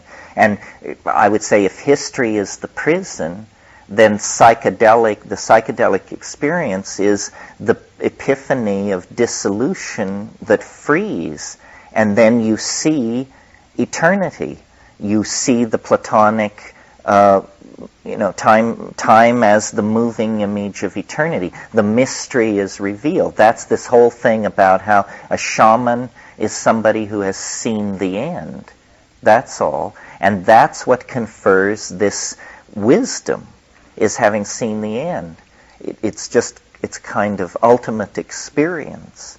And then you take your place. You go back to your group and take your place and perform your function. Yeah. I'm wondering if you've had experiences of talking with other shamanic teachers who also talk about this. I know Henry Tyler, who is an Arapaho medicine man and has that 2,000-year-old shamanic tradition. He says that there's a time coming. He doesn't say 2012, but he says soon, like in the next decade or so, when life will not be as we know it at all. We won't eat the same food at all. So I've heard that from him, and I'm wondering if you've heard it. I made a list of them once. There are about 5 or 6 different sources of this 2012 thing. There are some Hasids in Israel who have decided that July 2012 something is going to happen. The Mayan calendar, my thing, something else, some of these Indian prophecies. Of course, you see, my theory would explain this, because what's happening, it would say, is that as we get closer and closer to the transcendental object, it gives off what I call scintilla. They're like sparks or little reflections that ricochet backward through time. And so you take a psychedelic or you have a dream, and then you say, I had this dream and there were flying saucers and it was the end of the world and they were taking millions of people off the planet while there was some kind of an adjustment. Well, I would call that a typical transcendental object anticipation dream, where your dream is not true. That isn't how it's going to happen. The human mind cannot encompass how it's going to happen. But that's a little fable about how it's going to happen. Some of you may know Arthur C. Clarke's wonderful book, Childhood's End. If you've never read this, it's wonderful. And it's about the end of the world. It's a believable scenario for how it could, in fact, be transformed. And it's just spine-chilling. It's wonderful. Childhood's End by Arthur C. Clarke. And yet, I think it too is simply a fable. The real thing will be beyond your wildest imaginings, literally. I mean, it's messianic return, it's flying saucer invasion, it's Gaian revelation, it's all that and more and more and more, because eventually, the machinery of anticipation fails, and you just say, it's more than we bargained for, it's the jackpot. Yes, you wanted to say something. I'm interested in your thoughts on psychedelic drugs and levels of maturity in children, for example. Are there, in your knowledge, are there cultures where at a particular age, not 3, maybe it's 5, maybe it's 15, when are humans who are allowed to be exposed to these chemicals and assumably positively indoctrinated? Well, among the Aguaruna Jivaro in Ecuador, they put ayahuasca on the mother's nipples the 3rd day after birth. So they quickly establish at least a chemical recognition, in the immune system. It's an important question. What do you tell your kids about drugs? And I thrashed around about this. I have 2 kids, a 15-year-old boy and a 12-year-old girl, and this question comes up in the family and at these groups a lot. I think all you can do is you have to tell the truth. You have to just lay it out and educate them. It's, the one place where you can actually function as a parent, because the schools are lying. And you just say, this is part of life. You're going to have to make choices. There are dozens of drugs. They are associated with different lifestyles, risk levels, sensations, kinds of people. And the main thing, I think, to avoid is hypocrisy.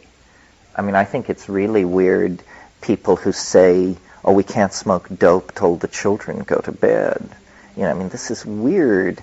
First of all, the children know, and what they know is that you're conflicted and giving off different signals about it.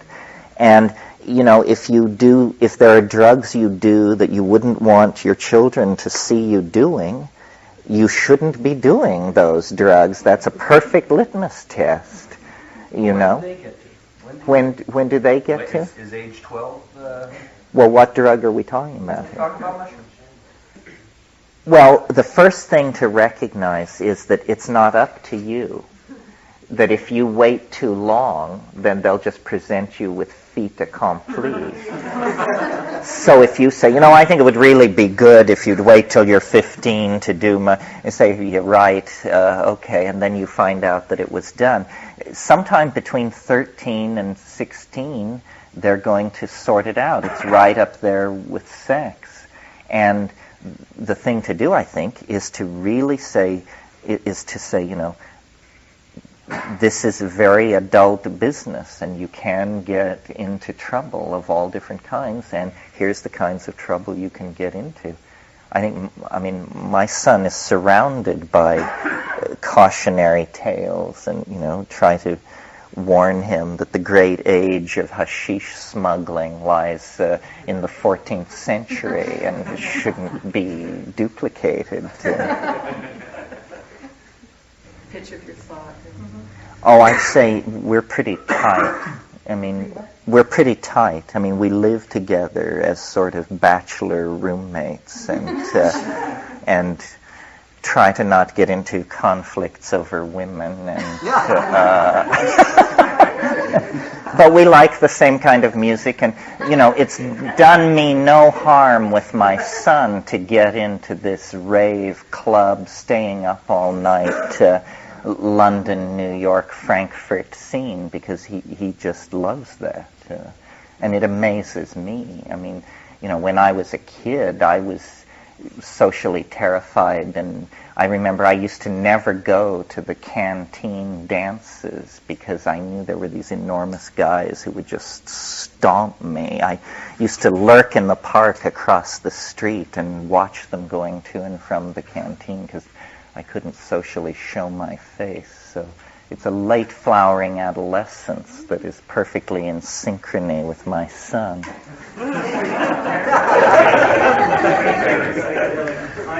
Do you believe that theory that some people in the 60s will tell you that because they were heads, that their children have more of a chance to be heads, or do you think it's all a social thing? And it's not. Well, to me, that's this issue. This is a real hard issue, I think, for parents, and to some degree deeper even and harder than the drug issue. And that is, I think I can speak for most people here and say, we are alienated intellectuals of some sort. And alienation is ipso facto not such a cool thing to be. It means that you're, constantly aware of the failings and the betrayals and it's alienation. And we're alienated intellectuals. Well, so then you have kids and you see, well, there seem to be only two paths open. They can become nitwits, or they can become alienated intellectuals. And which do you want for your children? Do you want them to be perfectly satisfied with a house on the cliffs and 2 cars in the garage and their position at the advertising agency? Or do you want them to be like you, haunted and always in conflict and never able to come to terms with what... That's a big problem. And I brought it up myself. I want to come clean and say I have a 15-year-old daughter who hears all this stuff about it, and I've had to come to terms with that. And it's like I've said this to her and probably alienated. Do you want to be, when she's totally uninformed? Do you want to be another stupid American, or do you want to be alienated like your father? And she says, "I'll take stupid." Well, my daughter is very not conservative exactly, but she looks upon me differently than Finn does, I think. Although she's only 12, we'll see what it does to her to go through all that. But that's a real problem. I don't regret my alienation. It's hard for people sometimes to understand where I'm coming from. Like, a lot of people will go through a weekend like this, and one of the rare resistances as I get is people say, your vision is so dark, which is completely puzzling to me, because it's the most optimistic vision conceivable, not only by me, but by anybody. I mean, I say that heaven is 18 years away, and they accuse me of pessimism. I mean, so what that tells me is that the word transformation is so threatening to some people that no matter, change, that no matter how much you talk about how great it's going to be, all they come away with is, oh boy, big change. It's the way you sort of describe certain analogies. I mean, you're talking about some guy falling through a black hole for eternity. It sounds like shit, but that's going to hurt. No, it's the Silver Surfer. I mean, that's what I wanted. I mean, when this happens, I mean, we get to go to the beach. You want to prison? In this eternal one. Well, this is the question that gets down to in all Catholic catechism classes. Sister, will there be sex in heaven? Yes. Well, I think the end is going to be an individual thing, whether it's 2012 or, say, the end of Pompeii. For everybody for whom it was the end in Pompeii, for some it may have been ecstatic, and for others it may have been terrible. We'll all face it individually. You can't predict. The Bardos. Mm-hmm. So what you're saying is that it's the accumulation of fate. It's really your what you did before that ultimate moment. I mean, to say that it doesn't matter whether it's the end in the way that 2012 will come about, or the way it came about in Pompeii, or any other ending. It's all going to be individually, and it depends on what your situation is at the moment, because there'll be a grand moment. You may have a beautiful high. Somebody else may be in the depths of depression, that sort of thing. Well, so what you're saying is it will come like a thief in the night. Right, exactly. Unannounced. This is what Christ told Nicodemus. He said, I will come like a thief in the light. No man will know the moment of my coming. Blake talks about this. He says, though Satan's watch fiends shall search through all eternity for the moment, they will never find the moment. Apparently the moment is a very big deal. That's why it's interesting that this all devolves down to a moment. If you're interested in this kind of thing and want to keep your psychological wits about you, read When Prophecy Failed. It's a wonderful book about a flying saucer cult that comes to expect the end of the world and has been infiltrated by 2 Stanford sociologists who then observe what it is like for this very, very devoted, cultish group of people to be disappointed, to have an extraordinary disconfirmation of their theology and what they do about that and how they react to it. In 2012, December 23rd or something? Well, people ask me, what will you do if nothing happens? I am not a believer. I want to keep this tar baby definitely at arm's length. I think it's very interesting that I have this idea, very interesting that the wave conforms to history, it's all weird, I grant you. It's like being trapped inside a science fiction novel.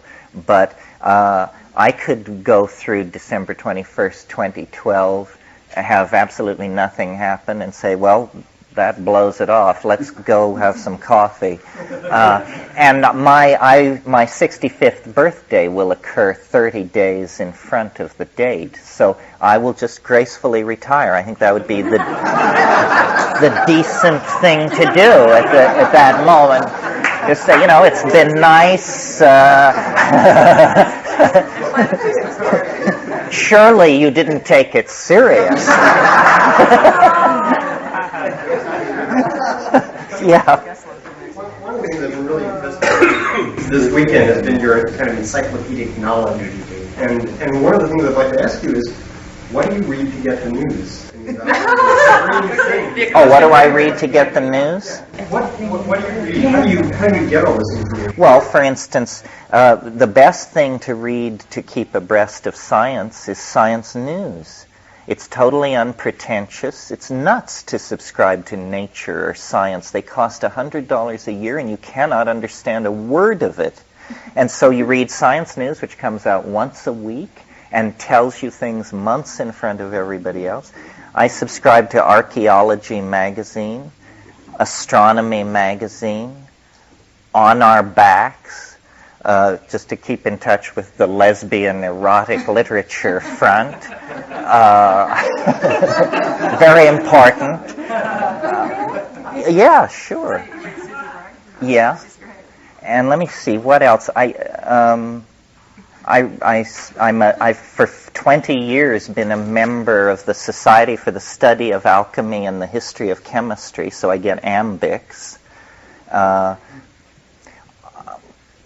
don't know, a lot of information flows through my scene. People send me stuff. There's a very lively underground press, Psychedelic Illuminations, Reactor out of Chicago, Talking Raven out of Seattle, a very lively English press, music press, and psychedelic press.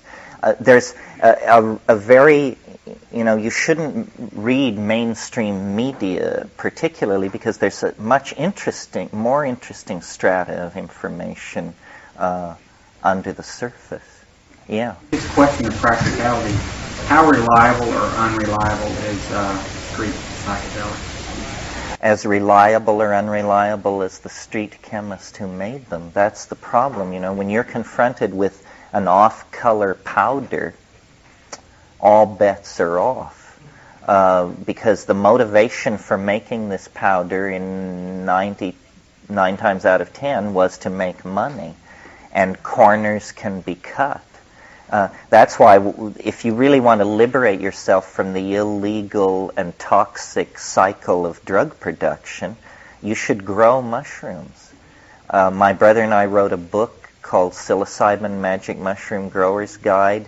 If you want to get into alchemy, this is real alchemy. The formula is rye to mold, mold to gold. You can You can take a 25-pound sack of rye, which costs $19.99, and you can turn it into $22,000 worth of mushrooms. Not that you would want to do that, of course. You would want to turn it into an enormous number of mushrooms which you would give to everybody in your apartment building and neighborhood. But it was one of the most satisfying things about my career. It doesn't happen that much anymore because that book is long in the past. But when I first started public speaking, people would come up to me and say, "We just want to thank you for writing the mushroom book. You kept a family of 6 off welfare for 8 years." And, so growing the mushroom is a wonderful, satisfying thing. I mean, the mushroom is an incredible workhorse organism. I mean, it will take dry weight of rye and transform it into dry weight of mushroom at 12% efficiency. That's just amazing. And, it's short supply in these days, like cleanliness, punctuality, attention to detail, responsibility, sensitivity to small shifts of parameters. It literally teaches you to be the kind of person that it wants to take the mushroom. And it's out of print and can't be found? No, it isn't out of print. It can be found. It can be ordered from a place in San Francisco called Quick Trade, and they'll even take a credit card number. So Quick Trade has it. Yeah, some very hip bookstores keep. San Francisco, yeah. The Invisible Landscape, which has been very hard to get for 10 years or so, will be reprinted next year from Harper on the 15th of April with considerable new material and revision. When that's done, when True Hallucinations, Invisible Landscape, Archaic Revival, the Time Wave software in the Mac and MS-DOS version, when all that's out there, that's essentially the bit. And I may be considerably less in evidence because I don't see myself. As it is, I've given every one of these raps 60 times, and Paul has archived it. And I would like to go off to some jungle or island somewhere and get back into stretching the envelope with these plants and substances. I was wondering, since you just come back from somewhere, if you could give us a sense of what's going on in Europe with this, so we can compare notes. Well, what's going on in Europe is that this very large, intelligent, postmodern youth culture is sustaining itself and growing. And it has more than the dimensions of a fad. The house music scene has been around since '88, and it's growing still and innovating still. And it's a very tribal, positive message, and it's very critical of establishmentarian values. It started out as an MDMA-based club thing, and it's turned much deeper, much more towards psychedelics. I've given talks like this in Megatripolis, which is a London nightclub in Charing Cross. We turned out 300 people. I talked from 10 to midnight, and then we danced till 4:30.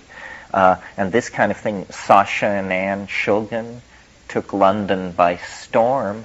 There's really a fertilization going on. There's a similar scene in Berlin, a similar scene in Frankfurt, and I think common cause can be made.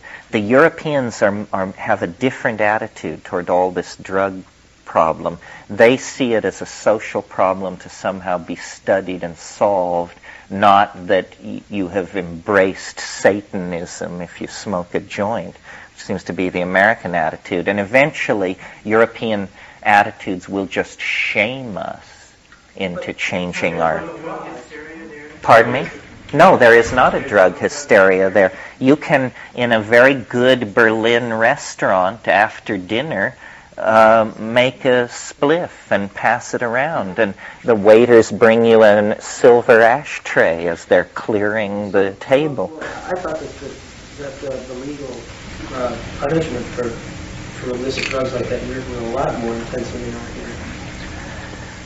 No, I mean, the Swiss are talking about giving heroin to 700 addicts, and they just concluded this free needle thing. They're open to experiment, both social experiments with large numbers of drug users and clinical medical work is being done there, being done in Switzerland. Hans-Karl Leuner is doing work.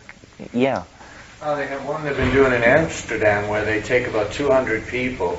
Some are inmates, some are college students, some are working class people, some are hippies, various groups of people, and they give them all ecstasy, and somebody will talk and sort of work the whole program or the whole communication into a oneness where everyone experiences that together, and they say profound things happen in the psyches of all those people. Yeah, a lot of things are happening. The hemp movement is very strong in Germany and getting stronger in England. So, but I believe that the boundary dissolving quality of these psychedelics makes them social dynamite, and that the policymakers figured this out long ago, and that this is not a simple, straightforward issue like it's trying to be presented, that they just can't allow these drugs to be legal. They will shift social values too much. They know that alcohol, tobacco, and sugar are much more detrimental than, let's say, mescaline, psilocybin, and cannabis. But this is not an argument about detriment. This is an argument about what social values shall be affirmed and what's suppressed. And alcohol keeps dominance in place. A very rote-like, machine-like, assembly line society can be maintained based on alcohol, red meat, tobacco, caffeine. They don't want people philosophizing and kicking back and getting in touch with their feelings about the system. So I predict that at the very best there will be a kind of permissiveness, but no legal revolution is in sight, I think, unless it comes through the hemp argument, simply that we can't afford to let the tax revenue go by and the resource base that hemp would represent, and so we have to change our attitudes on this. Talk about the emergence of women. We didn't talk too much about women this time. Sometimes we talk a lot about all that.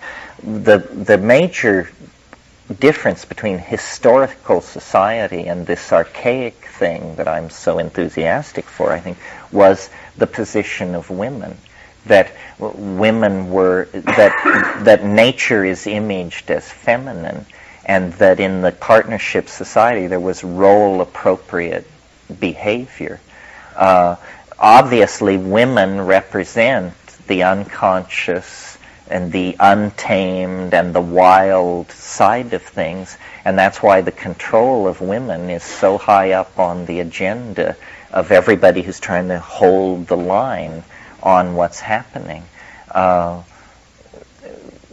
more rapidly that women can find their place, the better it's going to be. Then the question is, what is their place? I think feminism, understandably, but nevertheless, did itself no good by deciding that what liberation meant was that 50% of the country's CEOs should be women. I mean, it meant nobody examined the system into which all these people were going to be liberated and noticed that it was a horrible, repressive system itself deserving of radical reformation. So, but I think the agenda of women seems to be now being re-examined and thought about. I'm amazed at how powerful misogyny is and how politically incorrect the 90s are from the vantage point of, say, the mid-70s. I mean, like in media, women have clearly lost ground. The bimbo is back big. How how this is to be addressed, I don't know. I think it's all related to, well, here this opens up a big issue, but let me just mention it. Esalen is one of the places which promoted the idea that you can heal various conditions through visualization and imaging, But one of the consequences of that has never really been dealt with anywhere is if there are images that can heal, then there are images that can sicken. There are images that can make ill. And our terror of psychedelics and anxiety over sex have led us to substitute for those legitimate domains of human experience an incredible plethora of images of violence. And I am a very, very strong First Amendment person. I don't think anybody should be restricted in anything. But I'm troubled by the obvious effect of images of violence on society and women. The woman question is right in there. As long as we tolerate an unrestrained outpouring of violent images, we're undercutting any chance women have of moving their agenda forward. And I don't know how you do anything about this. It's a very difficult problem. Plato, well, violence without violence to women is like a circus without lions. Violence is code word for violence against women. Violence is no fun without women, is that what you're saying? It doesn't say particularly. Yeah. And well, the number of images, we try to pretend that we're not being shaped by our technology, but an average evening of TV brings you 350 images of violent death and dismemberment. Well, in a lifetime of hunting people down and hacking their heads off, you wouldn't see that much violence if you were in a media-free world. So what the hell is going on here, It's that somehow we're anxious about sexuality, so no, there can't be any of that, and we're anxious about drugs, that's not even on the agenda, so then the only pizzazz is left in this violence thing, and it's like a drug in that you build up very rapid tolerance, and so then there has to be just more and more of it piled on. And it's amazing to me that this is all done in the service of the ideals of the marketplace. This is all done so people can make lots of money. It's an extraordinary abdication of responsibility on the part of all members of society that we tolerate this kind of iconoclastic behavior. Anyway,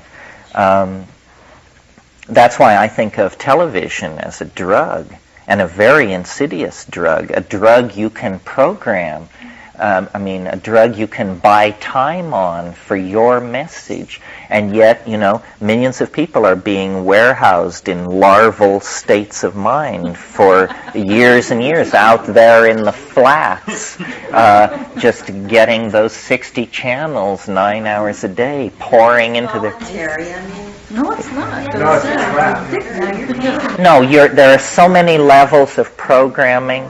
You see, what happened is, this is just my take on it, but it was a very traumatic thing for my parents' generation to go through the Depression and then the defeat of Hitler in Europe. And all that science fiction stuff about eugenics and what was done to the Jews and all that. And people were just fed up with the 20th century by the time the atom bomb arrived. And what they wanted and what they had been promised by the New Deal Democrats was a paradise.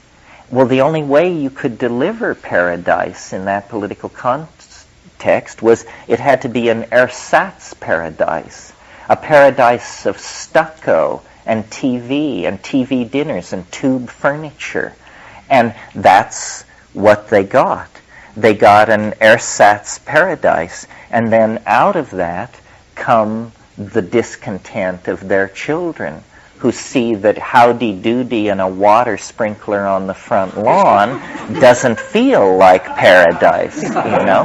And that is what has driven American society deeper and deeper into artificiality, is the need to supply this synthetic manufactured paradise. That's why the cult of the celebrity and the intense media saturation and all of this is diversion, divertisement, substitute for a life. That's why what get a life means is go get stoned, go get laid, go climb a mountain or kayak a river, but somehow take back your own authenticity from the people who are peddling you canned experience with laugh tracks, with caffeine augmentation, and so forth and so on.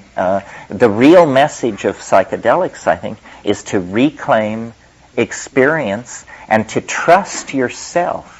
Your perceptions are primary. Your feelings are correct. Everything must constellate out and make sense and parse with what you know. If you don't start from that assumption, then you are off-center to begin with. And the psychedelics will dissolve the cultural programming that has potentially made you a mark and restore your authenticity. And that's what it's all about. Whether the only transformation in life is the personal dying that awaits each of us, or whether there is a grand opening and opportunity just ahead at the end of history. That's all, folks.